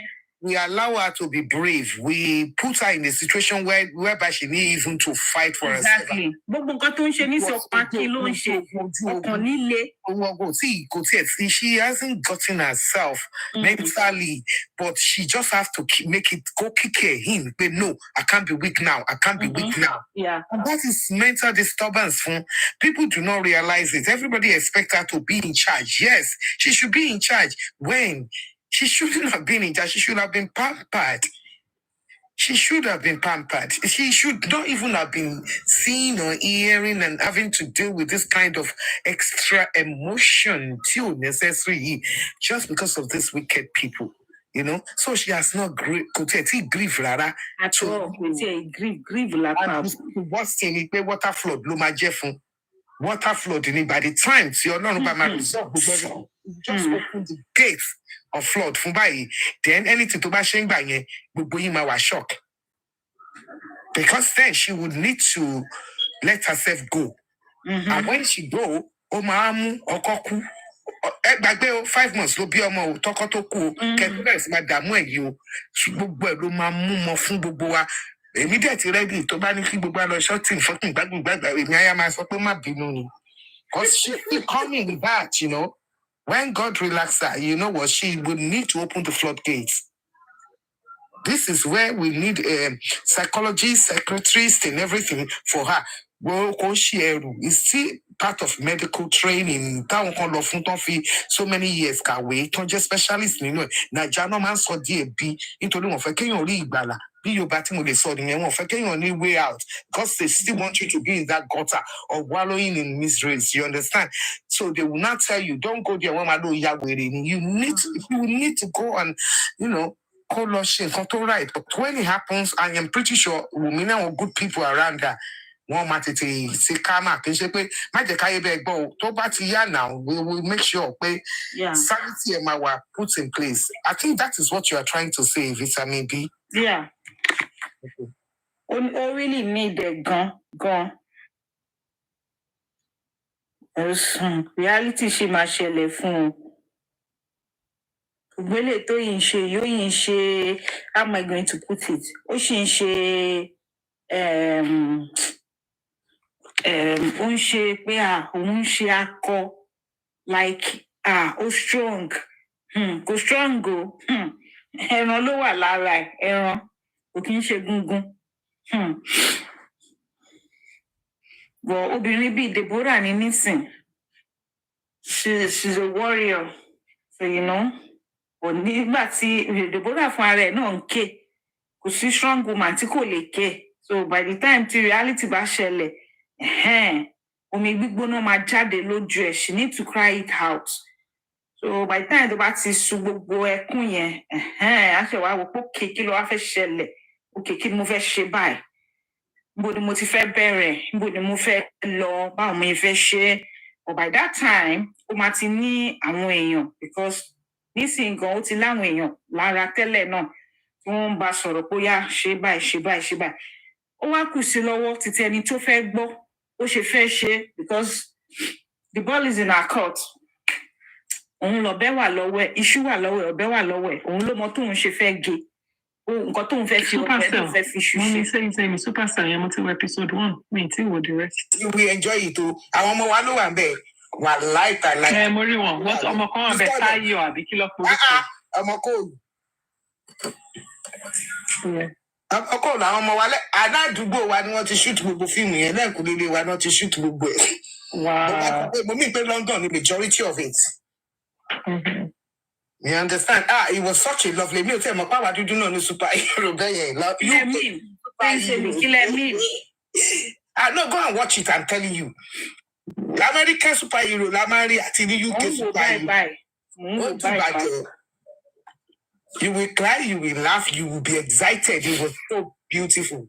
I was so excited. The only reason he was really I want to gone. Pase, Ganani, Yobani, honestly, and they did well. Absolutely fantastic. You need to go and watch it. Imagine by Jeff. Supercell. Yes, Supercell. It is, I'm telling you. Mo wá sọ pé àṣetò tó alájẹ a lè fàjẹ́ ṣe kan rí àbájú superhero. Mommy, you must always translate it to Nigeria.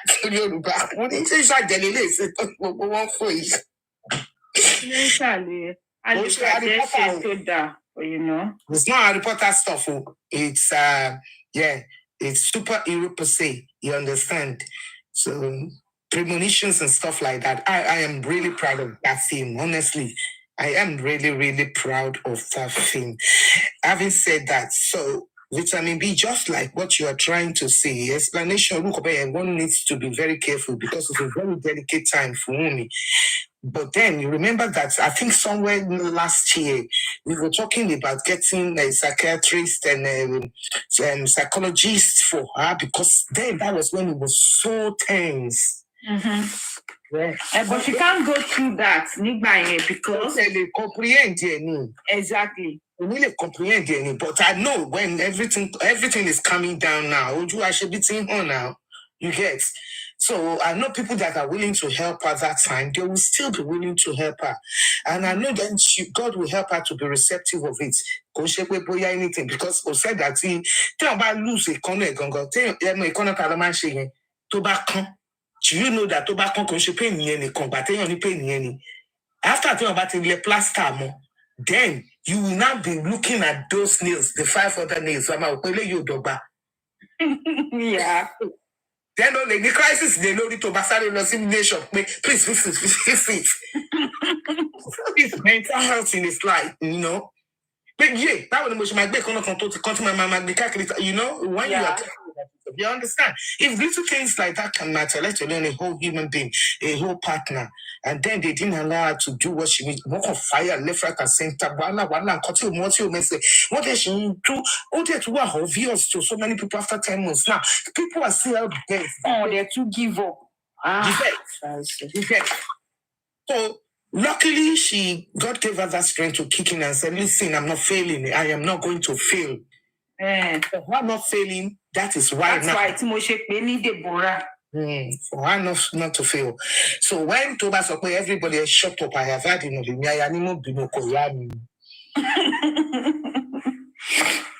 Nírú wọn àti bírú wọn rí àti tó ti jù ú lọ. Àwa náà ṣàmọ̀ pé táwọn kankan ọlọ́run ò jẹ́ kọ́kọ́ kú kankan mọ́ kankan lórí wọn o. Boyfriend kú mọ́ wọn lórí o. Ọmọ òkú mọ́ wọn lọ́wọ́ wa fọpẹ́ fọlọ́run ni ò kì í ṣe mímọ̀ ṣe wa. Ṣùgbọ́n tó bá tún ní crisis gan, if you see how they behave after maths, you understand? Tó bá ti calm down and everything, tó fẹ́ explode, you understand?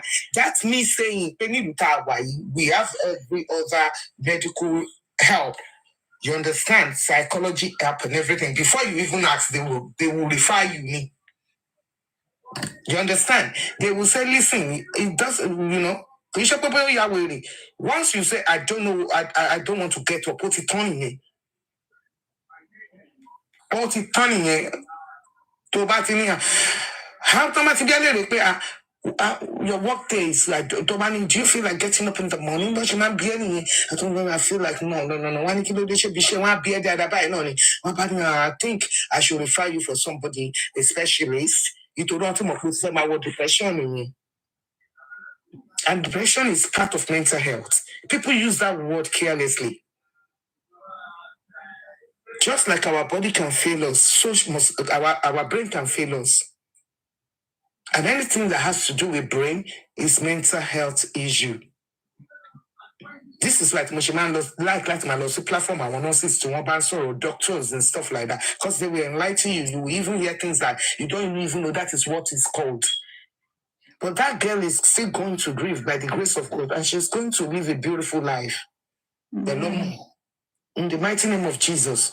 And in bloody illiterates come. Some were exposed to other side of the life to live. Nobody's going to regret anybody. Well,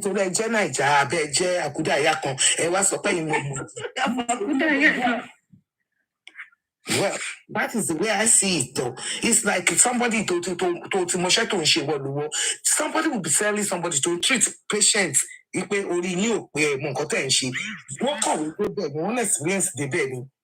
me? So they know their job and they know what they're doing. Even no,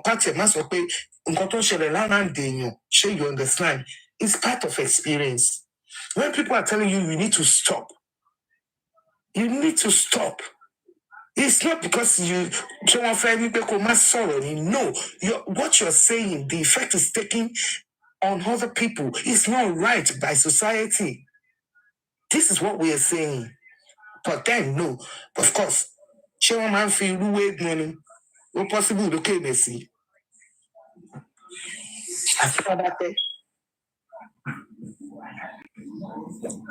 African about okay. So, everything is closing down now. They are using their last stride. Their last stride. They are using it now. So, Boya, sin bad by September 12, we little too sunny. Don't she feel she got to rushing Betty and me and Betty, go to that say, on shame bed.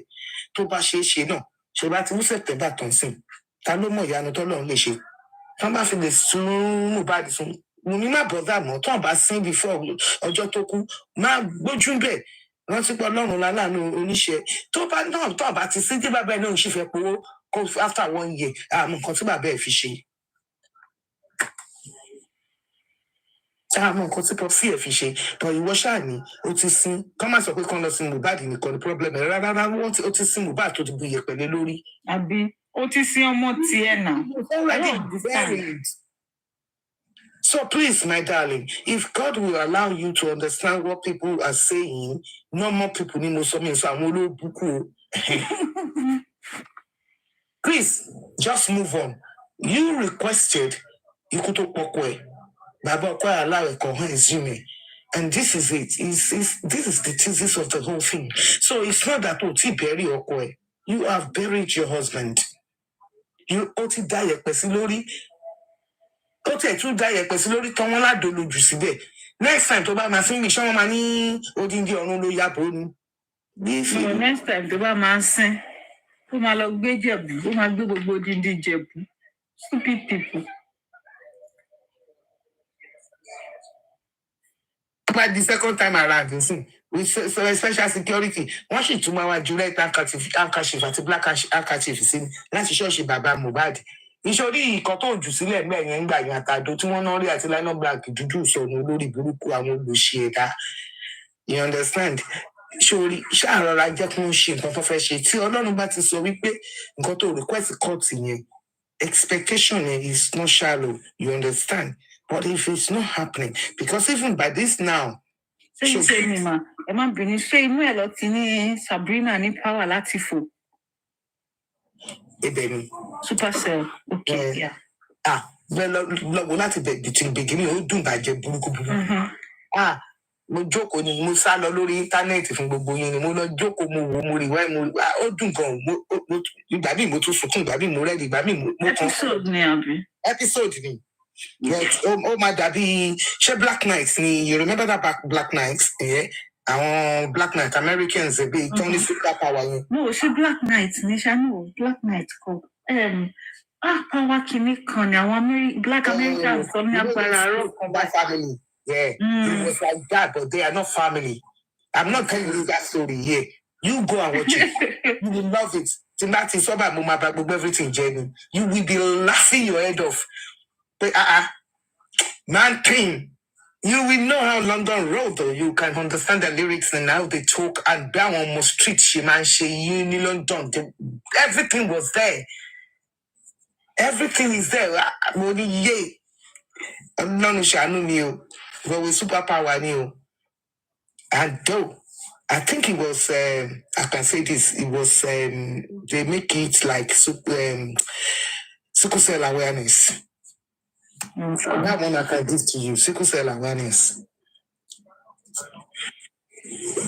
But in a diverse way. You will love it, I'm telling you. You will love it. Start from the beginning.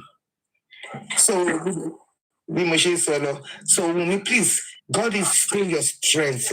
And Ọlọ́run dẹ̀ yọ àwọn èèyàn gidi tiẹ̀, you know? Ọlọ́run yọ àwọn èèyàn gidi tiẹ̀. And I know those people that wanted to help you then, that maybe you don't know how to accept their help then. Or I wouldn't even have actually accepted that help then because I would be skeptical about people, you understand? But at the end of the day, when you need it, please shout out. Ọlọ́run máa ṣẹ́gun fún ẹ délẹ̀ tán, kó ti ṣẹ́gun fún ẹ tán. O ṣáàtì sùn tiẹ̀, mo fẹ́ béèrè, torí mi máa ń wo Supercell kí n tó gòkè ni, but ẹlẹ́mìí wa tó gòkè ṣó ti sọ̀kalẹ̀. Àmì kò lè tí sọ̀kalẹ̀ báyìí. Tó o bá ti sọ̀kalẹ̀ lẹ́nu, ó máa kọjá ọjọ́ mẹ́ta. Dáàmì tó ń lọ fún 7 days ni o. Bí 7 days ló lọ. Ní ayé tó ń jẹ́ wọ̀nyí. Àwọn ọmọ wa ló wà ń bẹ ò tó sì kò. Ẹ̀gbọ́n náà ni mo ṣe ń sọ pé go and see it now. No be slow. Daniel náà wà ń bẹ. See Abreva. I said go and watch it. You will see them now. You go. Ó dùn mọ́ mi gangan. Kò ṣe gbogbo àwọn ọmọ wa ló ń ṣe orí ibú bí àwọn kan àwọn adúró má tọ́ mọ. Àwọn ọmọ Jòsí. Ìbá àwọn ọmọ Jòsí fẹ́ ṣoríire Jòsí ni ò gbà wọ́n láyè. Ẹgbà tí ò dé láwọn adúró má tọ́ mọ ìgbà tí ò tọ́ wọn náà. Wọ́n lè ṣòkòtò ẹ̀gbà ya wọn láyè kó tọ́ wọn. TikTok máa ṣe dáadáa kẹ̀. Òṣà ò sọ̀rọ̀ TikTok ò dẹ̀ já wa. Ìjọ ń jíǹsì náà, wọ́n máa tó já wa. Ìjọ ń jíǹsì náà, yóò touch wood kó wọ́n máa tó já wa báyìí sí. Bóyá ká pàpà táàpù ká gift o, torí o ti sọ báyìí sí. Ọlọ́run kò ṣàánú wa. So Wunmi will be all right. I trust God nítorí Wunmi. Èmi mo dẹ̀ sọ̀rọ̀, mo máa ń sọ pé kí ọmọ máa tap tó bá ti ń sọ̀rọ̀. Ẹjọ́ bá wa power tap tẹ bá ṣì mute ẹjọ́ torí Ọlọ́run. So yeah, Wunmi will be good because with that strength, it can only come from God. Ṣé you understand? Ẹni tí ò mọ̀ rí gan, àwọn àgbáyé ló máa kọjú ìjà sí ọmọbìnrin yìí. Nítorí ó fọ́kọ, ó bímọ. Ó dẹ̀ escape too.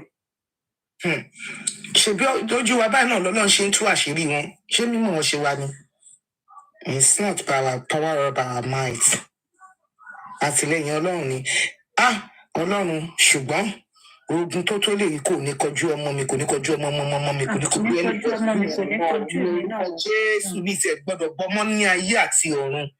Iye ọkọ lèmi mọ̀ pé ó máa ń gbógun ti àwọn ìyàwó kò tiẹ̀ kí n tó Josie the number one, Josie Lamba. Iye ọkọ lèmi ti máa ń gbọ́ o. Èmi ò gbọ́rú ẹ̀rí ní ayé mi. Ogun ìwà pọ̀ tó jẹ́ pé ogun tó tiẹ̀ jẹ́ pé àwọn Indonesia gangan gbọ́n pẹ̀.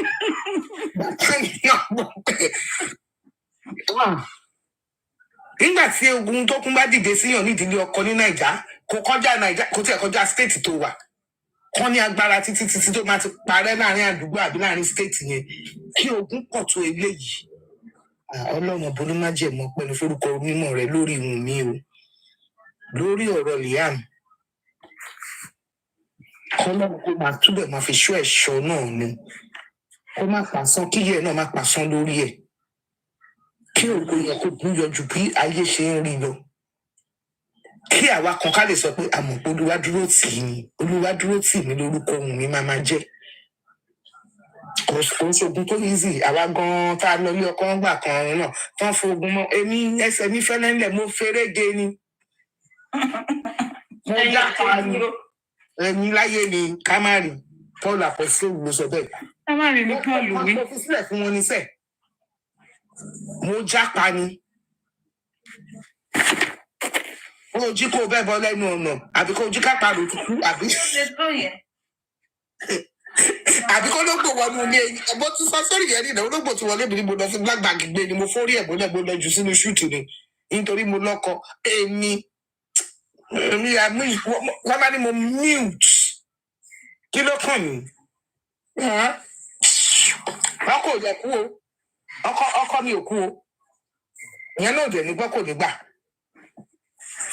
Àwa ṣe head lo good morning sí àwa náà kan.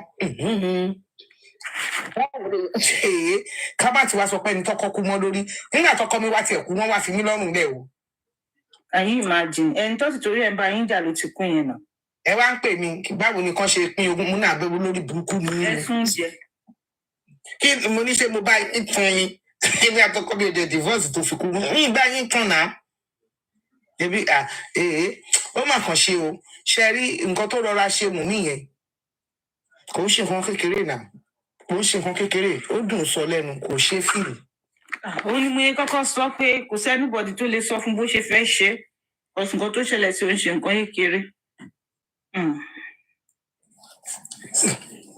Kò bá lè manage separation pàápàá kì í ṣe kú at that young age. Kò bá lè manage separation ó sì máa ní ìrètí nínú ikú kò sí ìrètí mọ́ ẹ tún wá gbé ọmọ yẹn gbé há ẹnu òye mi mú fún separation gan wàá máa wò pé kí ló ṣẹlẹ̀ ni. Ikú kò lè rí mọ́. Separation náà lè pààyàn. Òun náà mo sọ pé kò bá tiẹ̀ manage separation tó ló sì ní ìrètí nínú eléyìí kò sí ìrètí mọ́. Kò sí ìrètí mọ́, that's true. Kò sí ìrètí mọ́ ẹ tún wá mú ọmọ yẹn wá gbé há ẹnu. Okay. Èèyàn kan sọ kankan ó ní bóyá tí wọ́n bá tẹ̀ mú mi tán kó ṣẹ́kẹ́ṣẹkẹ̀ sí lọ́wọ́. Wọn ò ní lè sinmi ọ̀tún tó bá tó pa Liam àbí tó bá pàdúrà tó bá pa ìyá Mohbad tó bá pa everybody. Nítorí bọ́ bá ṣe ń fi Wùnmí sílẹ̀ báyìí àbí tó ń fọlọ́ta Wùnmí sílẹ̀ tó ń fọlọ́ta Mohbad Liam sílẹ̀ náà máa lọ gbé àdúrà náà máa gbé dàrúṣà gbogbo anybody tó súnmọ́ ni. Dèdè wo ló tún sọ yẹn báyìí? Ṣé ó wá máa di ọ̀la báyìí sin bàbá Mohbad náà máa fi ṣẹ́gun ìgbàlẹ̀ wọn máa kásẹ̀ ńlẹ̀. Ìyẹn la ṣe ń bèrè pé kí ló dé tán ṣe lọ fẹ́ da ìdílé onídìílé rú. Kò ní tán lọ́wọ́ àwọn olórí burúkú yẹ àwọn tó ní ìkà nínú.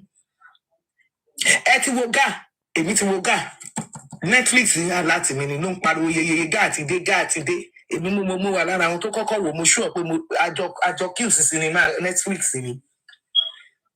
Ẹ wo bọ́n ṣe pàdé lé Gà àrùn.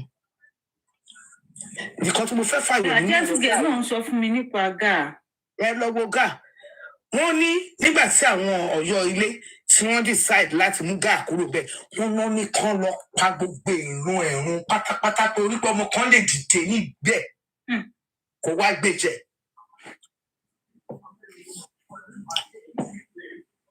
Ṣùgbọ́n Ọlọ́run tó ń ṣe ọbẹ̀ náà kò ṣàkúrò nídìí àrò wọ́n pa gbogbo wọn ọ̀run ti ìyàwó everything ìkànnù ọmọ ẹ̀ oyè ló ń jẹ́ àti ọmọ àbúrò gà wọ́n ṣe ìkọ́ndẹ̀t ọmọ kékeré yẹn àmọ́ bóyá wà láyé o ṣùgbọ́n ọmọ oyè yẹn ó sá lọ sílùú àwọn haúsá Ìlọrin ọba ìlú yẹn wá change orúkọ ẹ̀ ìyẹn náà fi ríran gáàmù. Mo sọ ìyẹn nítorí pé ṣe rí àwọn olùṣe olórí burúkú tó bá ti ń báyàn jáde bí ó ti ń di ọmọ ó ń di ìyàwó èèyàn ó ń di bàbá èèyàn and everything yẹn wọn kì í dẹ̀yìn nítorí wọ́n ní that mindset wípé táwọn bá dákan sí nínú ìran yẹn àbí ìrìn àjò yẹn ó máa padà wá gbẹ̀san ìyẹn ló fi jẹ́ kán mú ìyàmù mẹ́nu kán mú mi mẹ́nu mo dẹ̀ ṣú ọ̀pá àwọn ẹbí mùmí náà wọn ọ̀gbẹ́ni dákẹ́ wọn kan sọ̀rọ̀ lórí íńtánẹ́ẹ̀tì ni wọ́n ti mọ ìrìn àjò orí burúkú tí Joseph Alọ́ba èmi máa porúkọ ẹ̀fọ̀rí nítorí ìwọ ló ń da gbogbo ayé rú.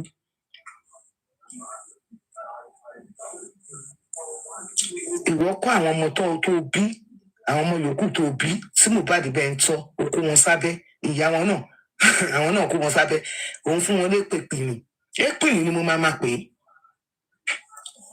wọ́n fi ẹ́ sílẹ̀ wọn ò tí ì bọ́ sí íńtánẹ́ẹ̀tì sìn kó sọ ìwà tó ń hù èkejì tó fẹ́ lẹ́yìn ìyá Mohbad ẹ̀kẹta títí kẹtẹrin tó sọ pé wọ́n understand bóun ṣe lọ ńlá píópíó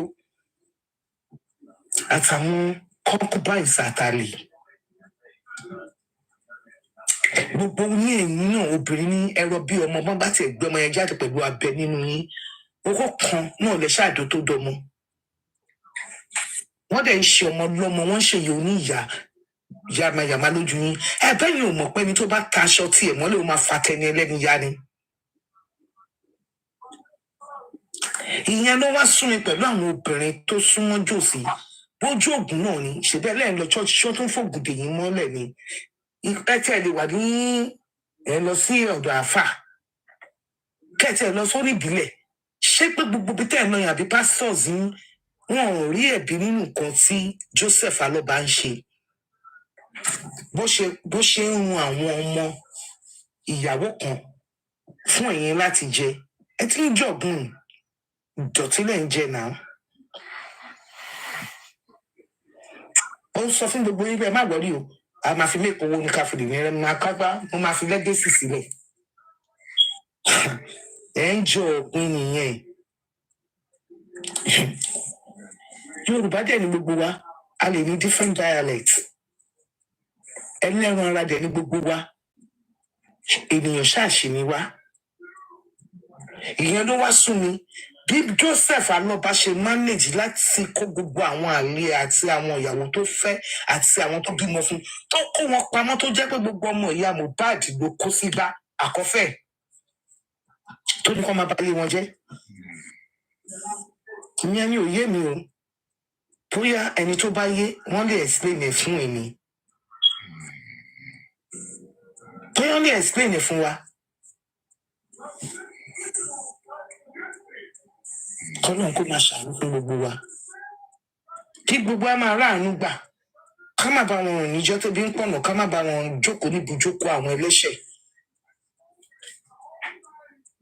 Ó dálẹ̀ tán apẹ́ ò ká mọ́ ó sọ pé kán fi ilẹ̀ àwọn tó rán níṣẹ́ ègbìnìyàn tẹ̀ tó ẹṣẹ́ pàkan nìkan rú wọ́n láwọn ò dáhùn mọ́ ó ti pe ṣoṣo tí ń rí ṣoṣo báyìí Joseph Alọ́ba ẹ̀bẹ̀ wo ló fẹ́ bẹ Ọlọ́run kò yé mi o vitamin B abítọ́ọ̀ṣì abẹ́fẹ́ mi Ọlọ́run á ṣàánú wa èwo tó fẹ́ sọ̀rọ̀ ọ̀nà yẹn o kéèmí tó lọ máa wo fíìmù mi o. Bọ́líbì tó ní kẹ́ máa bọ̀ lókè ó ti bọ́lẹ̀ lákòórí sí kọrùn.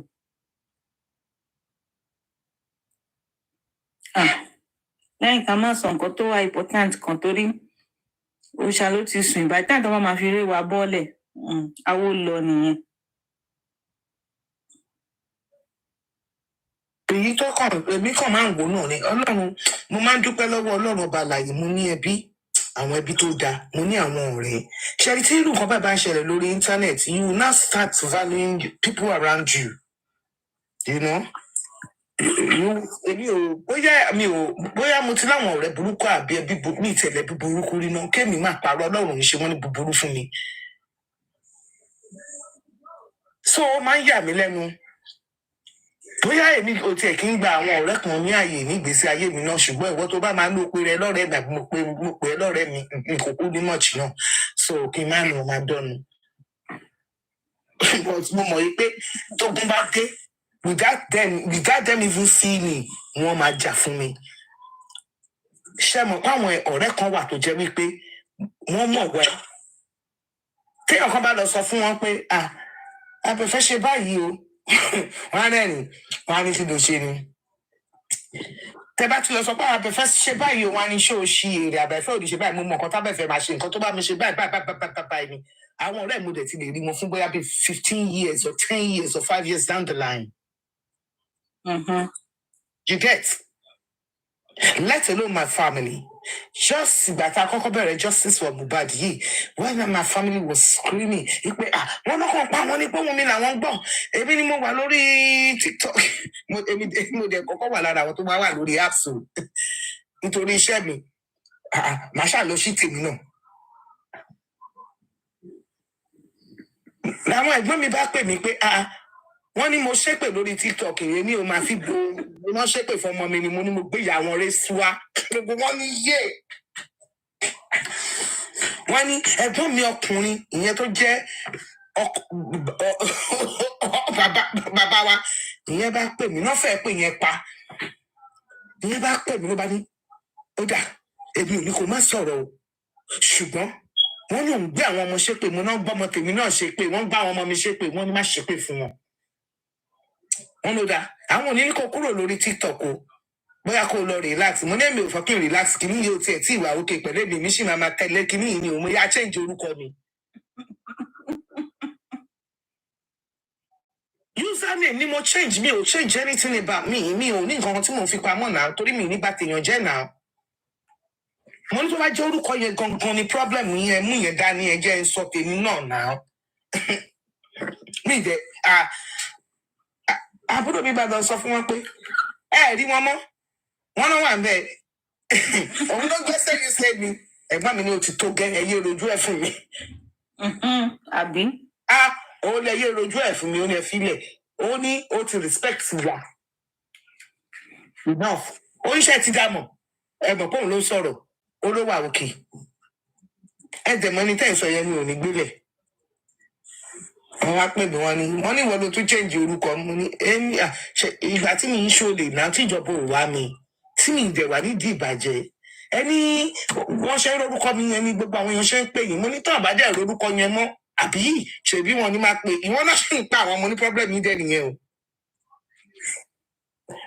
Mo ní problem yìí dẹ̀ nìyẹn mi username nìkan ni mo change nítorí pé anybody wọ́n dẹ̀ mọ̀ mí now at the end of the day so at the end of the day kò ń ṣe gbogbo èèyàn ló ní liberty family to máa back it up like that. Kò ń ṣe gbogbo èèyàn ló ní liberty yẹn èmi ní ọlọ́run ọba àlàyé sẹ́ẹ̀ mo ń sọ ní ìdílé ìyá àti ilé bàbá mo ní beautiful family I'm telling you maybe because every one of them they are well read they are wealthy and they wọ́n mọ nǹkan tó ń jẹ́ ẹbí wọ́n dẹ̀ mọ nǹkan tó ń jẹ́ wípé gbogbo equal mi ò dẹ̀ fi gbéraga o níwájú ọlọ́run torí ẹ̀ lọ́rọ̀ bàbá Mohbad ṣe ya èmi lẹ́nu you understand èmi ò tí ì rí ẹni tó treat ẹ̀ bí ẹ̀bẹ̀ yẹn rí ní ayé àti ọ̀run ìwọ̀n nídìílé ọkọ mi gangan wọn ń ṣe bí wọn bẹ́ẹ̀ yẹn náà ìdílé ọkọ mi wọn ń ṣe bí wọn bẹ́ẹ̀ yẹn tó o bá sín lásán tó bá kan ọmọ wọn lára ní ìdílé ọkọ mi gbó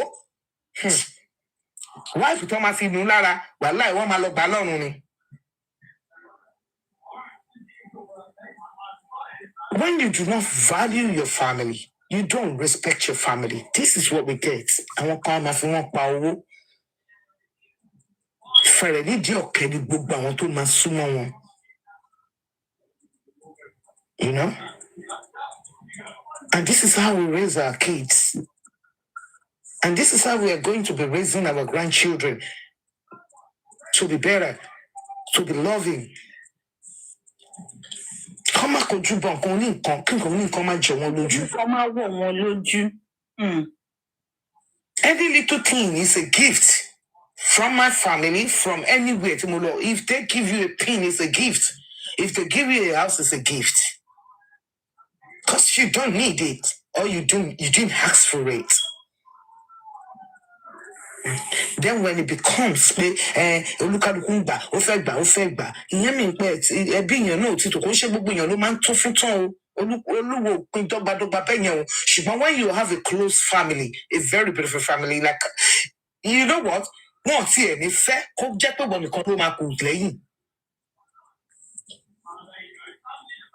And I think that was what Mohbad was trying to niche. Kọ́lọ́jọ́ tó dé fún. That was what he was trying to niche. Ìyẹn ni bàbá ìṣe sọ pé ní dádì ẹ̀ má bẹ̀bí jẹ́. Ìfẹ́ni tó gbọ́ pé Mohbad go through crisis much like that. Yes. Ó contain it until tí bàbá fuck everything up. And somebody would like, ó máa sọ fún mi pé ní bá Joseph wí. Funny. Poverty does not make you a stupid and wicked person. Living in the trenches does not make you a wicked and evil person. Living in the trenches, being told poverty does not make you koma lan ìyá àti bàbá ẹ̀, let alone àwọn ọmọ tó bí.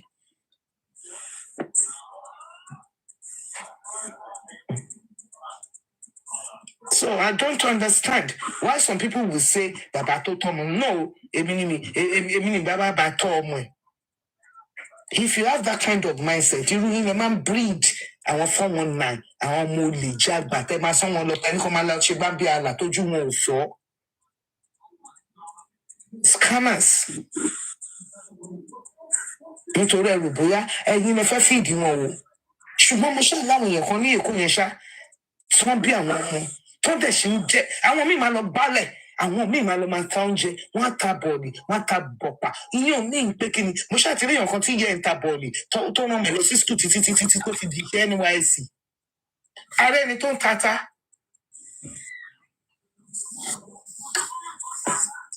ṣé yẹn torí ẹ̀ ní pé kó sọ pé kíní kan ṣẹlẹ̀ òun fẹ́ lọ fọmọ ṣògùn owó ni èyí kò yé mi fún àwọn alọ́ba ẹ̀yin kò dẹ̀ ń tì lẹ́yìn anyway ẹ̀yin náà ń tì lẹ́yìn nítorí nǹkan tẹ́ fẹ́ rí jẹ àṣírí yín tí ń tú nìyẹn but it's just too much a shame. Mohbad tí gbogbo yín pariwo justice for Mohbad yìí ọmọ yìí máa try o. Justice of Mohbad. Ọmọ yìí try níwọ̀n bá bó ṣe kéré mọ́ yẹn ó máa try o to be something beautiful. To be a flower that wants to blossom. Try. Nígbà tí ara sọ fún àbí ẹ̀mí ló dẹ̀ sọ fún gbà yẹn, ó tún pé bàbá oní ẹ̀ má dẹ̀bi rú. Tọ́rọ mọ̀ nǹkan tí bàbá ẹ̀ lè wà capable of. And this man still went against his wishes. Àforóyá oró kò jẹ́ kí oró tún. Àforóyá oró kò jẹ́ kí oró tún. Nǹkan tó ṣe Joseph Alọ́ba nìyẹn. Nítorí pé o fẹ́ ṣàkóso. Àbúkọ̀ ṣe ti sùn ni. Àwọn náà wọlé sí wọ́n ṣẹ̀dé láti klọ́ọ̀bù.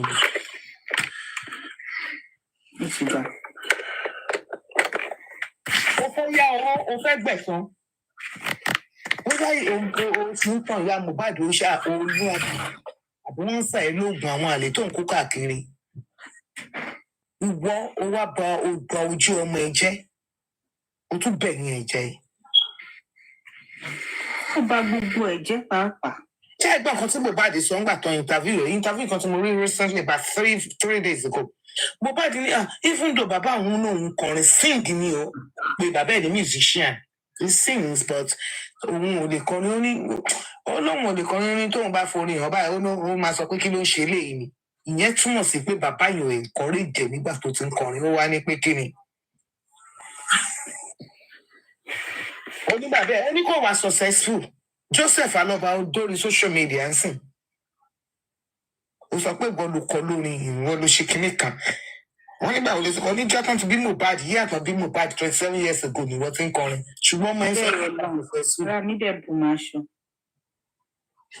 ṣó nígbà tó parọ́ yẹn jẹ́ kí n sọ kankan fún ẹ lọ́wọ́ fídíò yẹn padà ẹni tó fẹ́ close up yẹn ò help condition ẹ̀ ó parọ́ yẹn iṣọ́ kan dìmọ̀ ẹ níbi èké ráì ìwọ gangan wá ká ọwọ́ rọ̀ báyìí ó wá ṣù ẹnu jọ nítorí òun mọ̀ pé òun parọ́ ṣe bó ti gbà wípé ojú wa báyìí ni Wùnmí ṣe wá gbèrò orin kan tí Mohbad kọ torí ṣóun ló kọ that means you never encourage him to be a musician. Tó bẹ̀rẹ̀ fún ilé ìkówó ẹ̀yẹ mástà láti èmi náà ń kọ nínú ilé mi náà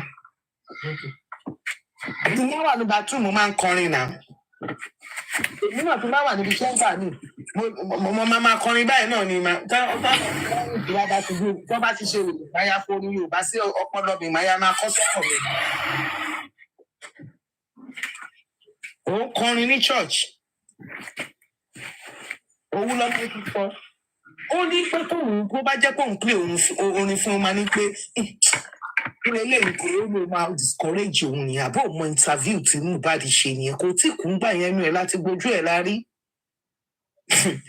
wọ́n wá bí léèrè wọ́n ní orin wo gangan ni orin tó fi mọ̀ wo orin tó sọ I think orin tí Mohbad kọ síta yẹn I think was 2022.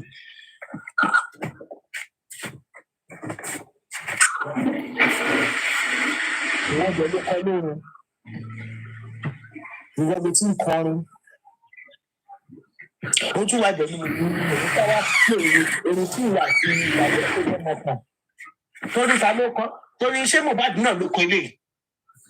Torí ibi tọ́mọ yẹn sá pamọ́ fún ẹgbẹ́ nítorí mọ̀ pé onídàára ni Joseph Aloba.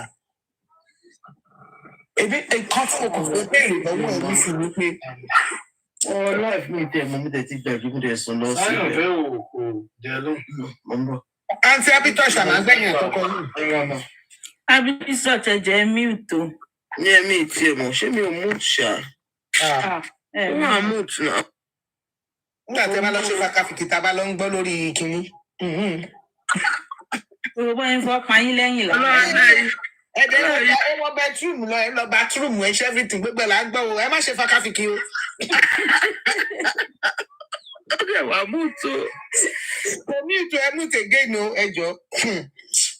So ṣé you understand ọmọ yẹn ń sìn ó dójú tiẹ̀ gbogbo àwọn fídíò yẹn à ò rí ọmọ yẹn tó kú kó tó máa borúkọ ẹ̀ jẹ́ gbogbo nǹkan tí ọmọ yẹn ní tó fẹ́ bàjẹ́ títí kan nǹkan tó tiẹ̀ pè ní ẹran ara àti egungun ara ẹ̀ omi ara àti iṣan ara ẹ̀ kò tún gbé sórí igbá ṣùgbọ́n nígbà tí Ọlọ́run fẹ́ dá ẹ lójú wọn lókè ó ló fẹ́ DNA ó yẹ wá sàn kí ló tún dé tó sá Joseph. Ìrẹ́dì. Nígbà tí wọ́n ní kọ́ ẹ lọ gbé ọmọ ká ẹ lọ ro ìwọ sọ pé òun ní lọ ro ìwọ ló kọ́kọ́ sọ fún wa o kò sẹ́ni tó sọ sórí ìyẹn ló sọ̀rọ̀ yìí fún wa olóòní lọ ro. Ok wọ́n tún bá wa ṣe autopsy wọ́n ṣe gbogbo everything o olóògbà ok DNA tí wọ́n gangan clamor fún èèyàn mẹ́ta láti sanwó DNA ẹ̀ lẹ́ẹ̀kẹta lélẹ̀ obìnrin tẹ ló yan àgbèrè tẹ pè ní transformer òun ló kọ́kọ́ bọwọ́ lùwẹ̀ ìwọ bá jápa ṣò wá rò bẹ́ẹ̀ ẹlẹ́dàá mi máa ṣàánú fún ẹni ẹlẹ́dàá mi ò lè gbàdúrà fún ẹ ní mọ bí mo ṣe lè ṣépè fún ẹni o torí ọ̀rọ̀ ẹ ti dọ̀rọ̀ ọlọ́rọ̀ mọ́ mi lọ́wọ́ báyìí sìn ṣùgbọ́n ṣé orí gbogbo orí burúkú tí wà àtàwọn tí ìlú jọ pa tó o bá lọ sáìn Ṣàngó lẹ́lẹ́dàá mi o máa ń sún àrà pa èèyàn ni má jẹ́ kára lọ pẹ́ ní kóòdù tó wà yẹn gbójú àbújá lọ sá lọ sáìn by fire by thunder. Ọlọ́pàá èwo ń tèpè. náà mo kàn sọ́nà nítorí ẹ̀rí ẹ̀ máa ń pa mí ni bàbá ìkan gbé gbogbo wa ní is coming wèrè wọ́n ní is coming lọ́rọ̀ ẹ̀ àkàkọ́ come ìṣe ló came bí ń tí báyìí lọ́rọ̀ ẹ̀ ó mú eré ni Mr. is coming Joseph Aloba kí ló sá fún. Information reaching me. Go ahead my darling. Information reaching me.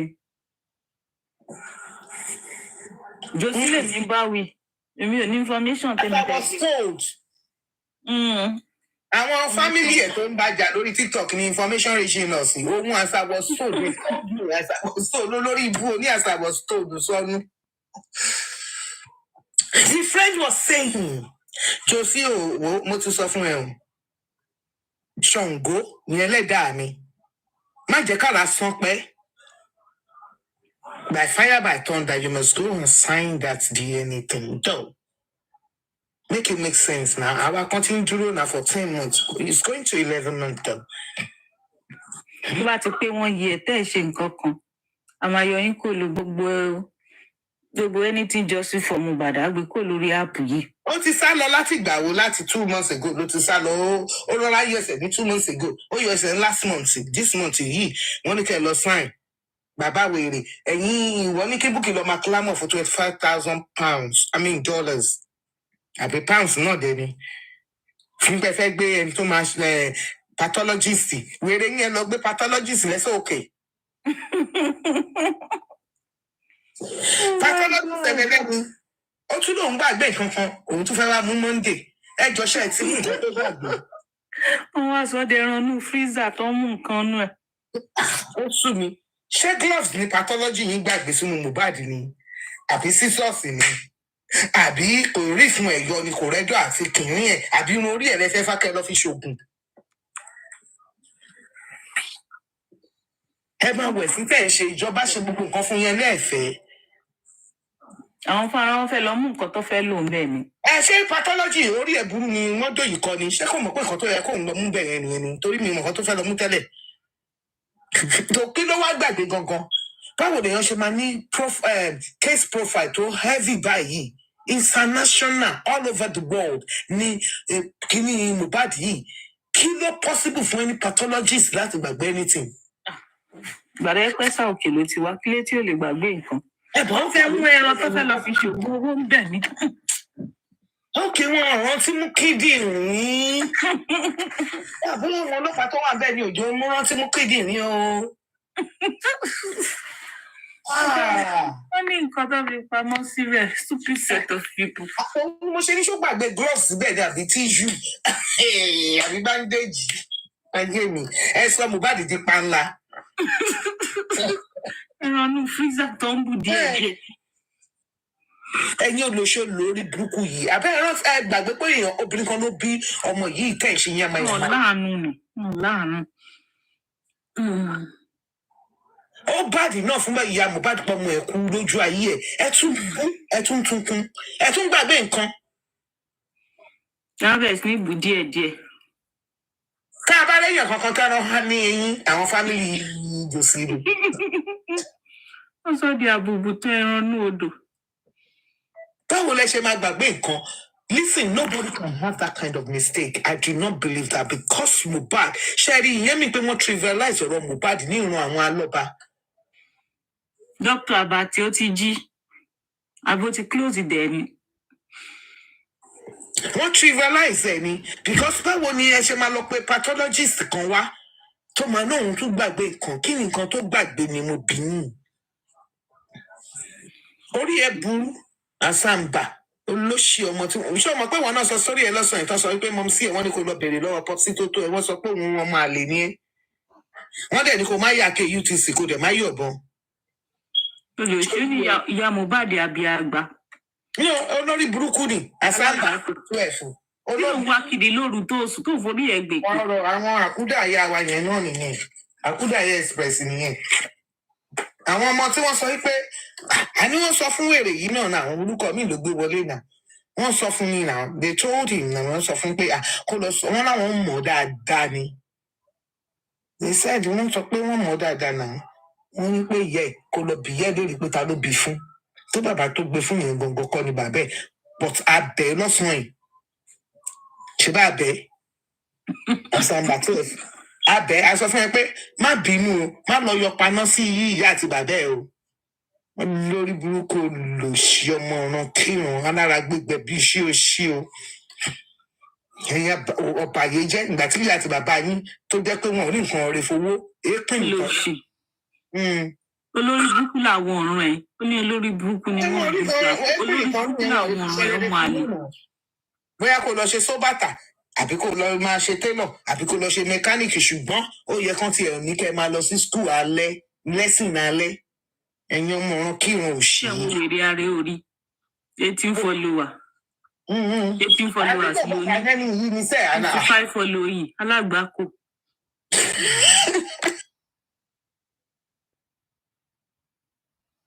vitamin B bọ̀bọ̀ yìí nìṣẹ́ òun ni wọ́n sọ sórí ìbá ṣé ò tí ì pààyẹ́ ẹ̀ má pààyẹ́ ẹ̀ má pa pọ̀ sí ẹ̀ tó rèézì o bẹ̀bẹ̀ o torí àwa àti wọ́n ẹ̀ o tún lọ ń ṣí 64 follower òun náà ló ń follow ara ẹ̀ gbogbo àwọn 12 yẹn náà bá ṣe mú lọ́sàn-án yìí náà nìyẹn òun náà ní the same person ó ló búkú tán fún wọn ní 10,000 náà fún. wọ́n ti mí ò tiẹ̀ o. kó máa lọ sí FYP. wọn yóò ní ṣe irú ẹ̀ mọ́. onísọnù olòṣì akrimánù ẹran léyà. ó gbé bàbá àgbákò kó fi ṣe DP yẹn dágbádá bolẹ̀. ó lè jẹ́ bá bẹ́ẹ̀ ló fi ń polówó ìyà tó ń jẹ wọ́n nú ẹbí wọn yẹn. ó lọ jí fọ́tò ní fọ́tò nínà. àwọn òun ló wèrè yìí gbogbo wọn náà ló wà mẹ́gbà tá a lọ wò ní ọ̀sán èmi lọ wò sáàmì rè ní tá a lọ wò gbogbo àwọn orúkọ olórí burúkú tó ń ṣọ̀rẹ́ ẹ̀ náà nìyẹn náà. ó sì máa gbé mi ìwà tó bá tún gbé bá màá tún dárúkọ ẹ̀ fún yín. wọ́n ní 10,000 naira náà fáwọn olórí burúkú olóṣì yìí. yìí máa jì. ẹgbẹ́ sáré ayé ọmọ ọlọ́mọ rú nítorí pé èyí fẹ́ fowó ra nínú fùfù. àbí báwo náà ṣe máa. gbogbo àwọn tó wà ní tó ń kú sí títì ṣé gbogbo wọn lè yan wọn máa pìtì ni. gbogbo wọn kọ́. ẹlòmíràn fọ́ọ̀fà wọn ni wọ́n ti forí gbé pè. irú eléyìí nìsín wọn àṣẹ ààrẹ ọ̀ráńgá rojọ́ wa jẹ́jẹ́. ṣèjẹ́ nàìjíríà ni wèrè wà tẹ́bí ti ń pa wọ́n báyìí. ẹni tó bá lè fẹ́ solution sọ̀rọ̀ ayé. olùsí ni ó fẹ́ gùnkè kan wá fún ẹ wo wọ́n ti change ẹ̀ mọ́ gbogbo ìyálàyà yín lọ́wọ́ láti last year this year báyìí gbogbo yín tí a máa fẹ́ gùnkè wá máa gì blind nítorí wọ́n máa fún yín coins lè gba coins mọ́ àwọn king of coins ń lọ ti já pa so you are not allowed here so kàn wá comment yẹn wọ́n á sọ pé tó bá ti débẹ̀ àwa máa fún yín coins ọmọ tó o bá wọ bí tó bá fún ẹ ní 1 penny bí a máa já ẹ bọ́ sílẹ̀ ní straight anywhere. o lè fi platform apá coins now with wrong narrative àti stupidity ọmọ àlè àwọn ọmọ ọ̀ràn kíran àwọn ọmọ tí ò ní ìyá tí wọn ò ní bàbá rẹ̀ tó ń tọ́ wọn bóyá dẹ̀ tọ́ yín náà tó ẹ̀yin ẹ̀gbọ́ràn kó ló sì bá yé yín jẹ́ ó lọ gbé píṣọ̀ bàbá ó lọ ṣe 18 follower ṣé ó ṣẹ̀ṣẹ̀ sí TikTok yẹn olóṣì ẹ̀dá ẹ̀yin ọmọ ọ̀ràn kíran òṣì. wọn ò ní iṣẹ́ tó bá yẹ kó ti lọ ṣiṣẹ́ bí ìtawá bá ìta wọlé tó dàpọ̀ ńlá gbóngbó mọ́ wa lára kò ní máa kẹ́sì òṣì ẹ̀kọ́ níbẹ̀. èmi dẹ̀ ní ẹ̀yin òṣìṣẹ́ wíkẹ̀ndì mo wá di Monday máa ní òtún ni. máa ń ṣe Monday to Sunday ni. Maybe you be nurse. Restaurant. Iṣẹ́ alágbára ni. Iṣẹ́ alágbára ni iṣẹ́ oníkìmí nìyẹn o. Monday to Sunday ni o. Ibi tí mo tiẹ̀ tún wà kò ń ṣe ibi tó yẹ pé ò ní ṣí Sunday. Ó máa ṣí Sunday ṣáà ní airport. Ó máa ṣí Sunday ṣáà ní. Òótọ́ ni o. Ṣé lọ́jọ́ kan tó kí n travel? Ṣé lọ́jọ́ kan tó kí n arrival? Kò sí o. Má jẹ breakfast, má jẹ breakfast, má jẹ lunch. Bẹ́ẹ̀ni. Ṣọ́tán ṣe rí ìwọ wá ń bọ́ sórí bí wá ń sọ sórí orí ìbú ọmọ ọ̀sọ́nù. Bá ọkọ délé bá máa ń kọ́ sókè sẹ̀mí sómi gbónu. Ìwọ bá mi gbé tíì wá, ìwọ bá mi gbé gbá wà ní. Ìwọ kan wá síbí òun kọ̀kọ̀ kúkọ̀. Àwọn ọmọ àlè ní gbogbo wọn sẹ́ẹ̀ mo sọ fún náà tẹ ọmọ àlè tẹ ní iná ìyẹn tẹ fi tẹ sí ń sọ rádaràda because at the end of the day no kò sí ẹni tí ò tí go through grievous employment o even wọn nílùú òyìnbó yìí náà tó bá kọ́kọ́ bẹ̀rẹ̀ iṣẹ́ àwọn ọmọ wa náà tàbí sílùú yìí náà power might no máa fi deduct the tax and everything wọ́n dẹ̀ máa ṣiṣẹ́ yẹn náà. Ṣé you understand? Tó bá ti wá ń grow báyìí náà fáwọn náà ti kàwé tán ṣiṣẹ́ gbogbo ó máa reduce. That doesn't mean pé wọ́n ṣe ń gbowó tó pọ̀. You understand? Ní tax máa pa wọ́n. The more you hear, àwọn kan dẹ̀ wà tó jẹ́ pé iṣẹ́ wọn náà by education and by their class though, wọn ò ní choice tax yẹn wọ́n máa yọ ni. Èèyàn wá fọpọlọ sí náà ni. Ọjọ́ níbi báyìí nísìn, ọkọ àtìyàwó ẹ̀ láti reduce iṣẹ́ tẹ̀ bá ń ṣe so that tax ẹ̀yin méjì ò ní pọ̀. Because tí wọ́n bá ń ṣe yáwà stọ́kù ẹ̀ ń ṣe, kò jọ bí pé ẹ̀ ń ṣiṣẹ́ fún ìjọba. Jọ bí pé ẹ̀ ń ṣiṣẹ́ fún ìjọba, eye tax tọkàn sọ níyàwó náà máa san. So kí wá ní. And the more you even work, it's not even about àtìyàwó. The more you work, the more they tax you. Bí ìlú ìṣeré nìyẹn. Owó àdè máa fẹ́ jọ ṣiṣẹ́ tó pọ̀ ká lè gbowó tó pọ̀ tó pọ̀. Because ó lè wá jẹ́ £100 ní difference yẹn máa rí ibi tẹ́ fẹ́ fi di. Ìyẹn làwọn ọmọ òyìnbó nílùú yìí ò kì í fẹ́ bẹ́ẹ̀ máa ṣiṣẹ́ ẹ máa rí wọn lè ṣe ju 16 hours. Ọ̀nà bíi pé ìjọba lèèyàn ń ṣiṣẹ́ fún ni náà kò dẹ̀ make sense. Wọ́n á yá ṣiṣẹ́ 16 hours wọ́n á ní ìjọba máa fi kún cost of living ni. Ìjọba lọ fi tó kù kún. Tó yẹ lè pa àwọn. Mo tẹ̀ lọ ọmọ ìlú òyìnbó àwọn tó jẹ́ pé wọ́n lọ ní ìlú wọn gangan wọn fi bẹ́ẹ̀ ń ṣiṣẹ́ báwa dúdú ṣe ń ṣiṣẹ́. Ṣèbá àwọn ló wà lórí kìlúkà. Àwa dúdú ní jàkí. Àní mò ń sọ ọmọ kan wá sọ́fíìsì mi. Mo bá ń bá sọ̀rọ̀ ló bá ní mo fẹ́ ṣe benefit check fún nǹkan kan bẹ́ẹ̀. Ó níyàwó òun lè ṣiṣẹ́ ó ní stay home mother ni stay home mother yẹn Amẹ́ríkà ni mo ti máa ń gbọ́ yẹn. You understand but mo understand it. Ó kàn fún ìyàwó ẹ̀ ní oyún every year ni. Òun nìkan ló dẹ̀ ṣiṣẹ́. Wọ́n dẹ̀ ní ká ṣe 24 hours nílùú yìí. Ó ní ìyàwó òun ò lè ṣiṣẹ́ sẹ̀. Wọ́n dẹ̀ máa gba child benefits. Bẹ́ẹ̀ ni àti tax credit. Ojú bẹ́ẹ̀ lọ, kíjọba kọ́ máa lo ìtókù sàbò bẹ́ẹ̀. Lèmi náà bá yà ìtókù sẹ́jẹ̀. Ẹ̀yin ọmọ yẹn ẹ̀yin gangan. Ó ní òun ò rán ìjọba lọ́wọ́ lóníṣẹ́. Ó ní níjọ́ kan P6 lòun wọlé wọ́n fi kinní kan tẹ̀lé lẹ́yìn. Ó ní ìjọba lọ fi owó òun fáàsì òun lọ jagun. Ó ní tí òun rán wọn lógun. Ọmọ èbó ni o. Èbó funfun báláwo ni. Ó ní did I send him to go to war? Ó gbé kinní yẹn wá ní. Èmi náà gbogbo àtàbá ṣiṣẹ́ labọ̀ kinní yẹn náà náà tó ká ní òṣà gbà mí bá ti rẹ̀ láti fẹ́ yí kàtà ni. Lọ́bẹ̀ yẹn bá dé ló bá ní kémi wo bá ṣe break down tax òun nǹkan tó lo tax òun. Ó ní ṣòun rán wọn lọ sógun. Ó lógun tí ó kàn wọ́n. Ibi èèyàn á sọ pé àwọn kan tó ja ogun kinní kan àwọn fún wọn ní owó kinní kan bọ̀ tó bá ti di pé ẹ̀yin tẹ́ ẹ̀ sọ nǹkan kan yẹn àmì ẹ̀yin tí kinní yẹn ò kàn ẹ bá wá sọ̀rọ̀ wọ́n wá sọ pé the thing is ìgbà tó ń ja ogun yẹn àwọn sáàdì ibi tó jagun yẹn wọ́n ní láti gba owó yẹn ṣùgbọ́n ìgbà tó bá fún gbogbo ìlú ọ̀ ní sọ pé ẹ̀yin kan ẹ̀ láti gbowó yẹn o. Nǹkan tọ́mọ yẹn náà ń sọ náà nìyẹn bọ̀tà káà. You understand? Lọ́dọ̀ àwọn ṣẹ̀mọ̀ everybody man protect territory ẹ̀ náà ni. Wọ́n ní àwọn yẹn ìgbà tán ja ogun yẹn nìkan ṣe ló gbóhùn pàkọ́. Ìyẹn náà wọ́n lówó yẹn ṣé mo rán yín iṣẹ́ kan lọ jagun ṣé mo rán yín jẹ ṣé sì lọ́sẹ̀ jagun owó wò lẹ́yìn sọ tẹ̀sán tán. Àníṣe at the end of the independence ìlú àwọn tó tẹ̀ ti jagun wọ́n tiẹ̀ ṣe yẹn dáadáa tí gbogbo wa ní independence and freedom but eléyìí tí wàá sọ ó ní ogun tí ó kàn èèbó ló sọ̀rọ̀ o oníṣòwò sọ fún wọn pé wọ́n ní wọn fún àwọn ní chance káwọn lọ vote pé ṣé káwọn lọ dá sọ́rọ̀ ọlọ́rọ̀ àló tí ń bá wọn staff ní fà ó ti ń bá wọn fà àwọn bá pè pé apá àwọn òkèlè ìmọ̀ ń bá débẹ̀ èmi ìdẹ̀ ní dúdú Yorùbá mo dẹ̀ lásẹ̀ǹtì tó tìkì burúkú ìgbà wọlé ìgbà ni ó sọ mo kàn sọ mo ní how can I help you èmi náà ṣáà ń ṣe bí ẹ pé mo gbọ́ nǹkan kan ló bá ní yóò mate mo ní tọ̀ yóò mate ló bá dé ọmọ South East London lèmi náà ọmọ má gbé yẹn wà náà okay what's up ó ní kẹ́mi báwọn wo pieces òun àti kan wọ́n gbé wá ó ní bàbá òun dájú fún gbogbo national insurance contribution òun àti tax òun kan dá padà ó ní wọ́n ń break it down ó náà ti ṣe fún òun 3 years consecutively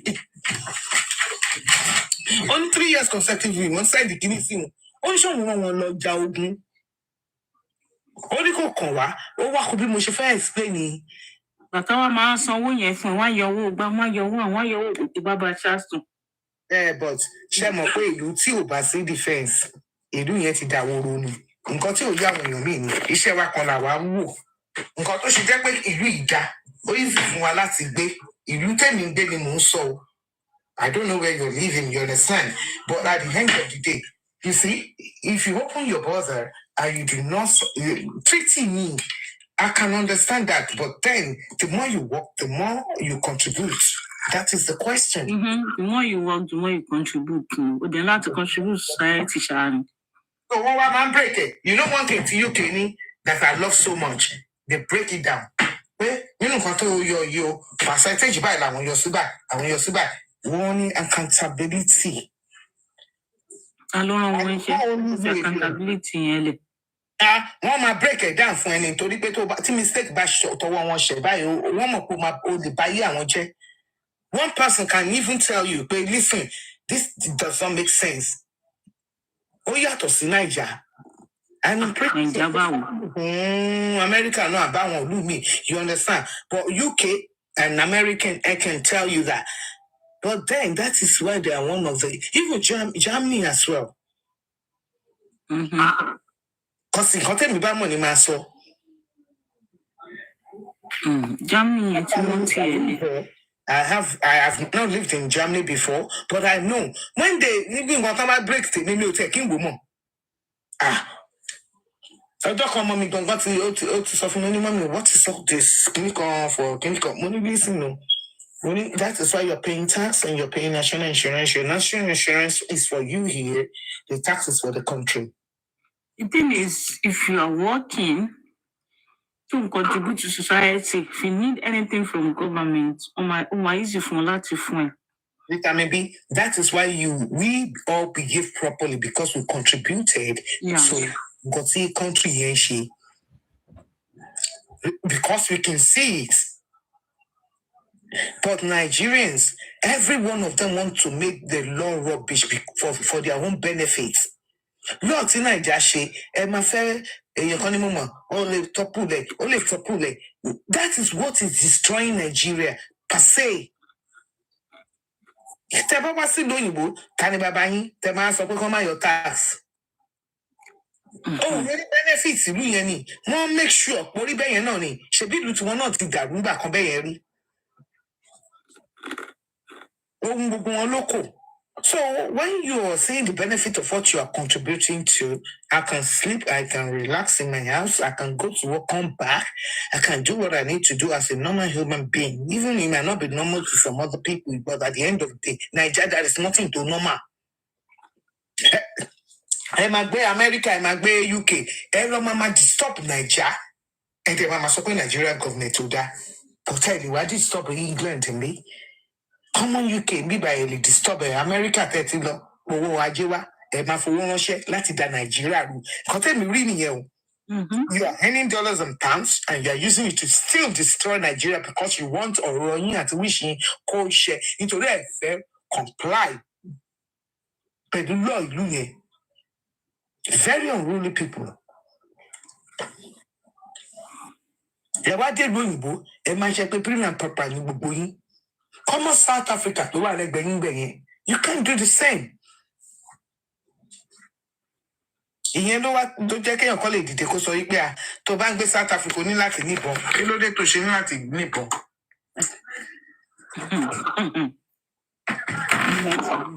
Àwọn tó ń gbé ní rural area South Africa gbogbo ló níbọn ni. Àwọn tó ń gbé ní Soweto, tó ń gbé ní Dungeons, you understand? Ṣé wọ́n láti níbọn ni? You get me? So, you are living a very fast life and dirty, disgusting life. Because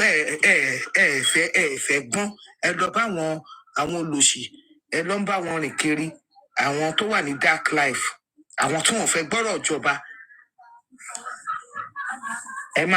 So you come and transgress it on TikTok or social media. And you think the government is not seeing you? Someone said, South Africa, yes, you can have a license gun. Shoot it now. They will trace you. But you know you can't shoot it, but you are ready to brand it through social media.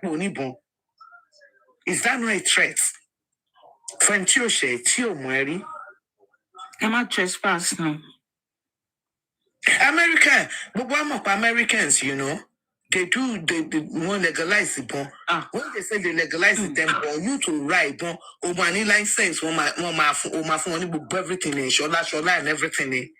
So if any bullet to bury this one bullet, they will trace your hands. You can't equate to babe, but that's America, but also Nigeria, but UK taking UK does not like to kill, they just like to disarm. They will disarm you. Kilo data come mama payo. Share our Americans here, but in Nigeria, you cannot learn how to use a taser. Common taser. If it's not necessary, UK police force, special force, anyone, won't you bon?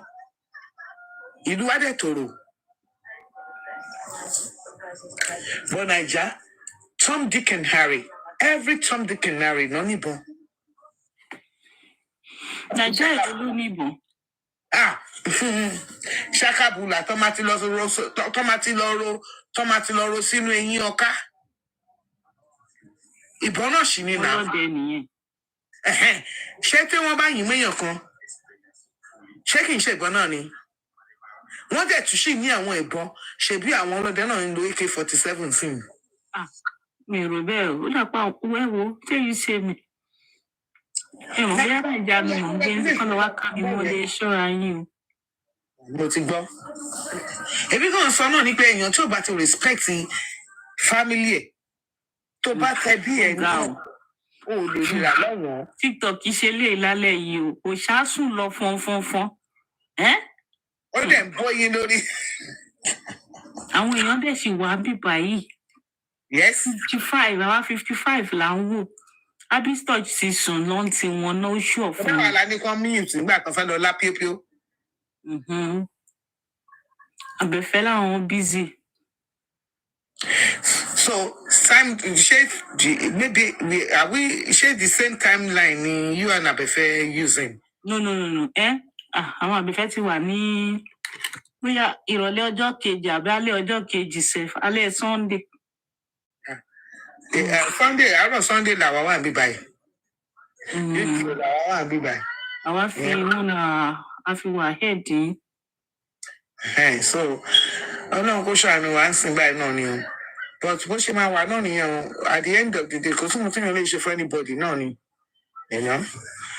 But kọ́nà kó bá mi ràn mí lọ́wọ́ kó tún ṣì máa dúró tì pẹ̀lú àánú àti orí. Mi náà ló ra bọ́. Ó dẹ̀ gba láìsẹ̀nsì. Kí ni lọ ṣe kí ni?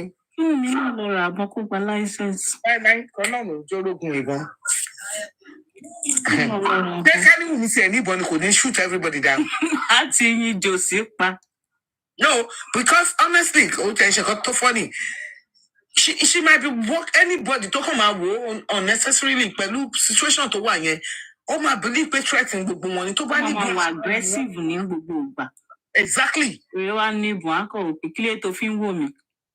Ṣé irú àwọn tán náà lọ páàkì tó náà ń ṣọ nínú ilé ẹ̀yẹ kò ní lọ pápápá lámà. Wọ́n dé face swap àbí wọ́n lo fake swags. Akọ̀ fún wọn látòrí ní pápá. Ọlọ́run tí ẹ̀ ní jẹ́. Olùsí lórí làwọn ọmọ ọ̀ràn kírun yìí. Wọ́n wá bẹ̀rẹ̀ sí ń bára wọn jà yẹn ló dùn mí jù nínú gbogbo vitamin B. Can you imagine? Ẹ ṣe wo èrè yẹn fún so many months. So now, ẹ wá bẹ̀rẹ̀ sí ń bára yín jà. Ṣe ẹ rántí nígbà tí wọ́n sọ pé ní ayé ìjọ yẹn ni Old Testament ni o. Wọ́n nígbà tí ara tu àwọn ọmọ Ísírẹ́lì tán. Bóyá àwọn ọmọ Mósè náà dẹ̀ pé o torí mi ò lè rántí mọ́. Wọ́n fẹ́ rí ojú Ọlọ́run. Wọ́n bẹ̀rẹ̀ sí kí lọ́lọ́run ṣe? Ó dà wọ́n lédè rú. Kan tó ṣẹlẹ̀ sáwọn. Mi ò rò pé Israelite ni wọ́n. Wọ́n fẹ́ kọ́lé lọ bọ́lọ̀ lókè. Àwọn ọmọ Egypt ò lè wá kọ́lé lọ wojú Ọlọ́run. Àwọn ọmọ Israelite ni àwọn fẹ́ wojú Ọlọ́run yẹn. Bóyá àwọn ọmọ kọ́lé lọ bọ́lọ̀ lókè. Ó kù díẹ̀ kọ́kọ́ lọ́nà náà sọ pé irọ́ lẹ pa síbi tẹ́ ń bọ̀. Ó yà kúkú dà wọ́n lédè rú, èdè àìyedè. Ó dà wọ́n lédè rú. Ìyẹn ni gbogbo àṣẹ ní different dialects ṣùgbọ́n Ọlọ́run kan náà la ṣe ń pè. Ṣùgbọ́n mo ṣúọ̀ pé o mi ò sí láyé ńgbà yẹn o. nígbà tó lọ́n dà wọ́n lédè ìlú ó ju ogun Hitler lọ àlùpàmákù náà fi ra wọ́n ṣe kéèyàn máa sọ pé ṣòun gbọ́ mi ṣe gbọ́dọ̀ ọ̀rọ̀ kan náà èèyàn náà máa sọ pé mi ò gbọ́ ẹsẹ̀ kí ni wèrè tó ń sọ ó ṣí eré Ọlọ́run alágbára nígbà tí mo rántí nígbà tí mo wà ní Sunday school báyẹn wọ́n máa sọ kí ni màmá wò pé báwo ló náà ṣe máa dà wọ́n lédè ìlú èdè nígbà tí mo tún dàgbà náà wọ́n tún sì sọ́dọ̀ nínú chọ́ọ̀fì náà nígbà tó dé stage kan mo wá lọ bí mọ̀mísí mi ò kọ́lọ́run fún ọ̀nkẹ́ mọ̀mísí mi mo ní mọ̀mí ẹ̀jọ̀ torí ó náà ẹ bá mi sọ kí ló dé wọ́n náná dà wọ́n lédè ìlú mọ̀mísí ní ṣé káwọn lọ bí bàbá God wá fún mi torí kò yá àwọn náà kànú báìbù ni o lójú tèmi dàbí pé gbogbo languages tí gbogbo à ń sọ yìí o òun ní pé a lè gbọ́ra wáyé o àfi tá a bá lọ wá interpreter mọ̀mísí mi ní èmi ni mo kọ́ rẹ́rìn ni ṣùgbọ́n at the end of the day ìyẹn kọ́ èdè ẹ̀mí ni èdè ẹ̀mí ni ẹ máa takora yín èyí tí ò bá ti lóòótọ́ nínú yín ẹ máa takora yín ṣùgbọ́n gbogbo èdè lọ́lọ́run gbọ́ òun wá lọ ní ìdájọ́ òdodo lọ́wọ́ Christian lọ́wọ́ Muslim lọ́wọ́ àbọ̀rìṣà Hare Krishna Jew gbogbo wọn gbogbo èdè lolúwa gbọ́ torí kò síbi tọ́lọ́run tí ń gbàdúrà. Ó máa ń yà mí lẹ́nu most àwa tá a wà ní ìlú àwọn òyìnbó yìí a kàn máa rí i pé gbogbo wọn òyìnbó ni wọn but they are from different countries kò kí ń ṣe tí bóyá òyìnbó ni eléyìí o German ni gbogbo wọn no wọn kàn lè jẹ́ funfun òyìnbó leléyìí o kinní kan ni o irọ́ ni àwọn gbogbo wọn náà wọn gbédè ara wọn kò sí ètò gbédè ara wọn àìmọye òyìnbó gangan tí ò tẹ̀ tún gbọ́ English.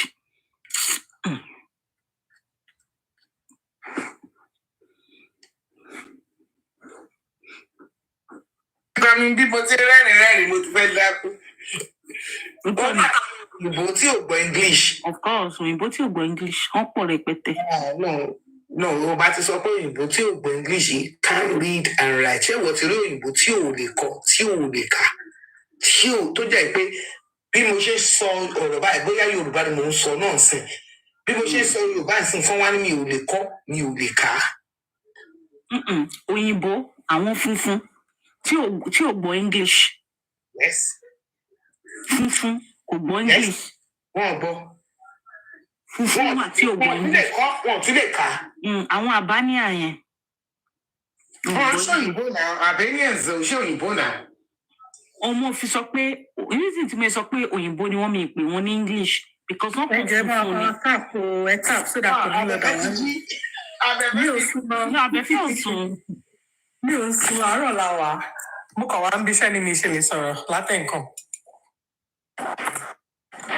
Mo wà ń bí tó ẹ̀ mo ṣe ń ju ewédú so that a lè keep wa on. Àìmọye òyìnbó funfun white tí kò gbọ́ English kò lè kọ́ English gan sílẹ̀ èdè ìlú ẹ̀ ló ń gbọ́. Àwọn náà máa tún máa rí àwọn bíi superior very stupid people.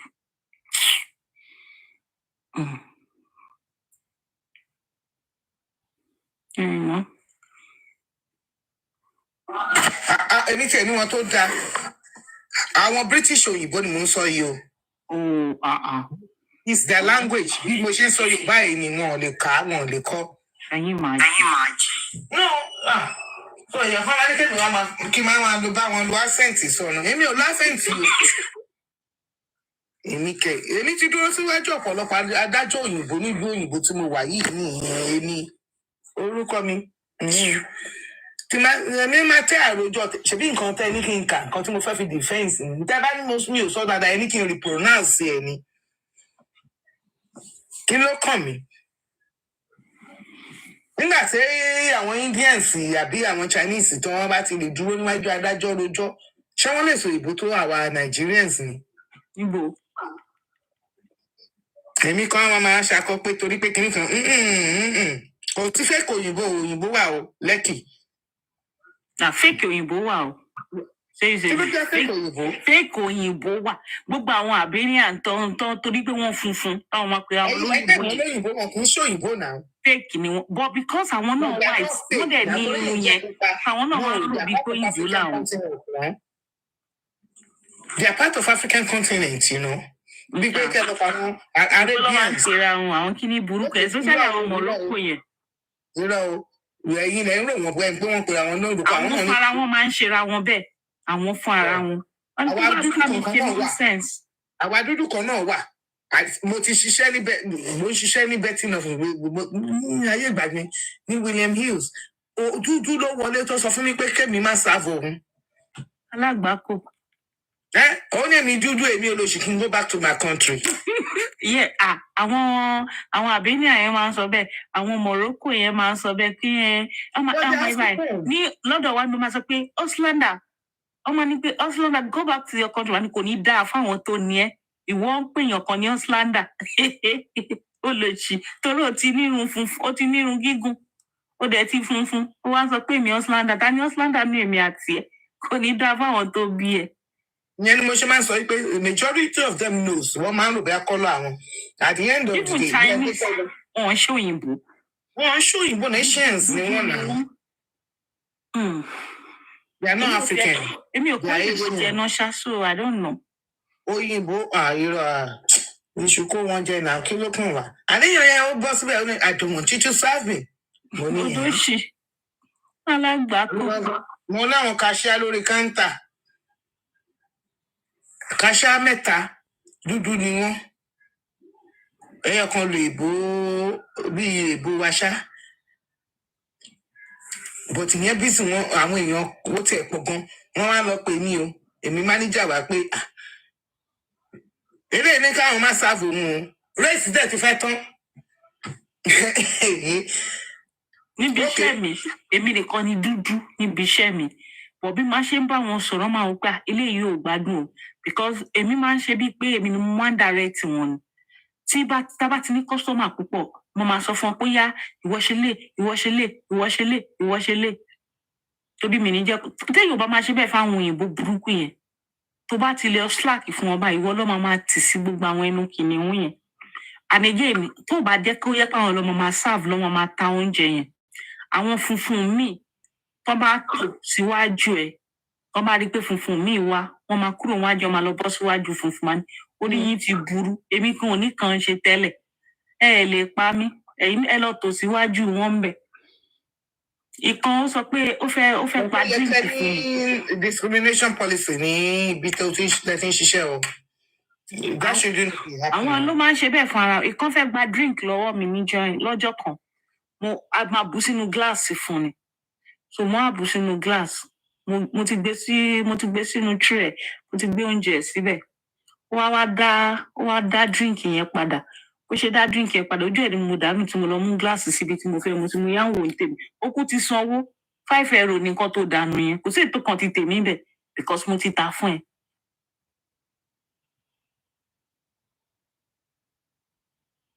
dúdú ló bù fún wọn ò nífẹ̀ẹ́ nu sọ̀rọ̀ but ìṣesí wọn àti mọ̀ pé nǹkan tó ń sọ nìyẹn ọjọ́ kan tí kan bá mi dánrú ẹ̀ wò ojú ẹ̀ ni mo gbé dànù wọ́n ní resist gan lọ́dọ̀ ọjọ́ yẹn báyìí tó ṣe wèrè ojú ẹ̀ ni mo gbé dànù Chinese tó wà lẹ́gbẹ̀ẹ́ mi ó kú sẹ́rìn débi pé ó wọnú restroom ló bẹ̀rẹ̀ sí ní rẹ́rìn ó sọ pé pé mi ò wá òkè ojú ẹ̀ ni mo gbé dànù ó kúkú ti sanwó problem ẹ̀ nìyẹn ó yà lọ rọ oníke kò sí ètò kan tèmi bẹ̀ ṣé mo mú ẹ rí ni. Ó ṣe lè wá sọ́fíìsì mi ní ayé ẹ̀ kó sọ pé dúdú ò lè sáfẹ́ èmi tí ẹ ti rìnrìn àjò nílùú òyìnbó tó jẹ́ state pé èmi máa dúró síwájú ẹ gangan ni èmi tí ẹ tún ti ní dúdú tó sọ pé òyìnbó ò lè sáfẹ́ òun níbi tí mo ṣiṣẹ́ dé. Yes káwọn náà kéèyàn bá ń ṣe bẹ́ẹ̀ fáwọn náà. àní dúdú wọ́n máa ń sọ èmi ò bá pàdé rí wọ́n máa sọ pé tí àwọn bá jókòó táwọn bá ní kí ìyá arúgbó wá táwọn bá wọ bus as in public transport tó bá ní pé kí ìyá arúgbó wá jókòó torí pé ó jẹ́ dúdú ló dìde fún kò ní jókòó mo ní orí ìdúró ẹ ló máa gan pa sí èmi ò ní dìde fún ẹ̀yin lẹ mọ ojú ayé tẹ̀ ń ṣe tẹ̀ ń dìde fún wọn àwọn ìyá tó yẹ pàjẹ́ ni wọn You know, me no, mo man di dey back to mo yin man wo boss. Èmi máa ń dìgbà irọ́. You see, you understand, Shori, èèyàn tó bá lóyún àbí èèyàn tó lọ́mọ kókó àbí èèyàn tó darúgbó and everything like that. Whatever, tán bá ti ṣe ní previous life àbí continue. Wọ́n náà ní jókòó síbẹ̀. Wọ́n máa ń jókòó ìgbà tó jẹ́ páyé òun fẹ́ bàjẹ́ tí gbogbo ṣé máa dá gbogbo adúró ni you will get up for one thing ní pé ìwọ tó bá lọ sọ́fíìsì tó bá ti rí arúgbó tó ti mọ́ padà ní abẹ́ni tó wà disable tó bá ti dìde fún gbogbo àná máa dá dúró torí bọ́ọ̀sì bá lọ break ní traffic light gbàgbé tó bá rọ́ dànù gbogbo wa lọ́lọ́pàá máa kó. Wọ́n ṣàlẹ̀lẹ̀. But wọ́n ti dá wa dúró náà. Ìwọ gbọ́dọ̀ wà ní ìlú. Wọ́n bá ṣa gbogbo eyín ẹ̀ lẹ́lẹ̀. Ṣe bẹ́ẹ̀ yẹn náà for deep respect for anybody that is unable to help themselves per se, to me, you understand, they don't have to have any medical condition and anything like that. Even going, you go duro, apokoro mo koko. Wọ́n kiri burúkú wọ́n kanra pẹ̀lú different colours of ẹyin ojú ẹ̀ wọ́n kanra bíi. You see, one thing to moments of mommy when my kids go in most of them. Money you see, you can only see a racist that is in Jew. You see, the problem say I didn't petori, I do to marry be I won't one could get for real. I want to yeah, but I should be on far that we're not do for no. So if you want to talk the truth, yeah, I want Baba not do come transport to us. So at the end of the day, then except if you see yourself as a slave, then that is when you now allow them to get into you. This is how I say. I am well read, have good job, I'm raised by a beautiful family, and families at that. You understand? So my what is my what, it's not your what. What should make me look like? So, Mama Sofa, mommy, please, oh, that does not mean racism will exist, oh, but until you acknowledge it, then it's their problem. Anybody is racist against you, or let's say, or anything like that. I don't see things like that, you know what? Because I'm not going to live your life. That is what maybe by ní Germany wọ́n ní ìwà yẹn tó jẹ́ pé tí àwọn bá wà nínú sometimes tí mo wọ because ibi iṣẹ́ mi jìnnà kan gbà mí mo prefer láti lọ by train because train man fast. So even most àwọn people wọ́n máa ti park kẹ̀kẹ́ wọn àbí kọ́ park mọ́tò wọn so wọ́n á join train yẹn máa fast tó máa gbé wa lọ. Tó bá ń tí dúdú bá ń receive call though àwọn dúdú wa míì náà tó bá wà lórí phone especially àwọn Ghanaian yẹn tó bá wà lórí phone báyìí ẹ máa rò pé village people wọn yọ sí wọn máa fẹ́ fún ní tó sí pé wọ́n fàbẹ́rẹ́ fún wọn nídìí. Abúlé say àwọn Yorùbá náà tó máa pariwo ṣọ́ọ̀ṣì eré ní. Àwọn èmi ò tiẹ̀ sí gbowó Yorùbá ọkọ ìwà eré so tó bá àwọn funfun yẹn táwọn bá ń fẹ́ fún wọn máa pariwo gan wọn ò ní rí nǹkan kan tó rán gíbẹ̀ o ẹ jẹ́ kí dúdú ṣe.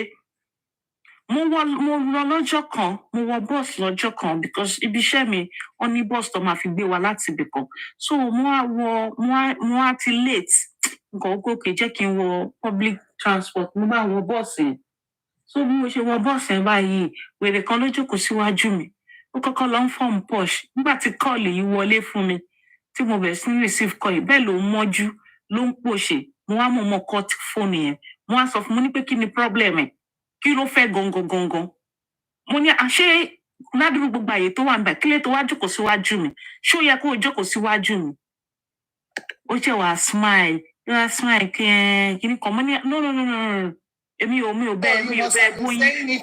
You must have been saying it to that person in German language. Yeah. Okay. Mo ní kí ló dé tóun tí mò ń gbé fóònù sétí tó dẹ̀ ń kanra kí ló tó fi ń kanra kí ṣé wọ́n ni mò ń bá sọ ṣé mo pariwo jù lórí fóònù ìwú ṣé wọ́n nìkan ló jókòó síbí báyìí ni a pọ̀ níbí báyìí náà tó bá yẹ pé very important call because ìwọ nìkan ò fẹ́ gbọ́n kan tẹ́lòmíì ń sọ nìyẹn ó padà dìde kúrò ńbẹ̀ ni o ó dìde kúrò ńbẹ̀ gbàtà àdẹjọ máa bọ́lẹ̀ ẹ̀mí kan náà gbàtàjọ bọ́lẹ̀ ẹ̀mí kan náà báyìí mo bójú ẹ̀ ojú burúkú tí mo fi wò because àwọn òyìnbó yìí náà máa mọ́jú gan ojú burúkú tí mo fi wò báyìí pé ó lò ṣì ẹ̀dẹ̀ máa fi máa pa ọ̀rọ̀ mọ́yàn lẹ́nu kí ló dé kí ló jẹ́ bẹ́ẹ̀. Nǹkan mẹ́sàn-án ní ní UK mọ́ èmi àti àwọn àbúrò mi we family gbogbo àwọn family àwọn kan ò tẹ̀lé wa náà a lọ sí ibì kan lẹ́gbẹ̀ẹ́ seaside I think it was about 6-7 years down the line lábá lọ sí ìrírú ẹ̀rọ yìí láyé mi o àbúrátà tí mo bá tún rìnrìn àjò yẹn sẹ́ẹ̀. a tún fẹ́ máa wò ó pé bóyá àbẹ́ni yẹn kò gbọ́dọ̀. báwọn ọdún wọn báyìí wọ́n ń ṣọ́ wa lọ́wọ́ bẹ́ẹ̀ pa wá jáde ni wọn ò rí dúdú bẹ́yẹ rí. nígbà tó tó ṣèjì mo sọ fábúrò mi mo ní ìgbà tá a drive torí we drove down to that end yeah. gbogbo wa dẹ̀ kó gbogbo ẹrù a lọ sí caravan holiday ni you understand. I think it was 7 years or 8 years down the line. Nígbàgbé experience yẹn. Ìjà tó pọ̀, ó tó ṣèjì kan ṣá. Gbogbo síkà tí a ní nínú caravan, 4 caravans dání. Mo lọ tán gbogbo síkà yẹn, mo ní tó bá bí ìyá láyà àwọn ọmọ yìí ìjà kẹ́ bá tán caravan. Wọ́n ṣe bí báwọn wà superior, inú wọn dẹ̀ máa ń bí èmi ni. A lọ táwọn, nǹkan tó dẹ̀ ń tà níwájú Ọlọ́run àti èèyàn. I want to takiri, they sell authentic. You know, when you go to a town or maybe village and stuff like that, it's authentic. When me, I'm into stones and it's authentic and it's so cheap. Sinkotamara, London. Yankee, you understand? And then we went to shop. Every shop, I know. Oh, called the bank. I want then come tell you. Our family quiet. But no. Even not the one decent. We fucking decent for yeah. Because of money. But kilo they want tell you what I'm calling. Yo, what the fuck? I'm meeting now. Please calm down. All I can see is also, I want Mrs. me and nephews me, but one give me money. Listen, money. This does not make sense. We are still in England. We are still in UK. Money, what the fuck is here? I'm spending my money here. Money, I'm going to give you a bad review.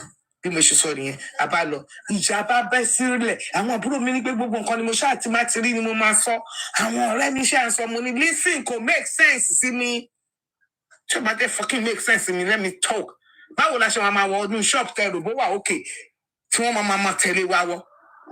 Kí ni gbogbo shop wọn mo lè rà náà? Wọ́n ní ìbàdàn kí lẹ́ni tí wá ṣọlùdé fún. Níbí báyìí restaurant wà tí dúdú òkè wọ̀. Ó sì wà bẹ́ẹ̀ ní Germany yẹn. Yeah, restaurant wà tí dúdú ò lè wọ̀ funfun nìkan. Dúdú ò lè wọ̀ pé mo fẹ́ ṣiṣẹ́ ń bẹ̀ dépò pé o fẹ́ jẹun kò sí bó ṣe lè lówó tó. Ìyá mi inbox me o please o make it make sense o inbox me o.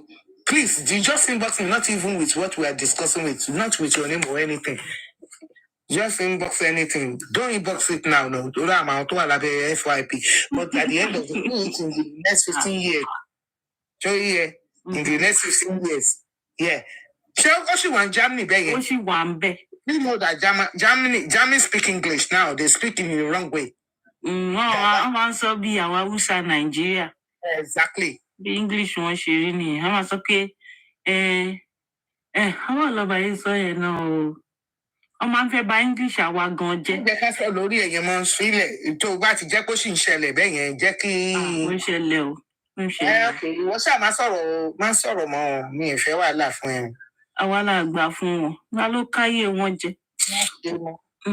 Fi wọ́n lẹ̀ ṣáà jẹ́ kó jẹ́ bí 15 years ló máa send kìíní sí mi náà. Kò lẹ́yìn sórí fóònù tó tán fi máa trace àbí email yìí má dẹ̀ share anything sin for now at least for the next 2 or 3 years now send it to me so we can come and investigate.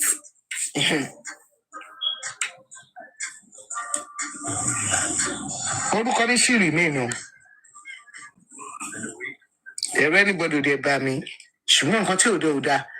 Kò dá o but you know tí wọ́n bá ti pẹ́ pẹ̀lú wọn ìyẹn kún wọn jẹ wọn wò pé ẹ̀yin wèrè.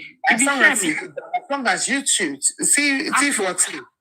Welcome. Àpọ̀ tó yẹ pé different countries mo ní ọmọ Brazil mo ní ọmọ Philippines mo ní ọmọ Indian because wọ́n máa fẹ́ wò pé ìlú oníkálukú wọn máa ní bó ṣe máa ń ṣe oúnjẹ títí wọn. So oúnjẹ tẹ bá fẹ́ sè ẹ láti mọ̀ nípa ẹ̀ pé okay oúnjẹ báyìí ni báyìí ló ṣe ń ṣe okay. So àwọn èèyàn dẹ̀ like restaurant yẹn gan. It's one of the best restaurants and a popular restaurant ní bíbá. So kò sí nǹkan tó fẹ́ jẹ ní oúnjẹ ìlú wa o, oúnjẹ Nàìjíríà o, ní oúnjẹ Germany tó ní. Why didn't you have your own restaurant and move away from them? Oh, no. Restaurant ní Germany. Onírẹ́ ni wá jẹun bẹ́ẹ̀. Dúdú pàtẹ́lẹ̀sẹ̀. Tó bá ṣẹ̀ṣẹ̀ wá ṣí, wọ́n á wá o. Wá ṣẹ̀ṣẹ̀ wá ṣí, wọ́n á wá. Moment tó bá ti di pé o máa rẹ́ lòmíì dúdú mi tó máa ṣiṣẹ́ gbẹ̀ wọ́n máa ba kinní yẹn jẹ nù. Àwọn alágbàkó. Ṣé o ti ṣí kan rí ni? Ọmọ yìí máa ń ṣe nìyẹn, kò kí ń rí ní ìta. Àti wípé control pọ̀ gan bíbá. Control pọ̀ o. Ṣé ìwọ ṣáàdìwé níbẹ̀ yẹn dáadáa? Okay. Ọmọ pé. Àwọn àti wọn lájọ nílùú yìí lágbára Ọlọ́run. Kí ló ṣẹlẹ̀ náà tó bá ti lọ sí restaurant ẹ̀ gbé ní ìṣìmọ̀ náà kó o gbé ọ̀hún sí mọ́ náà. Àwọn àti wọn lájọ nílùú yìí o. Àwọn olóríire ẹ̀dá tó máa ń tún ayé èèyàn ṣe nìyẹn gbé tó bá ti lọ sí restaurant ẹ̀ nísìn kíákíá gbé ní ìṣìmọ̀. Ọmọ ní jẹ́ kejì ní bíbá. Wọ́n á gbé ẹ débẹ̀ náà. Nǹkan tó kéré nìyẹn, nǹkan tó social media wà fún ẹ o máa ṣe kí nìyẹn náà fún wọn ni. Well, má kàn lọ dúró sábẹ́ anybody for how many years pé kọ́ máa sọ fún ẹ pé Germany ò terrible tó yẹn but they are devious. Germany. Bẹ́ẹ̀ náà wọ́n mọ̀, but you do know that àwọn ọmọ Igbo gangan ló ní Germany dọ̀. Àwọn ọmọ Igbo ló ní ọmọ Igbo lẹ́yìn Turkish ọmọ Igbo ló tún ní bíbá. So àwọn ọmọ Igbo wọ́n lè pínrín ẹ̀. So bó bá ṣe é ṣe fún ẹ ṣá. Ọmọ Igbo they deal with cars ní bíbá. They deal with cars. Okay, so ìwọ ṣáà lọ ṣe restaurant ẹ, don't let anything stop you. As you are saying it now, go and get your English will help you, English will help you, and then bàbá wọn tó kó wọn sí Germany. Ó ṣàbẹ̀ tí mò ń sọ. Àfẹ́fẹ́ kí n dárúkọ ẹ̀. Àwọn kó wọn jẹ jàre. Dání, lẹ́yìn yìí ṣe máa ń jẹ́ kó ló máa jẹ́ pé olú ọmọ ló fẹ́ máa lọ ronú sí o. No, kí ló ń porúkọ ẹ̀? Bàbá yìí wà ń bíbà yìí. Kí ló ń porúkọ ẹ̀ náà o? Mo bá pàdé ń jọ wò ó. Ní Ìbàdàn, ó dà pé Ìbàdàn ni tó kọ̀ lásẹ̀kẹ̀ bá. Àwọn ọmọ Ìgbò là ń sọ pé. No. Tó bá ti sí kinní yẹn. Ó ní kan tí mo bá pàdé mi báyìí tó kọ̀ ìlàsẹ̀kẹ̀ báyìí. Ó máa set it up, I'm telling you, one time. Kí ló ń porúkọ eléyìí báyìí tó máa ń jà gan tó kọ̀ lásẹ̀kẹ̀ báyìí? Ẹni tó ń jà káàkiri fún ẹ tó kọlà káàkiri àti sọ fún ẹ pé kó má fi Yorùbá kí ṣe bó ti ṣe tí Yorùbá nísìnyí á sọ fún ẹ pé ayé wà. Ṣé ìṣe mi ẹ máa mú ẹni yẹn sẹ́? Kí ló ń mọ̀ kọ́ ṣé kí n náà pa fún ẹni? No, ẹ má náà yàn pé ẹjọ́ o. Ta ló lè rọ mi létí comment section náà? Ọgọ̀ tí wọ́n sun ilé ẹ̀ nígbà kan. Oh my God, mo bá pàdé ní train station. Ó wà ó kò gbọ́dọ̀ jẹ́ pé ẹgbà mi òòṣà ló fẹ́ sọ. Òòṣà báwo? Ó kọ ìlàsẹ̀kẹ̀ báyìí. Oh my God. Òòṣà ló fẹ́ sọ yẹn. Bẹ́ẹ̀ ni Sunday Igboho, God bless you. Òòṣà nìyẹn. Ṣóṣà lórúkọ ẹ̀ ni? God bless you, Sunday Igboho. Àbí ti báwo náà? Mo rí níjọ́ kan. Mo kàn ń wò báyìí. Ẹ̀yin náà ṣe wá sápamọ́ sí ìlú yìí. Yorùbá fi yẹn sílẹ̀ sẹ́ẹ̀, mo ní àwọn tó gba Germany mọ́ yín lọ́wọ́ ni ibi tó máa lọ nìyẹn náà. Òòṣà máa tiẹ̀ lẹ́yìn yẹn wà all right now. Àní kó lọ sí restaurant. Èmi máa kọ tiẹ̀ ń sọ ń pa tiẹ̀, èmi máa kọ rí màá ní o. Òòṣà gangan ló fẹ́ pè gangan. Ìwọ fúnra ẹ gangan ló lè rántí òòṣà Sunday Igboho. Sunday Igboho yà. Sunday Igboho. Báwo ló ṣe fẹ́ bèkè gangan o simple na. òun fún ara ẹ̀ ò ṣe nǹkan kan bí yìí. Náà kí wàá lókun nínú gbogbo ọ̀rọ̀ tá à ń sọ yìí sí ní náà. Mo kàn rán yín létí ni ṣé yìí ṣe mí. Mo kàn rán yín létí pé àwọn kan tún wà tó tún wá sápamọ́ síbí. Ọ̀lẹ́ vitamin D. Ọ̀lẹ́ ni vitamin D. Ok, ẹ̀yin sọ bẹ́ẹ̀. Lọ sí restaurant ẹ, kò wá wò bóyá wọn máa tì ẹ́ lẹ́yìn, mo ti sọ fún ẹ. Àwọn ọmọ Ìgbò ló ń gba Germany, mo ti sọ fún ẹ. Tó bá dẹ̀ lọ sọ́dọ̀ Òbí Cubana, ó máa wá sí restaurant ẹ, á dẹ̀ kí lẹ pé yìí Òbí kíre. Òbí Cubana ni mo sọ fún ẹ. Òun kọ́ ló ṣe ṣóò fún Mohbad. Òbí Cubana kò ṣe Cubana priest. Mi ò dá wọn mọ̀.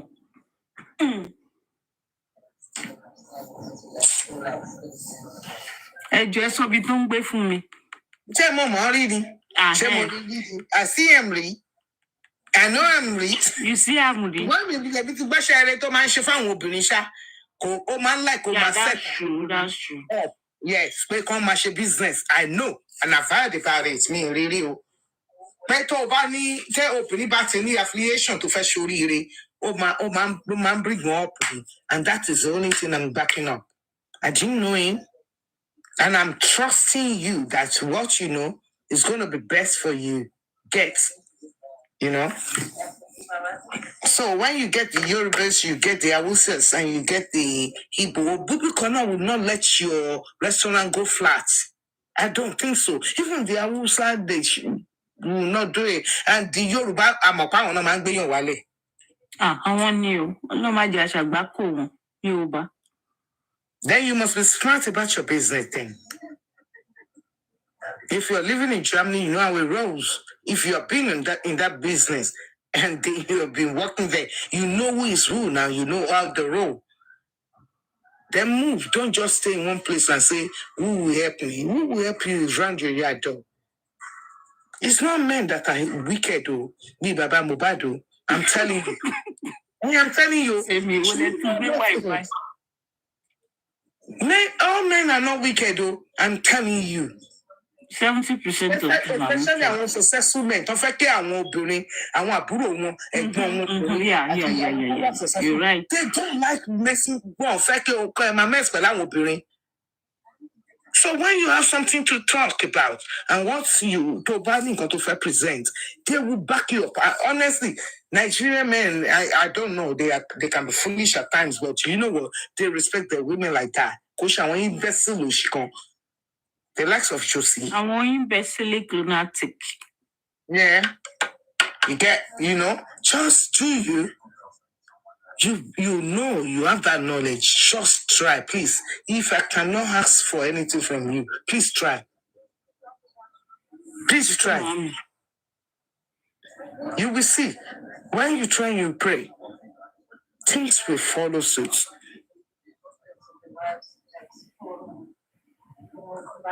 And I do know men. You see, the most powerful men do respect women. Yeah. The most powerful men respect women. Only choice because some believe people So you see, when you try, you Masha lo ṣe àṣẹwó má lọ ṣe gbẹ̀mígbẹ̀mí má dẹ̀ lọ ṣe ogun wọn wá ń kó di burúkú wọnú restaurant ẹ oúnjẹ yẹn tó mọ̀ ṣe kó tó mọ̀ ṣe yẹn ni kó o ṣe jẹ́ kí wọ́n mọ̀ nǹkan tó fẹ́ ṣe má lọ bá wọn kọwọ́ bọ business tí ò yí ẹ má bá wọn gbàbọ̀dé kankan tó máa fi gókun jẹ nílùú Germany ṣùgbọ́n wọ́n á ya tiẹ̀ sọ́tọ̀ ni bí ìlàrí ṣe ń yarun sọ́tọ̀ ni. Àmì Jésù. Ó ṣe máa rí nìyẹn wọ́n á dẹ̀ fi ọwọ́ tí ẹ wọ̀ ẹ́. Wọ́n á kó tí wọ́n síbi tí wọ́n tó ń gbà ṣùgbọ́n wọ́n sì máa respect it. Your place tó tọ́nà bá dá fún ẹ ṣá tí wọ́n náà dẹ̀ dá fún rẹ will be a place of relaxation. Beautiful place that will not have no problem. Except tó bá fẹ́ lọ. Tí tẹ̀yìn èèyàn sápamọ́ sísàlẹ̀ ẹ̀dẹ̀ wá sókè. Tẹ́yìn gbé wọn sókè ni ṣèbí abitosh ló ń gbé wa sókè ó ti lọ́lá pípé 4 hours lábitosh lọ́lá. Abitosh kan ló ń gbé yín sókè. Àbẹ̀fẹ́mi ló ń gbé yín sókè. Send the request wọ́n á send the request wọ́n á gbé wọn sókè. Àbẹ̀fẹ́ tó ti sùn. Àbẹ̀fẹ́ wà bí iṣẹ́ sẹ́ ẹ̀. Àbẹ̀fẹ́ ti wà ní Sunday. Mo ti gbọ́.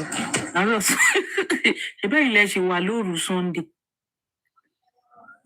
Àárọ̀ Sunday làwa ṣẹ̀ wá bí o. Bí 3 o'clock lẹ́wà now. 2 minutes to 3 ní Sunday. 3 àárọ̀ Sunday. Ó ṣe òru okay bóyá 3 o'clock òru Saturday. No, 9. Àbí? No, 3 o'clock òru Sunday lẹ́wà o. Àárọ̀ Sunday. Are you having a laugh? Now you dey live for me.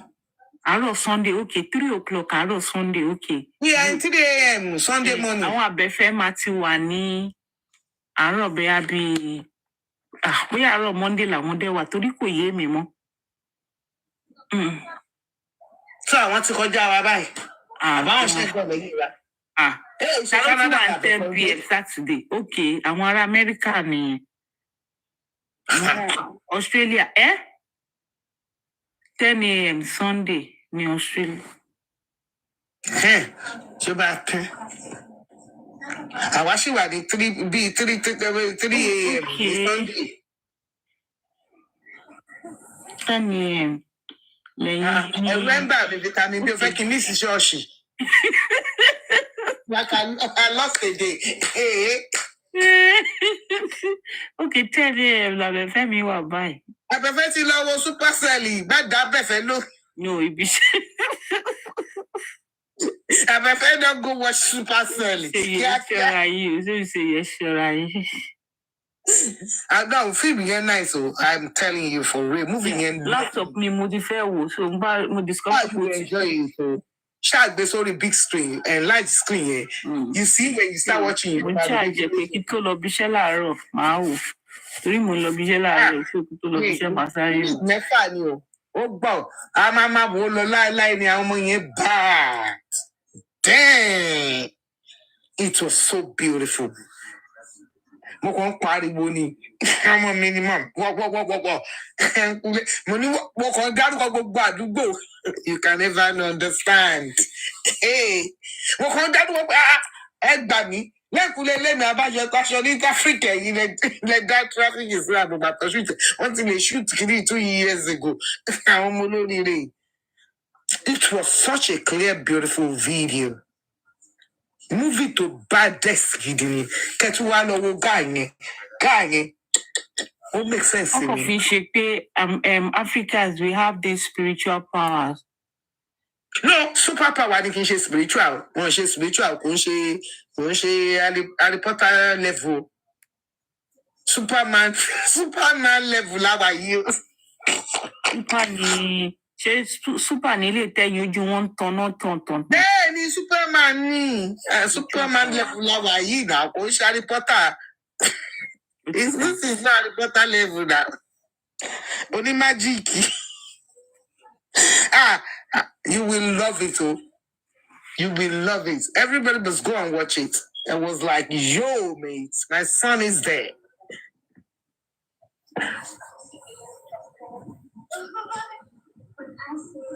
Can you imagine? Almost Celestia can't worry. You see, when your children are doing good, you must laugh. You must be happy. Lifetime, you know, get. Torí àlà ṣe ní jẹ́ kán bọ ọmọ ọlọ́mọ jẹ́, kán bá ayé ọmọ kan jẹ́. No me, Toby, you did it. You did well. Lead actor. Ó dùn mọ́ mi gẹ́gẹ́. Àná mú gbogbo yẹn àwa bí amọ́ka máa ṣoríire last money. Okay. Ṣé ẹ fẹ́ lọ wò ó ni kí gbogbo ajábọ́ lórí platform òòṣà? Torí ẹ̀rí tí òòṣà rìn yìí ó ń bí èmi inú. No, àpẹnẹgó síbẹ̀. Àwọn àwò. Ìgbà táwọn èèyàn dẹ́kun tán wá sókè. Ṣùgbọ́n kí ló fẹ́ wá sókè? Kí n relax then because mo ń ṣiṣẹ́ lé mi bá. Mo ń ṣiṣẹ́ lé mi. Àbẹ̀fẹ́ ṣe pé bàbá ti request òun ò lè gbé wọn. Ó yà yín náà request tó bá fẹ́ request.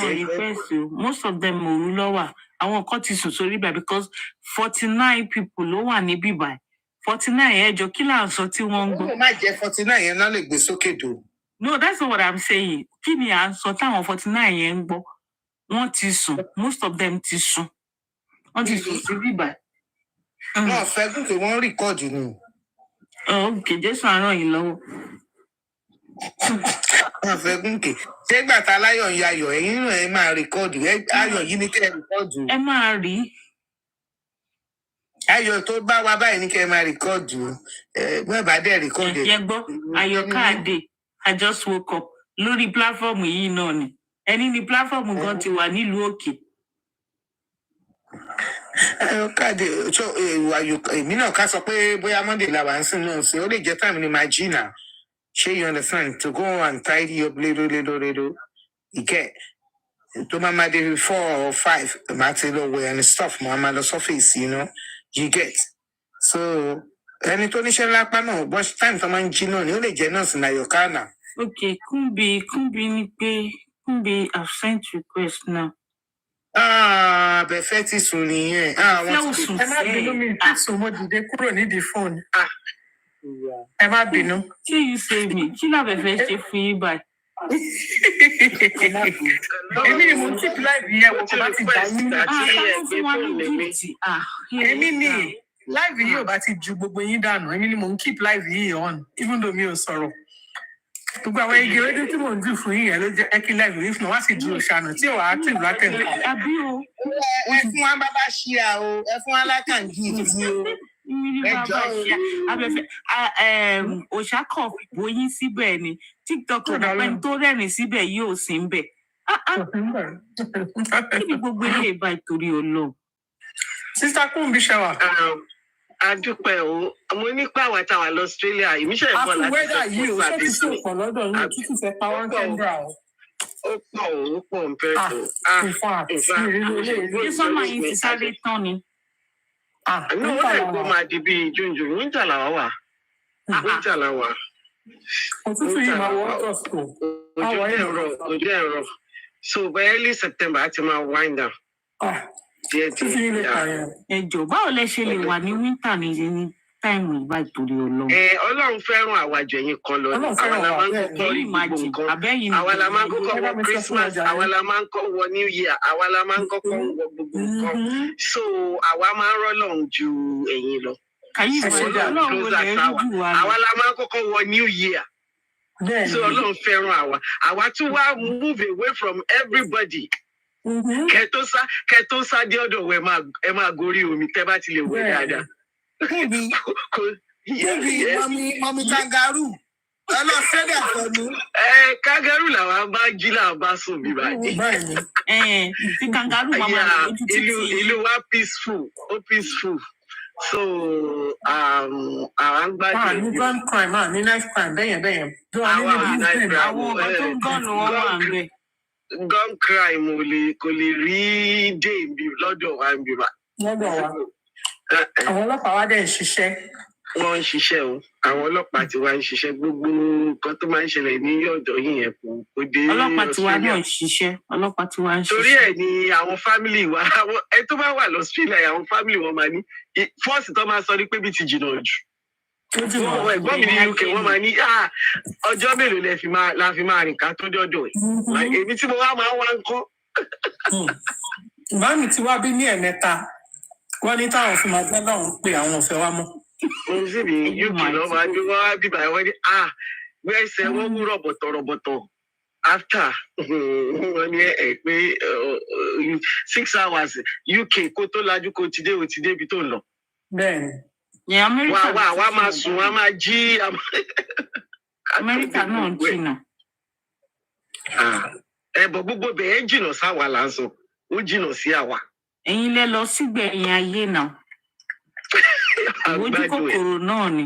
Nǹkan tí mi tẹ̀ fẹ́ sọ lẹ́ẹ̀kan, nǹkan tí mi fẹ́ sọ ní ẹ̀ǹkan gbà tí wọ́n sọ tí Sẹ́mi Sayers tí wọ́n sọ wípé tí wọ́n gbàdúrà fáwọn ọmọ wa. Mo wá rántí, mo wá rí kíní ọmọ Ìyábọ̀ Òjó tó graduate ní Turkey lánàá àbí something. So mo wá rò lọ́kàn mi pé wo èèyàn kan tí wọ́n bú ó ń ṣaṣẹ́wó àwọn ọmọ ẹ̀ ń ṣe dáadáa èèyàn kan tí ọmọ ẹ̀ ti polúkúrú muṣu níbì kan tọmọ ẹ̀ wà lẹ́wọ̀n ó wá ń bú ẹnìkan mo kàn ń kiri èèmọ ẹsẹ fọkàn mi ọkọ mi kúkú ń dá sọ̀rọ̀ èmi náà máa ń fún ní information gbà àkókò rẹ̀ rìn ni wọ́n rí pé báwo èèyàn tí ayé ẹ̀ ti fọ́ ó ń bú èèyàn tí ó ní ó ń ṣaṣẹ́wó ó ń fẹ́ gbà at least ayé àwọn ọmọ ẹ̀ ń dà everybody díẹ̀ rí gbogbo nǹkan tó ń ṣe ìwọ kẹ̀dẹ̀ rí you are not òun gbọ́mọ lọ́mọ ṣépè òun ṣe gbogbo ẹ̀ rí. I know I was on Abefe's platform lánàá it was so beautiful but nǹkan kan ṣàṣẹlẹ̀ bí mo ṣe já kúrò bẹ́ẹ̀ nìyẹn nígbà tá à ń sọ̀rọ̀ Abẹ́fẹ́ ló dà wá nù. Ṣé lálẹ́ àná yẹn àbí? It was very interesting honestly. Mo ti rò pé mi ni mo já kúrò bẹ́ẹ̀. It was very interesting.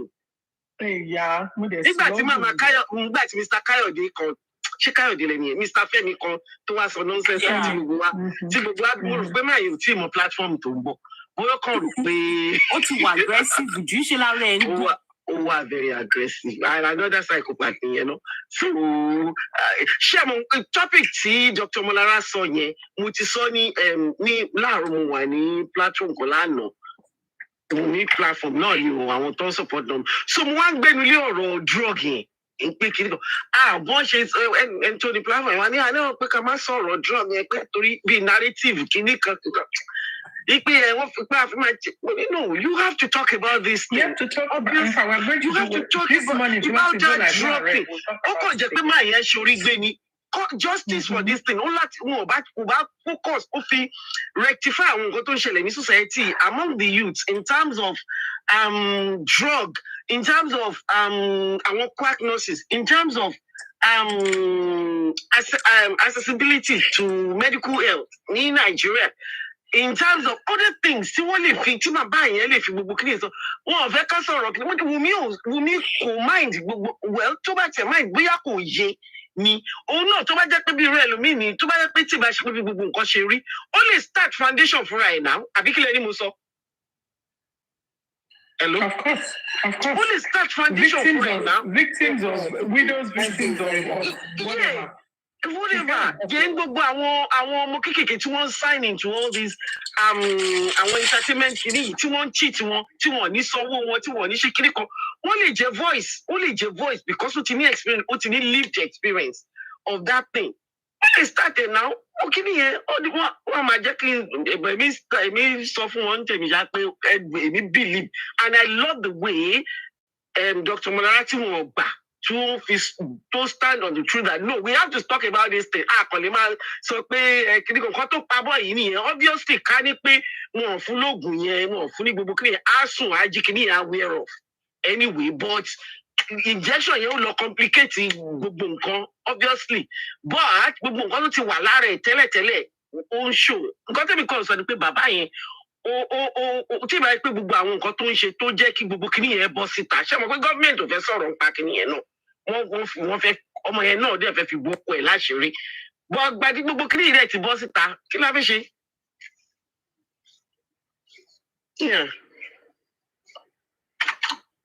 ẹ ló mi sẹ́wọ̀n bóyá wọ́n ń gbọ́ mi mọ́ṣá. Ẹ máa sọ ọ̀rọ̀ gidi lẹ́sọ̀ o.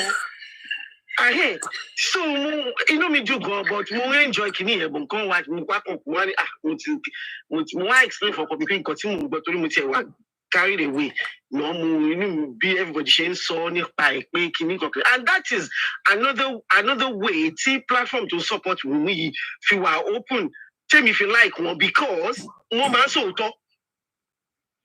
You understand each person tí anything about course each person tó fi pé this would help people wọn kì í parọ́ ẹ̀ wọn kì í fi sáwọn ẹ lè jà ẹ lè má agree pẹ̀lú ara wa on that point just like yesterday but at least ẹni yẹn ọ̀rọ̀ yẹn ṣì everybody ṣì accept ẹ̀ àwọn èèyàn tí wọ́n fẹ́ sọ ṣe mọ̀ but tó bá yẹ pé that platform yẹn ní èpè òtí ẹ̀ ní jẹ́ kẹ́ dúró ń bẹ̀.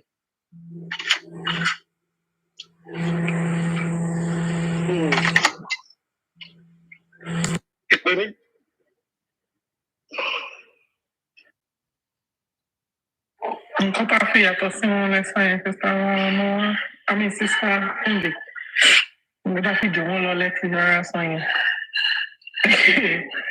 So, and they know, I think these people are doing Baba Mohbad, and that's why they don't like us. They don't like our guts. They believe that we are too proud.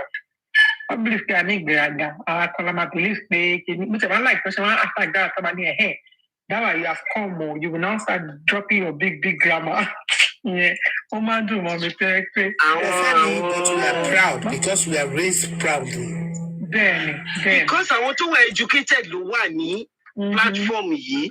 Mi ò sọ pé bóyá kí but I want to be educated ló wà ló.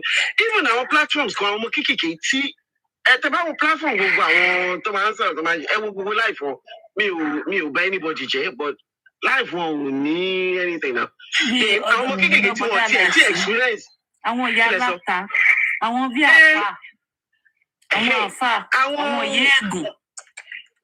Mo gbọ́ máa nǹkan arífà yẹn mo reason tàrífà yẹn tẹ̀ ṣe ń jáde mo rò pé wọ́n ní kò gbọ́dọ̀ jáde mọ́ ni. Why is it still coming out? Man, ó play ó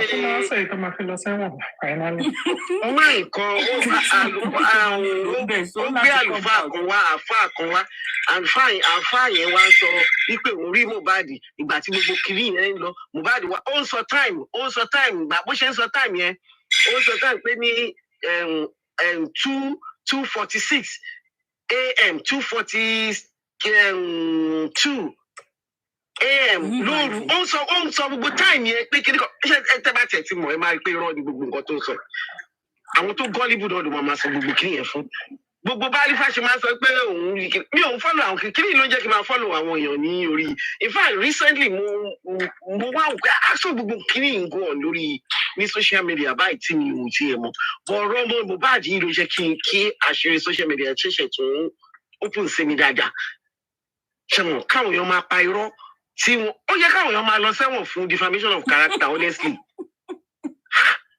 irọ́ burúkú nǹkan tẹ́ ẹ̀ rí ẹ̀ mọ̀ wù mí rí ẹ̀ débẹ̀ ká nǹkan tí Dr. Ọmọlára sọ lánàá bí Whitney Houston ṣe kú àti Jackson ṣe kú ní nǹkan tó ṣẹlẹ̀ yìí àwọn pẹ́rẹ́ǹtì àfi dókítà tó fún Michael Jackson ní injection ó tán gbogbo kí ni yìí kí ló dé tí wọ́n dẹ̀ fẹ́ kí society wà sane tá a bá sọ ká sọ pros and cons báwo ni society ṣe fẹ́ sane entertainment world drug world ni ṣé gbogbo àwọn Davido yẹn wọ́n mu sìgá wọ́n mu gbó ni gbogbo àwọn Wizkid yẹn Burna Boy màmá ẹ̀ bá ń control ẹ̀ bí màmá ẹ̀ ṣe wà ní láìfẹ́ ó mọ nǹkan tó ń ṣe ṣé dábọ̀ lẹ́bùn tó gbọ́ ó fi gbó kọrin àwọn àdéṣáyò àdìdígbò àṣàyò ó gbọ́ fi kọrin. So why can't we talk about it? Máyọ̀, máṣáyọ̀. Àdìdígbò àṣàyò. Ó ní ebi àti ìgbín nínú àti pọ̀mọ́ tó gbéga. Gbogbo ala máa ṣáwó. Jẹ́ mọ̀ pé ẹ̀wọ̀n tẹ́gbẹ́ mi wà ní 316 ní London, ọlọ́run mú gbogbo ní. Gbogbo ala máa ṣáyó last. Àti kú mi continue. I'm loving what you're saying. Àwa ti dédé. Ilẹ̀ ti mọ́ lọ́dọ̀ wa, a ti wà busy. Oh Lord. Anyway, God will help us. I love the way it's going. Mo kàn dúró de kí kíní wọn bọ́ tàbí kí ló ti ń sọ yẹn náà. Ìtàkùn iṣẹ́ ti lọ́wọ́ Supercell. Ṣẹ̀rí ńgbà tí mò ń lọ church láàárọ̀ ni mo gbọ́ tẹ̀sán kí nìyẹn so mo wá sáré kọ sílẹ̀ mo wá send check sí ọ̀kan lára ọmọ mi pé have you seen this? No wọ́n ti bí jẹ́ tí o ti bá délé ń sìn ni màá ṣẹ̀ṣẹ̀ wá wò pé òkè ni màá fi ṣọ́wọ́ múrí nǹkan tí mo sẹ́ bọ́ èyí yìí nǹkan tí màá ṣe ń weekend Ọlọ́run ti bá mi wáṣẹ́ títí dáhùn láti máa ṣe lọ́bí iṣẹ́ nìyẹn wọ́n ti máa wo títí máa lọ ìbátan ọkọ mi kó jẹ́ ká jọ lọ wò. Ṣé wọ́n fún yín lọ́wọ́ fún polówó yìí? Wọn ò fẹ́ mi ní nǹkan kan ṣé mi mọ̀ ìyá láyà wọn ọmọ kan péré ni mo mọ̀ ní gbogbo àwọn káàsì wà bẹ́ẹ̀. Níbi kan máa ń dùn táwọn ọmọ mi bá ṣoríire ni. Ó dẹ̀ make sense. Fún mi lówó ṣé mi káwọn kà mí rí mi ta ló mọ̀ ìyá láyà wọn ṣèbí ẹyọ kan tẹ́mi bínú sẹ̀rẹ̀ ni mo mọ̀. Nǹkan tó kàn máa ń dùn mí ni pé nǹkan tó dáa nínú Nigerian especially láàrin Yorùbá a kì í promote nǹkan tó negative ni àwọn dúdú máa ń promote. Mọ́mọ́. Mọ́mọ́ ìkàlẹ̀ fi ń ṣe. Mọ́mọ́ ń ṣe ṣe ni. Ọmọ kan ló ń sọ bí rẹ́ńbẹ̀ yẹn sìn kò sẹ́ni tó wẹ̀ gbẹ́ o. Ní ṣerú ẹ̀ mọ̀. Ẹ má ṣe mọ́ o. Ẹ lọ bá wa wo super kiri kan náà. Ẹ bá wa wo super cell náà pé. Ká ìtẹ̀jẹ́ kírẹ́tì nàmọ̀ yẹn náà òun ni super league ibẹ̀. Ṣé ń lójú ẹ̀ ní kinní yẹn? Àdóhùn ní super league. Tósìn àbí tóbi. Tósìn kọlù ni wọ́n pè é. Mi ìfẹ́ tó orúkọ bàbá ẹ̀ fún yín gbàgbọ́ tó bá yẹ kó gbogbo yín máa wá káàkiri kẹ́ má lọ dó bàbá ẹ̀. Àhó ti dà. Ṣé bẹ́ẹ̀ ni bàbá ẹ̀ mọ̀ ṣe ni? Bàbá ẹ̀ mọ̀ ṣe o. Ìyá ẹ̀dẹ̀ ló mọ̀ ṣe jù. Responsible family ló ti wà tán fi support ẹ̀. Exactly now. Àwọn kó family ló ti wà. Mú àwọn kó ń bà lọ. Àmì àwọn kan gbéra gbé wa. Àwọn ṣe kóòlù Ìbàdàn. Àwọn kan gbé ládùúgbò wa lọ́rẹ̀ méjì. Ṣẹ́rí ṣe yìí ṣe àwọn kan gbé ládùúgbò wa lọ́rẹ̀ méjì. Ọgbà ni yìí ṣe yìí ṣe ni ọgbà.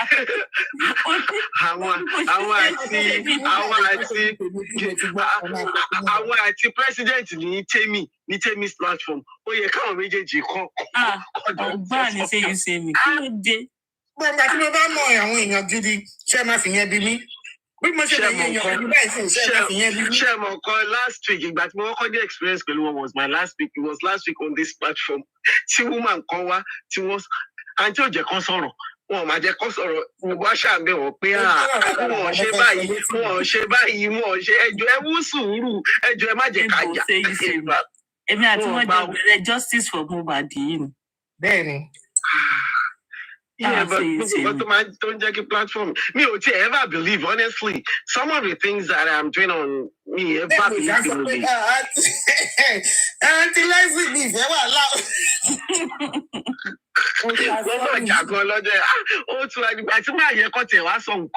but then that's the point. Now everybody came. Everybody should argue to say anybody. I mean, and you stayed on that platform till the end. You didn't leave. Everybody should have said, okay, you're not paying. No, say you say me.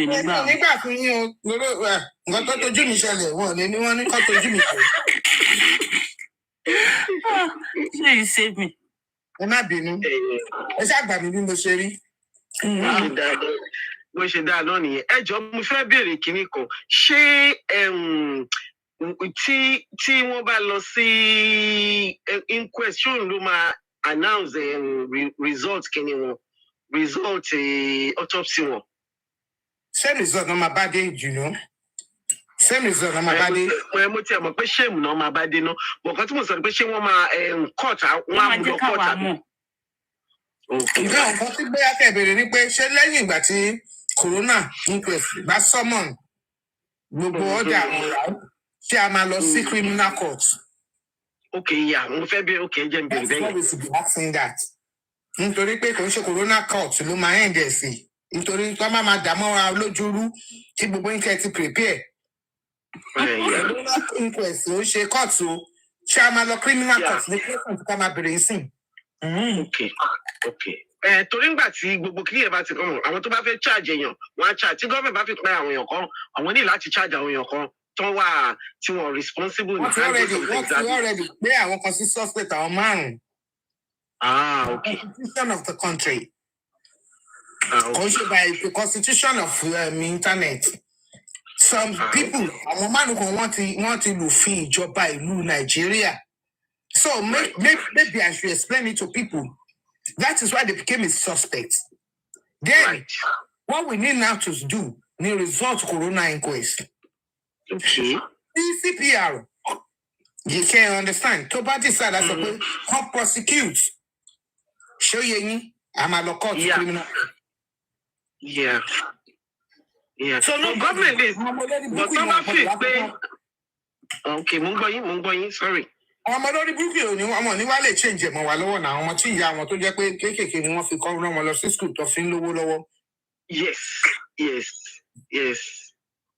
Bàbá gan ti wà, èmi fi pé bàbá ti ní issue pẹ̀lú gbogbo kìíní torí number one. Tí irú ìyá àdúrà bá jáde, tán bá ń bèrè lẹ́jọ́ ní criminal court torí wọ́n máa bèrè sí irú Johnson pé òkè ìgbà tí ó pẹ́ nìkan kílẹ̀ nìkan sọ. Irú bàbá tó lọ sọ wípé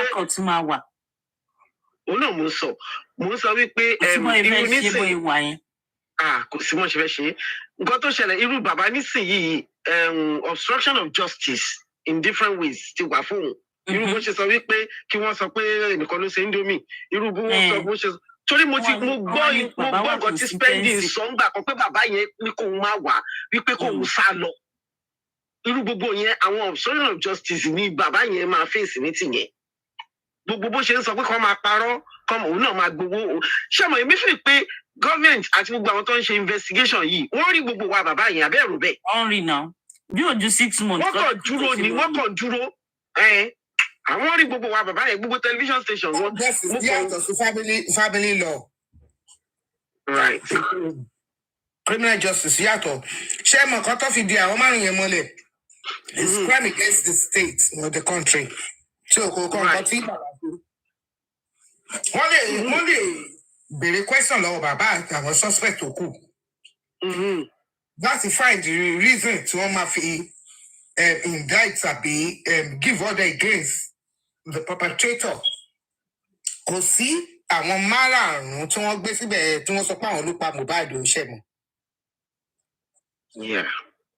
Yeah. Truth needs to be told. But when they flag the law of the country, it's a criminal issue. So they may go to court. Ní ṣe pé nípa personal or èèyàn kan wà gbogbo wa kan rò pé èèyàn kan ní láti sọ pé kíní kan nítorí ṣe kankan. Nǹkan tó ṣe, you can do anything in civil manner, but this is a criminal hearing.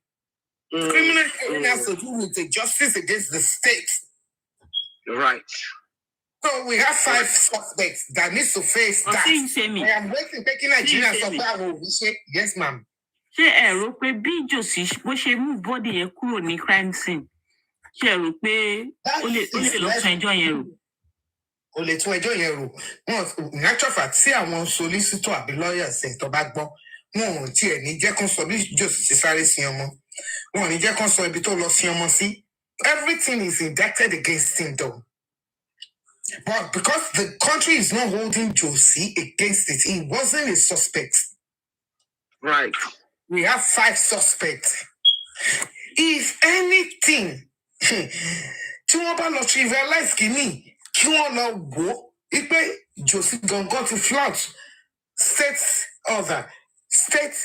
institutionally indictment. Ìyẹn another èmi ò mọ̀. Ṣùgbọ́n ọlẹ́ tó wà lórí ọ̀rọ̀ wọn lọ wú Mohbad ìyàwó 5 lóko kọ́ lọ ṣe ìdájọ́ wọn. Èmi dẹ̀ mọ̀ pé ìkọ̀kọ̀ tó certain níbẹ̀ ni pé nọ́ọ̀sì yẹn náà ó máa gbé wa. Naira Marley lè walk away, Sam Larry lè walk away, Spending lè walk away. You understand? The nurse that gave that injection is the one that is going to go away. But tí ò bá lè go away tó máa drag everybody. Ìyẹn tó bá rán níṣẹ́ ni. Kádó sọ pé wọ́n rán níṣẹ́. Kò sẹ́ni tó sọ pé wọ́n rán níṣẹ́ náà. She might have gone there innocently to go and inject that guy. But when they inject and they say Lori pé kò ní certificate, she's not supposed to do. She doesn't know what she's doing. Ìyẹn ló yẹ kí wọ́n tẹnumọ́. Èmi fi pé ìyẹn ló yẹ kí lọ́ọ̀yà tẹnumọ́ fún ti òun yẹn. Tẹnumọ́ náà nìyẹn náà. Ṣé bá ti dé bẹ́ẹ̀?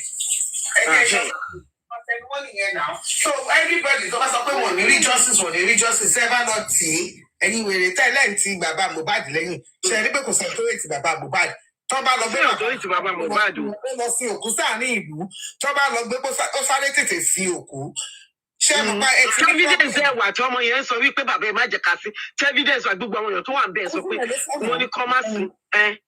Ẹ wá jẹjẹ o èjè ńlá ni èdè ńlá. A ti sọ ìta máa sọ yẹn náà torí mi lè kọ yín lẹ́kọ̀ọ́ létí àti bàbá. Ìgbà ìwójú ni ká wá jẹdé. Èdè mà bí. Ìgbà tó wà ń bẹ̀ ṣé ìṣe mi ṣó lè kàn wá lẹ́nu ni. Ẹ máa bá mi gbà bẹ́ẹ̀. Ẹ bá wo Supercell dáadáa ẹnìyẹn iná lè ní power kẹfì lọ gbà. Ẹ wá jẹjẹ o. Ẹ rí pé mo ti máa yí polówó dáadáa sẹ̀. Àtẹ̀fọ́ rírò. you say me? I sọ fún yín pé àní wọn ọmọ nǹkan táwọn ń ṣe. Àwọn ọdẹ. Wọn ọmọ nǹkan tó ń ṣe, honestly, wọn ọmọ nǹkan tó ń ṣe. Olórí sọ pé illiterate ló pọ̀ jù lórí platform. Another thing tí mi understand ni pé wọ́n ní àwọn gba lọ́ọ̀yà Stan wọn tó gba ìkìtẹ̀ lórúkọ Sunny àbí kí lórúkọ big lawyer tó lọ́ gbà yẹn, big judge and big San. Kí lórúkọ ènìyàn náà tí wọ́n ló wà ní FCC náà tí wọ́n ní wọ́n gbà tọ̀ náà fún. Anyway, ṣé àwọn lawyers yẹn wọn ò ní máa sọ fún bàbá Mohbad pé kò sọ náà ní nǹkan tó ń ṣe? Ṣé wọn ò ní máa sọ fún? Kíra ẹ̀ mọ̀ pálí tí lápá ni jò sí. Ẹ̀yin ọmọ pé first lawyer ló jẹ́ family lawyer bàbá Jòsí ló lọ́kọ́lé fún. Ẹ mọ̀ pé alẹ́ tí lápá ni jò sí kò ní gbọ́ bọ̀rọ̀. Ó máa sọ pé ṣé kò mọṣẹ́ ẹ̀ ṣe ni ló ṣe máa sọ pé kò lè work bẹ́ẹ̀. Ẹ̀yin ò rí mọ̀ pé ọ̀dọ̀ mi yóò vitamin B wọn tẹ ní reason láti gbà lórí corona yìí wọn ní reason láti gbà yìí. Kí lẹ̀ ń gba SAN fún? What is the SAN for? Kò yé mi. Èmi fi pé bóyá bàbá Jòsí ó ń fògùn sẹ́nu báwọn sọ lórí ọ̀rọ̀ olówó kí contribute. Mo fẹ́ kí n fògùn bá àwọn educated people sọ̀rọ̀. Àbọ̀ ló já sí. But tó possible náà, Aries náà lọ kó 3 million sílẹ̀ náà olùṣí ó ní kọ́ lọ gbé mi lọ sí court. Mo rò pé gbogbo àwọn èèyàn ṣé àwọn tó wà nílùú òyìnbó wọn ẹ ti san mọ́gèjì yín tán kẹ́ tó máa lọ san 3 million fún yàn. Àbátà ní mọ́gèjì kọ́tà gbélé lè rẹ́ǹtì. Mo tẹ̀ sọ pé okay nísìnyí káàtì ẹ̀rọ pé o fẹ́ help èèyàn o fẹ́ ṣe kíkan but that doesn't really make sense on this platform. Everything fún family ní 3 million ní Nàìjíríà tó ń fún bàbá Mohbad ní 3 million. Ó ní mò ń sọ. Gullible followers. Bàbá Mohbad tó ń bọ̀. Wọ́n ti ń ṣe mọ̀ pé ìjọ kan mo wà lórí platform wọ́n sọ pé wọ́n ní tó bá tí àti gbọ́wọ́ gbogbo kìíní yẹn tán fún èmi 3 million àwọn kan ló ti ìdáná wọ́n gùn kìlọ̀ dáná ní pé owó ọ̀fẹ́ lẹ́sìn. Ìwọ́n lọ fún 3 million láti bá ayé ọmọ nìkejì ẹjọ́ ẹgbẹ́ ọmọ ẹjẹ́ yìí. Ó wá sọ pé mi ò rate àwọn èèyàn tí ò ní bóyá o lè ṣe mistake but if you do not learn how to correct it correcting me I do not respect you. How could you spend $3,000, 3,000 million equivalent as of that time to go and lock a 24-year-old widow that just lost her husband up and you want me to actually rate you and respect you? You are a fucking bitch. True. And that is fucking coming from me.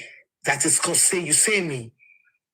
I came to the platform to most of my money. How do you feel that you spent your money to go and destroy me before your dust start backing and left? And you having a laugh. You think I'm going to forgive you. And you think it will happen to your own child. If you have any children, Sha, you expect the likes of me to fight for your children because I will remember what you did. Right. Listen. Mate, get it clear. Wow. Nobody is laughing with you, Asabia Motoda. You see, I am not laughing and rolling with you. So let me tell you, wherever you are, I can get there. I got family there. Ẹ wo gbogbo wọn ṣe ṣé bí ẹnìkan ṣe sọ lánàá ṣé Kúdírì Kíríkìdì àbí kí ló ń porúkọ wúmà ẹ tí ó ní òun ra mọ́tò aláìní tìjú lórí gbogbo ọ̀rọ̀ iná ló ra mọ́tò tó ń pariwo kìnìkan ẹ̀hún ṣe kìnìkan lórí òkú ọmọ ọlọ́mọ bàbá yẹn ò dẹ̀ ronú wípé ọmọ báwo ló ṣe fẹ́ wo ọmọ yẹn tó bá yá because gbogbo kìnìún máa end tó bá yá a mọ̀ pé Mohbad ló lọ́mọ bọ̀ máa yìí báwo ló ṣe fẹ́ wo ọmọ yẹn ọmọ tó ti sọ wípé ọmọ àlè ní ọmọ ẹ máa yẹn Àtíkù máa yẹn Ọlọ́run ó gbé ọ ìwọ sọ pé ó lọ ṣe kíní ìmọ̀nà ọjọ́ Tọ́lání ló explain pé ó lọ fi immunization sí orí ilẹ̀ tọmọ yẹn rà fún ó gbé géètì síbẹ̀ ó ṣe kíní ṣé wọ́n ló ní immunization ṣé business ẹ̀ ni ó fẹ́ sí síbẹ̀ yẹn káwọn èèyàn tútù dágbé mi ni Wùmí honestly. Ìgbà wo lẹ́yìn tí ń fọ́lò kéèsì yìí? ṣe bóyá ìgbà tó kọ́kọ́ bẹ̀rẹ̀ náà ni bọ̀ mi ò fi gbogbo ara sí until recently. bá ti fún gbogbo ara sí ẹ̀ bá ti mọ̀ pé jòsí ti ya wèrè náà ó ti ilé òòṣà ni jòsí fẹ́ lọ kọ́ ṣọ́ọ̀ṣì sí ó mọ̀ọ́mọ̀ ṣe ni nà ṣé ẹ mọ̀ pé fẹ́ sin Mohbad síbẹ̀ yẹn kó lọ kọ́ ṣọ́ọ̀ṣì sórí Mohbad ni àfìgbà tí ìjọba lọ wò nǹkan tó fẹ́ ṣe nìyẹn wọ́n ti sin Mohbad síbẹ̀ ó fẹ́ lọ sin Mohbad síbẹ̀ kó lọ kọ́ ṣọ́ọ̀ṣì síbẹ̀ kó wá kọrí ibi tí wọ́n kọrí Mohbad sí àfiṣe pẹpẹ olórí burúkú ni nígbà tí ìjọba wa lọ wò ó wá ní ẹ̀jẹ̀ Mohbad gangan ṣe àti omi àti ara ẹja rẹ̀ ó ti wà ń bẹ̀ ló ṣe lọ ń kọ́ ṣọ́ọ̀ṣì síbẹ̀. You know your fucking trick now. Babaláwo ńlá ni ẹ̀ náà gbàgbà. Jẹ́rù babaláwo gbàgbà. Kẹ́kọ̀ọ́ àwọn tó máa wọ́n máa jọjọ yẹn láti ní náà. Ìwọ tó lọ fi odindi òkú sí àárín ìlú àárín àwọn resident àwọn tó jẹ tí wọ́n sọ pé ó fẹ́ fi kọ́ chọọchì èmi ò mọ ẹgbẹ́ gbogbo aṣẹ afọlójú bàbá dílé tí ni olórí burúkú ni ẹjọ́ sí ìjọwọ náà bí ẹ náà. ní Áfíríkà tí gbogbo wa ti wá tèmi ti wá kó tó di pé a bọ́ sí Pentecostal church wa Mr. Church big church I don't care. Mr. Soki, I don't care. Josie can crawl at Wuni's feet apologizing. We don't care. Josie is pure evil.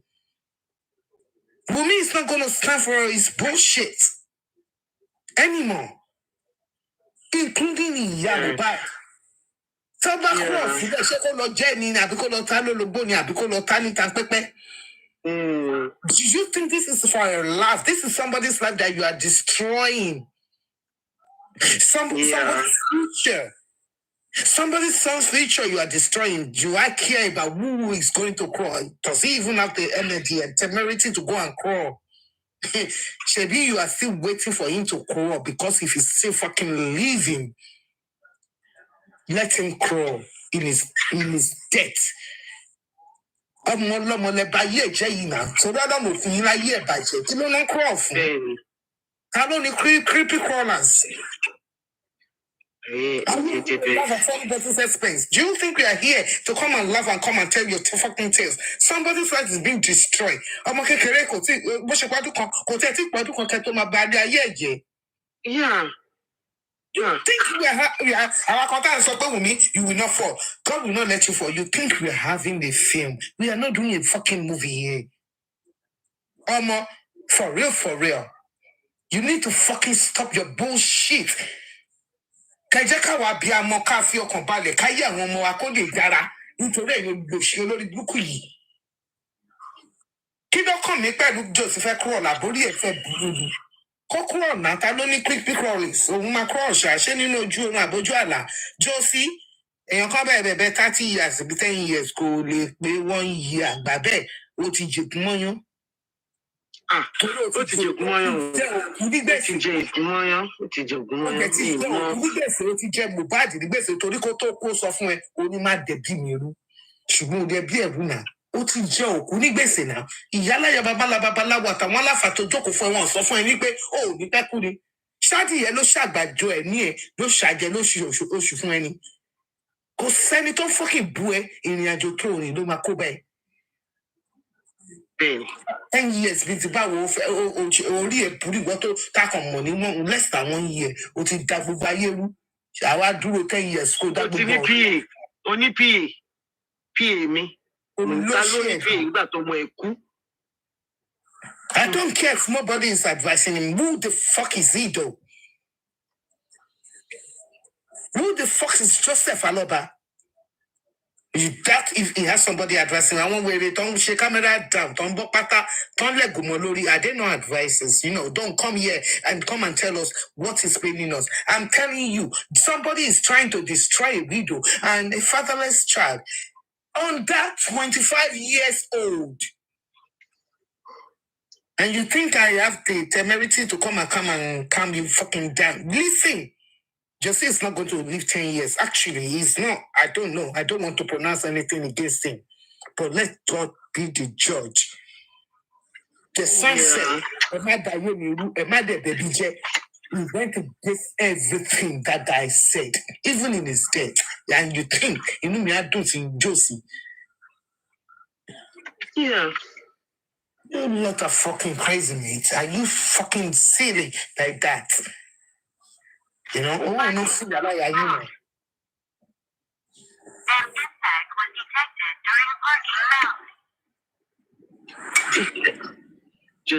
Josio kò ráyé wá honestly kò rí ayé wá kò séèyàn ara àwọn èèyàn tó wọn kú ara àwọn èèyàn tí kinní ń kú ìgbà tí mọ́mísí mi kú wá pé àwọn ò fẹ́ kán gbà wọ́n sínú mọ́ṣúárì o ẹ ṣá ọlọ́run á pèsè owó fún gbogbo yín kẹ́yà sì ti ṣe nǹkan tẹ́ máa ṣe ìwọ lọ́jọ́ pọ̀ mọ́ ẹ wọn ò lè dábọ̀ yẹn mọ̀mọ́ ẹ jẹ́ kí n sọ fún yín sẹ́mi yes wọn ò lè dábọ̀ yẹn mọ̀mọ́. Say you say minimum, Jeremy. She say you say yes. Sẹ́mi ẹ̀jẹ̀ máa bí ẹ̀jọ̀ pé mi ṣẹ̀ṣẹ̀ get used to Facebook mo ṣe get used to the platform bí ẹjọ́ wọ́n ti mo ṣe láìkí ní ẹ̀já.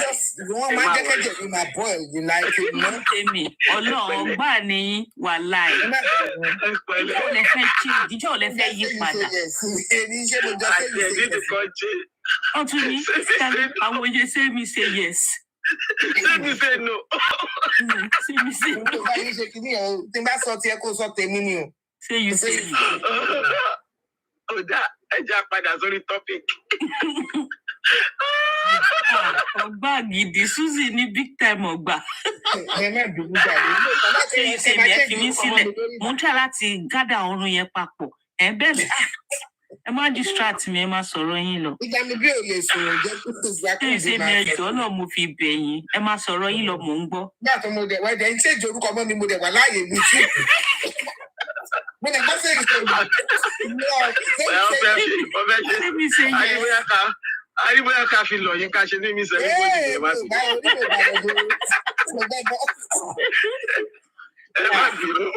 Wọ́n ṣèsọmọ lórúkọ fún yín ní sẹ́mi say yes. Mi ò ṣe o, back to send out, èyí náà máa sọ yes káàkiri. Sẹ́mi say you. Ẹ bá mi. Say you say me. Nígbà tí sọ̀tẹ̀ náà wọ́n máa sọ tèmi náà ni bó ṣe wà nìyẹn. Bàbá Josie is just another basket case. Bàbá Josie ló. Bàbá Josie ló jẹ́ bẹ́ẹ̀. Say you say me. Bàbá ní Josie lè ní advice wo lẹ lè fún. Lẹ́sùn kẹ́ wá ìsàlẹ̀ orí tó rẹ́rìn-ín ni. Mo rí. Ṣẹ́ẹ̀rì. Advice Bàbá Josie ò mi rò pé Josie yẹ lè gba advice anybody. Ṣẹ́ẹ̀rì ẹyẹ sọ fún yín ó ti rò pé ìgbà tí gbogbo kìíní ìbẹ̀rẹ̀ tó lọ sòkú yẹn ó ti rò pé bóun ṣe máa ń ṣàǹgáyé ní àárín family ẹ̀ ló ṣe wá fẹ́ ṣàǹgá square ní. Ṣé ìṣe tẹ bá rí Josie lẹ́nu advice wo lẹ lè fún. Gbogbo kìíní ẹ̀ wá dàrú mọ́ lọ́wọ́ kan tó ṣẹlẹ̀ nìyẹn. Vitamin B. Yóò á lò sí tí mo bá rí Josie lẹ́nu. Show my duro bad advice, you know. No, they're pinning it down. That's for everybody. I tell you real. Before that, before I'm no, àwọn mọ̀pọ̀ tó wà lẹ́yìn mi gan-an, wọ́n máa ní mọ́mí wetin happen now. I will say I just want to happen. You mean say me nìyẹn? I swear down. Ọlọ́pàá wá kó gbogbo lọ sí station. Ọlọ́pàá máa kó everybody. One time. Báwo ni mo ṣe máa rí Josie tí a máa fún advice láago mélòó? Josie ọmọ ẹran. Joseph alọ́bọ lórí burúkú olóṣì tí ò náà ní ọmọ. Kò náà ní ọmọ kò rán ọmọ kankan lọ léèwé kò rán nínú oní òun ọmọ yìí òun ṣe kíní kan òun ṣe àwọn yòókù nǹkan káàtì ẹ̀ sọ pé ó rán yẹ lọ poli àwọn yòókù nǹkan àdúrà nǹkan blessing nǹkan mo jẹ́ gbọ́ wípé Mohbad ló support blessing mi mọ. I don't know how far that is true. Mo gbọ́ pé yẹn náà lọ poli kékeré kan but wọ́n ní Mohbad ló support yẹn náà tó fi kàwé kékeré tó ká yẹn. Gbọ́ èyí tí mo lọ gbàdúrà kúrò ní ọ̀dọ̀ grandma. Wọ́n ní 7 years lọ ju ọmọ yẹn. No, that is not right. Trauma tí gbogbo àwọn ọmọ yẹn yẹ mọ̀ childhood trauma táwọn ọmọ yẹn ti ní gbogbo wọn tí wọ́n ti ní tó bá yẹ pé bí ni. Fáìlì wọn lọ́dọ̀ counselor ó máa ga tó yàtọ̀ your psychologist ó máa ga tó. Sister Kumbi, ẹ jẹ́ kí n fi wọ́n náà wà parent wọn náà wọ́n ti gbà. Ṣé rí ìyá Mohbad? Ẹ jẹ́ sọ kankan fún yín, ìyá Mohbad she's a giant, right? She is. Àràrá ni Joseph Alọ́ba. Nígbà tí giant tó reduce ara rẹ̀, tó fẹ́ ọkọ aràrá ìyẹn bá ń gbẹ́ ní inferiority complex wà ń bẹ̀ giant wọ́n jọ wá bí ọmọ ṣé ń gbọ́ ní àkọ́fẹ́ ìyàwó àti ọkọ ó bí ọmọbìnrin kan ọkùnrin méjì ó fi sílẹ̀ a giant left 3 children in charge of a miniature. Bí Joseph wà lọ́ba tó lọ́wọ́ ọmọ Èkìtì òun ní agídí miniature but what ti breed giant already. So the first one is obìnrin ó máa lọ lé ọkọ bí yẹn ṣe rìnrìn àjò èmi ò mọ̀ Mohbad the first son wọ́n ṣàtìpìnrín ẹ̀mí ẹ̀ náà ṣá ó ṣì rẹ̀ yára wọn ò jẹ́ kí gbogbo ayé rí o ẹjọ́ torí Ọlọ́run ta ní ilẹ̀ tó ń fà á mu tí ò bá ṣe Joseph Alọ́ba tí ò fẹ́ kó gborí nígbà tó kú tán ó borí Joseph Alọ́ba tó jẹ́ àràrà ayé gbàngbẹ́ nínú ó lóun gangan ló ń mẹ́ni àdúrà tó ti wá dúró báyìí sìn that is the third fucking giant you will not kill àdúrà ṣé o mọ̀ kankan tó máa ṣẹlẹ̀ fún ẹ sórí bó ṣe mú blessing lọ lé ọkọ orí ẹ máa fucking pé blessing máa kúrò bẹ́ẹ̀ yẹn ó máa ṣoríire èmi ò ní kílẹ̀ ẹ̀ tú o mo fẹ́ sọ fún ẹ pé tó dé àwọn èèyàn sí ó máa tún sìn ẹni Mohbad ti lọ òun ló dúró sáàrin lápò tí lápò sí ṣé o mọ bá ṣe kan Jésù máa gbélé dùn ọwọ́ ọ̀tún àpò òsì ẹ̀ àdúrà máa ṣoríire tó bá wà kú ọkọ blessing àti àwọn ìran ọkọ blessing bóyá kàn di blessing mú nítorí eré àwọn làwọn ní. tó bá kù wọ́n ní o kọ́ má wò wá bàbá ẹ̀ o kò kún ẹ̀mí o ọ̀rọ̀ lè bí sọ́yìn o ṣùgbọ́n sọ orí àdúrà yẹn kò ní bẹ́ẹ̀ tán ọmọ tó fi oko burúkú oko oró tó fi bí kò ní ṣàánú àwọn ìran burúkú tó gbé sílẹ̀ nítorí pé àdúrà náà ní láti ṣàánú ìran tóun náà máa tó máa bí sílé ayé Ọlọ́run máa ya àdúrà ya èṣù ìran ìwà Joseph Alọ́ba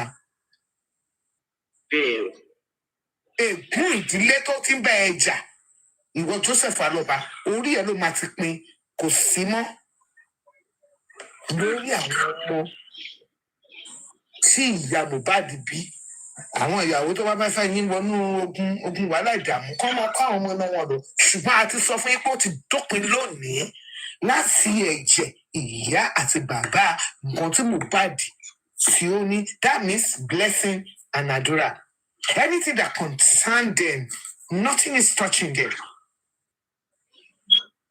So by the way bóyá kò lọ sọ fáwọn aláàfáà àti babaláwo ẹ àti sí àwọn olùmọ̀lẹ́ orí burúkú tó lóun bọ yẹn lọ sọ fún wọn pé a sọ fún wọn pé kò gbà mọ́ kò gbà mọ́ ìyá ẹ̀ tó pa tí ẹ̀mí ẹ̀bọ́n torí tiẹ̀ ò lè torí ẹ̀ máa da gbogbo abiyamọ kó máa dà wọ́n láàmú kó máa pa wọ́n lẹ́kún ó ti dópin ìfẹ́ tó o bá réèyàn sọ fún ẹ èmi ti láwọn mo ti sọ fún ẹ pé gbogbo ogun tó fi ń jà àwọn àdàbí tó fi ń jà àwọn ìyàwó ẹ àdàbí tó fi ń jà àwọn ọmọ ẹ náà àdàbí yẹn ti pin lónìí at the court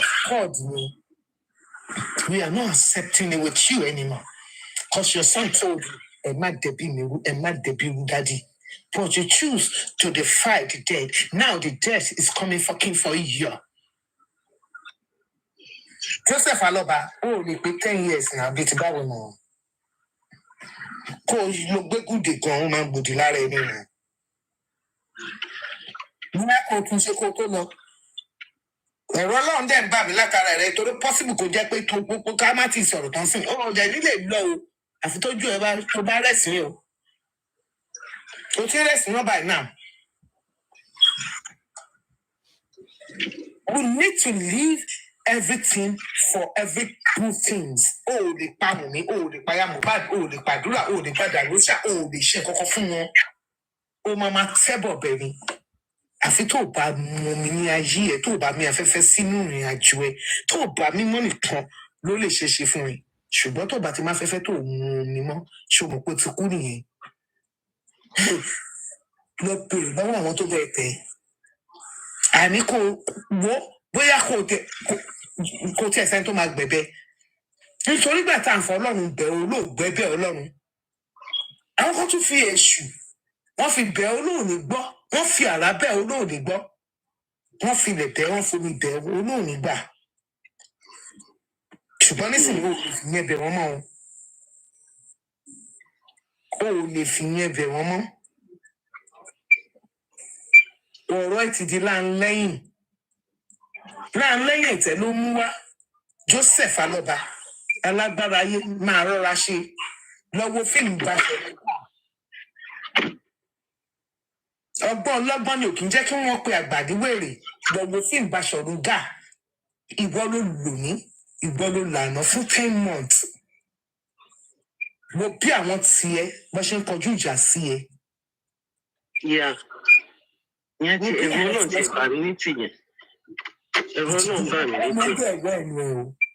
ọmọ ẹ̀wọ̀n ẹ̀ o ọmọ ẹ̀ ló wà ní social media ọmọ ọgbà yìí ní ọmọ ẹ̀ o ewúro ọgbà yìí lọmọ ẹ̀ kó tó kú o ó ní má bẹ̀bú jẹ ó lóun ò fẹjọ́ ṣùgbọ́n kí ló lọ ṣe ó lọ tranga ìrèrè ní ojú sí wọ́n wèrè kọ́mọ́nà ẹ̀yìn oníwà ló ti ń kọrin ìwọ ló ń kọrin ìwọ ni kápẹ́ńtà ìwọ ni yahoo ìwọ bọ́sìta ó pe Mohbad ní yahoo ó gbowó yahoo nítorí prime boy ọmọ ọlọ́mọ ó torí spending ó bá iye òkú ọmọ ẹ jẹ́ ọ̀la ẹ nítorí nǹkan tó fẹ́ pa sórí gbogbo nǹkan tó o bá pa nínú owó Mohbad tó bá fi tọ́ ọmọ kan ikú gbogbo náà ni gbogbo wọn máa kú tó o bá fi orúkọ Mohbad pa tó nítorí o fẹ́ fi tọ́ àwọn ọmọ kan ikú gbogbo náà ṣùgbọ́n ó máa dùn mọ́ mi kọ́lọ́ ń jẹ́ kó ṣojú ẹ̀ báyìí. jọ ẹ rí àwọn ẹ̀yin abiyamọ tẹ̀sí jókòó ti dòsí ẹ̀yin tẹ́ ẹ pẹ́ra yín níyàwó ìyá ọmọ tẹ́ ẹ̀ já pa fún ẹ wá padà pé kò kàn sí o síta náà lórí social media gbogbo owó tó bá ń fún yín fẹ́ fi ń tọ́ ọmọ bí Mohbad ṣe hẹ́ǹdì gbogbo àwọn ọmọ yín máa hẹ́ǹdì ó ń ṣọkùnrin oṣùbìnrin ní ìwọ̀n ìgbà tí ẹ̀yin ṣe ẹ̀gàn ìyá Mohbad ní ìwọ̀n ìgbà tí ẹ̀yin ṣe ẹ̀gàn ìyá Mohbad àkọ́bí ọkùnrin tó bí kó tó fẹ́ yàrá ya bàbá ńlá bàbá yín kẹ́ tó máa bímọ kẹ́ wá fi orúkọ ọmọ yẹn tí bàbá yẹn fi orúkọ ọmọ yẹn pa owó gbígbóná wá fi tán àwọn ọmọ tí ẹ̀rí ni fún yín ẹ̀rí ìpọ́njú dẹ̀ ni bóyá kẹ́ bọ́ táǹsì kẹ́ bẹ̀rẹ̀ sí máa pariwo pé kò kàn yín o mọ o ṣe mọ̀ báyìí náà gbọ́ àwọn ọmọ àlè lọ́bẹ̀ ní o kọ́ lọ ṣe DNA o bẹ́ẹ̀ bá dẹ̀ ṣe DNA tó jọ́ mọ́kànlẹ́gbẹ́ lọ ẹ ṣáà sọ pé ẹ̀ mọ̀ ń pẹ̀ nítorí pé kí ni ó ti dẹ̀bùn ìdílé mọ́ yín lọ́wọ́ báyìí sìn àrá fún ọ̀rọ̀ sọlẹ̀ ó wọlé ó lálẹ́ gara ni nítorí ìṣètò ẹ̀ṣọmọ náà máa ṣọmọ tí yín náà kò sí èpè ń bẹ̀ àṣẹ ni ẹ lè fi èépìn kẹ́ fi rọ ọjà ẹkún kẹ́ lè máa fi gbẹgbàgbèje ẹ̀rín kò pọ́síbù ṣe máa sọ pé nǹkan lè wá sọ̀rọ̀ Mohbad ní ṣe bẹ́ẹ̀ náà ń gbowó okú ẹ̀ ń gbowó ẹ̀mí ṣèbí Mohbad náà gbé sínú mọ́ṣúárì yẹn ń sìn tó ń kun ní ẹ̀mẹ́wàá ọmọ tí wọ́n dẹ̀ fún lówó aṣọ skul ọmọ tí wọ́n fún lówó oúnjẹ gbowó oúnjẹ tí ẹ lọ gba 30,000 gbogbo tó donate ikú gbígbóná ni gbogbo yín máa kó àrá gbígbóná ló máa pa gbogbo yín dànù nítorí ọmọ èèyàn kan lè ṣe báṣubàṣu kí náà túbọ̀ tán yín tẹ́yìn ṣe pé ẹ̀yin lè fi Mohbad ṣògùn owó ṣẹ́ni tán bá gbégbá lórí tán bẹ́ lọ́rùn nìkan lògùn owó lè fi Mohbad ṣe látọwọ́ bàbá ẹ̀ ẹ̀yin lórí burúkú lòṣì ẹ̀dá bóyá kí n tún dákẹ́ mi o mo tún lè fún yín jẹ o in the next platform.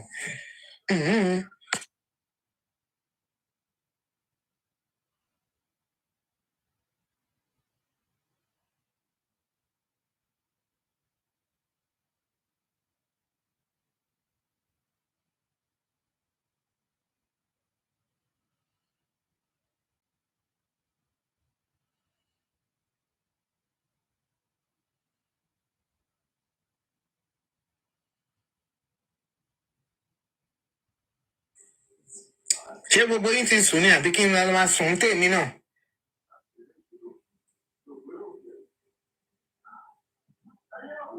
Mr. Sonke sọ wípé moderator.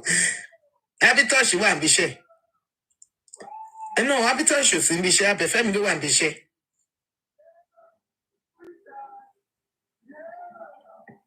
Àbí kí gbogbo akúkú close platform sìn. Òòṣà ó ti yẹ kó jí náà 3:53. Okay.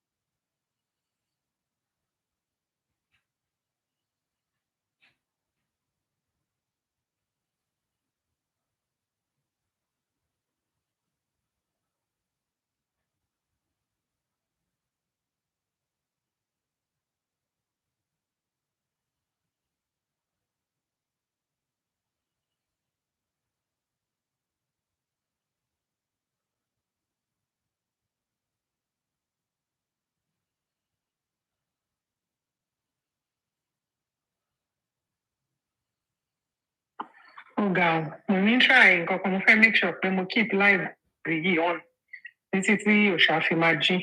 Ìgbà tí gbogbo wọn dẹ̀ ti wà ní tí gbogbo wọn kàn tán gòkè. Ọjọ́ ìpínlẹ̀ Ṣé ti gbé mi débẹ̀? Ibi tí ṣé ṣe mi gbé mi lọ yẹn orí ti ń fọ́ mi. Actually, ẹ jẹ́ kí n lọ sí music mi so that I don't wọlé. Mohbad.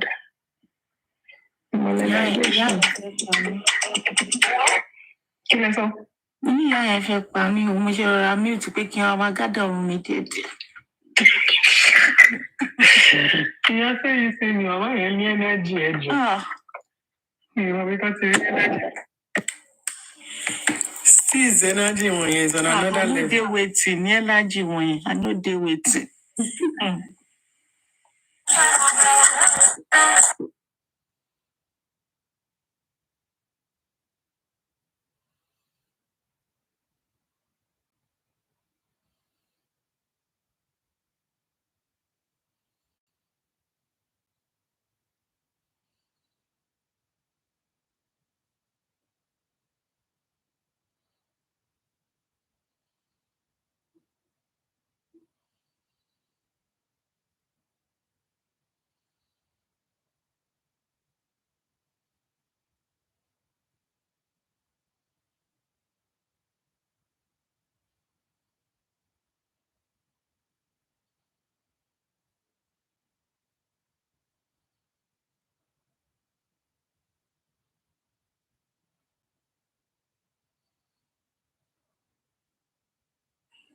Mo ṣẹ̀fẹ̀ ní ta ló fẹ́ gbé mi wọlé báyìí.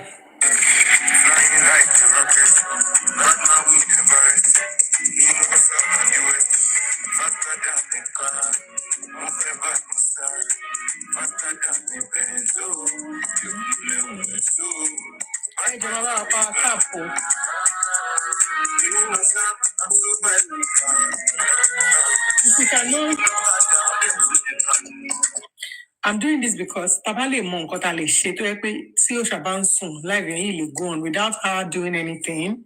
We already know okay. Tí lágbájá bá ti wà online nù, nǹkan báyìí lè lè máa ṣe to keep the live going so that kò ní lọ dà yín nù.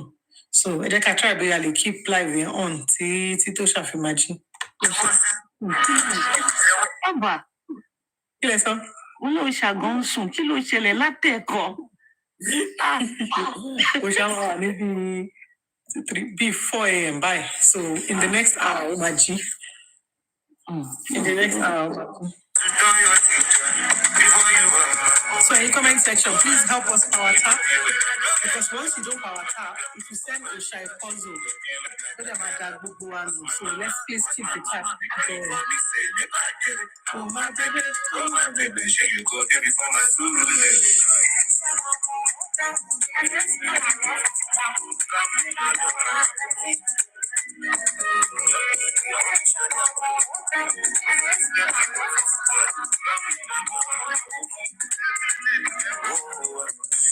Wishing me this one like this. Been through many things, many cheese. I still find my place. Oh, do I say me I know this? Like say I know the year. Which my best in the shift.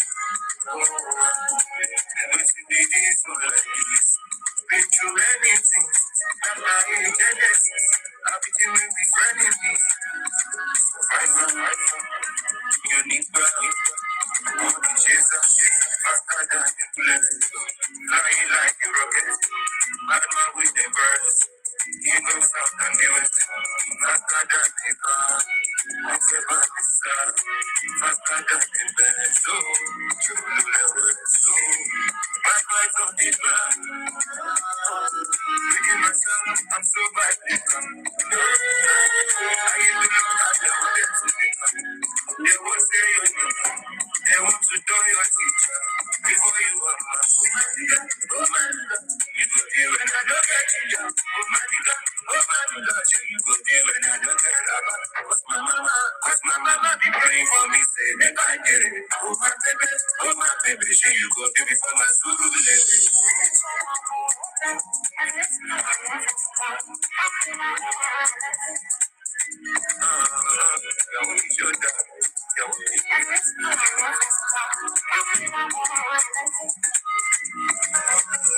DJ on the track.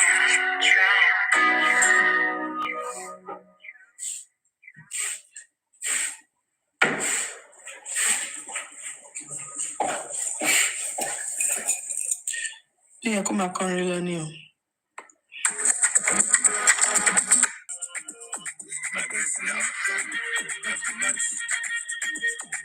Power tap. It was like the life otherwise.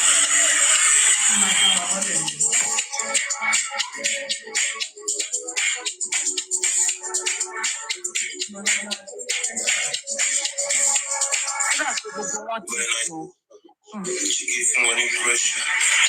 She got a dish.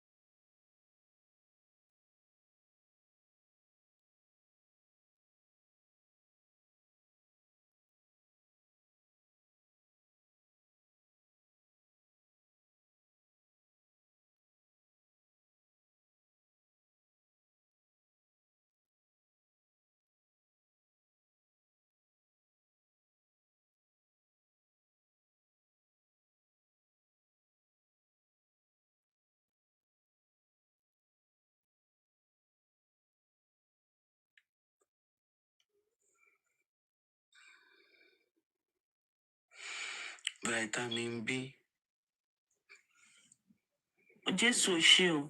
Gbogbo nǹkan tẹ́yìn sọ mo gbọ́ pátá. Ṣọ́ọ̀ṣì ọtí tó jí. Ń ṣe rí àzá lọ́wọ́. Jésù ò ṣe o. Life yìí ó try. Stand the test of time. Gbogbo ata di life yìí mú. I deserve lion tó mọ́ ọmọ dání ẹyọ kankan.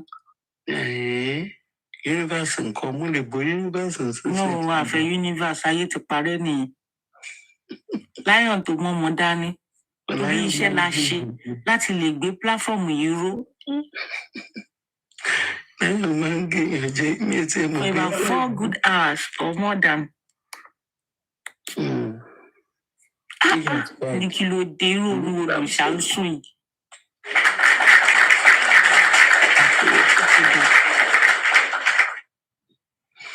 Comment section, wọ́n ti pàtẹ́wọ́ fún yín o. Ẹ lò bẹ́ẹ̀.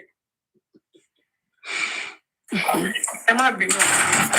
Àwọn ẹlẹ́jọ́ kan lọ́wọ́. Mo ní mọ́tò bí ń sin mo láti lọ fún. Òṣà ti jí o. Mo lọ fún láti lọ bá wọn ní basketball game. Then mo fẹ́ lọ ṣe shopping for school for the week. So, tí bá ti wọ mọ́tò ń sin hold on. Hopefully, kó má jù mí dànù. Because I have to swap to mobile. So my hotspots. Vitamin B ṣe ìwà ń bí.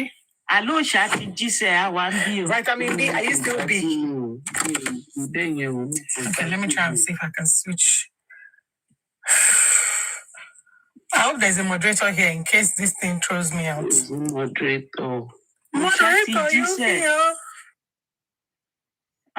Àbẹ̀fẹ́ ò gbọ́ wa mọ́. Ó ti dá. Yóò lò gbọ́kọ́gbọ́kọ́. Beautiful. Mo ìwà ń bí ya.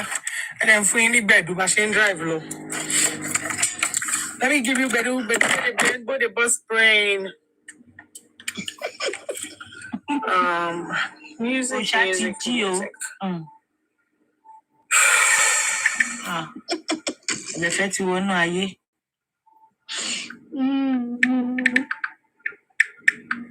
Ó ti dá. Ẹ jẹ́ ká kọ̀ ṣe 20. Vitamin B ẹ̀ ń sọ̀rọ̀ ọ̀bọ̀ mi definitely gbọ́ yín ẹ̀ hold on. Okay, mo ti ń gbọ́ yín sùn. Òṣà ti padà jí o. Jésù ò ṣe o. Òṣà jí kẹ̀. Òṣà ti jí o. Jésù ti ṣeun o. Wow. Ló bá tán. Okay, ẹ jẹ́ ká gbọ́ Naija mix yìí real quick. Máa pè orin ló ń tí ẹ̀ mo kàn tají ni o. Can you imagine? Mo kàn tají ni. Ó ti dá. Kò sí ṣọ́ọ̀ṣì lẹ́nìí.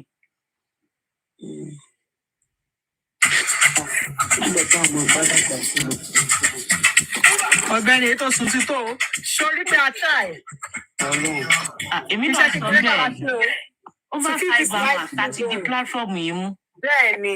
So what you would do is, whenever any of us is live and we don't want the live to go off, number one, they keep tapping, but tapping is not enough. They have to gift. So even if it's a giveaway, they should just be throwing flowers, throwing anything. And that's what we did to keep this live active till now. Akonju coins, akonju igeredu, akonju awonko pepe. And the live didn't go off. So we have to just keep doing that. If we want So money, àwa tá di platform yìí mú, I deserve lion tó mú ọmọ dání. Bẹ́ẹ̀ni o, lion tó gbọ́mọ pọ̀ bẹ́ẹ̀ni. Kò ṣe oní. No, àfẹ́mùsù. Gentle girl. Ibo lo wà tó ń kọ́mẹ́ǹtì sọnù. Well done náà wò nìyẹn. Mo jẹ́ ti jà wà ń bí ẹ̀gbá tí mo jábọ́ nísinsìnyí òun ló gbé mi wọlé. Òun náà ń lọ ó ń bọ̀ ní olóòrùn ó ti fọnú jàǹtí ẹ̀. Ó ti àwọn ló gbé mi wọlé. Gẹ́tùgẹ́tù fọnú jàǹtí ẹ̀. Ó sùn kí ló dálẹ̀ lọ. Ó yẹ máa gbọ́ gbẹ̀dùn. Better all the time. Without my eyes. But I feel alright. Wherever. Malato. Aya. If they didn't hear how much it comes, they're my love. Say them go them go run it down. Them go run it. Them go. Say them go them go run it down. Them go run it. Them go.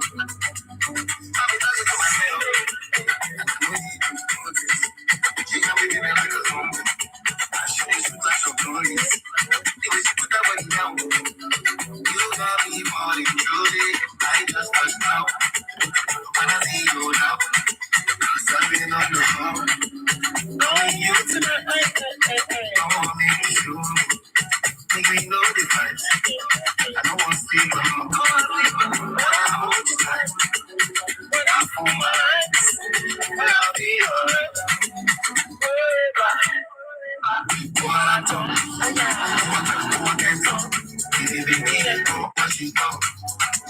Say them go get it, them go run it down, them go hold it, them go. Say them go feel it, them go run it down, them go hold it, them go.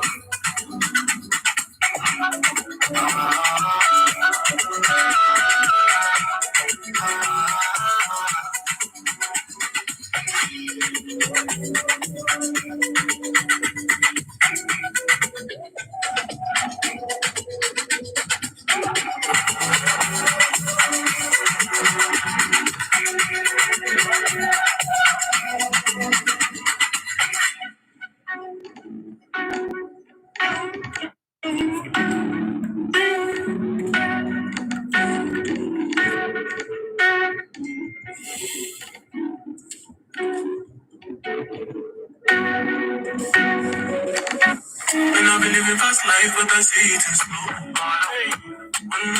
And you see my lifestyle, I got chasing the door.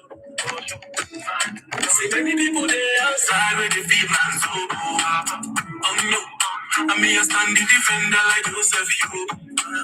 My girl say she wanna fix at you, so I just take it if I want it. If you're feeling good, Kelly satin, you go to breakfast, I'm not cutting. I am sitting tall, I am catching. I'm not faking this, no fugazi. You see these feelings, I'm not catching. I'm on best and fit, I just want it. If I burn down my business, I'ma show you right. All I get for the night. If I broke down my business, I'ma show you right. All I get for the night.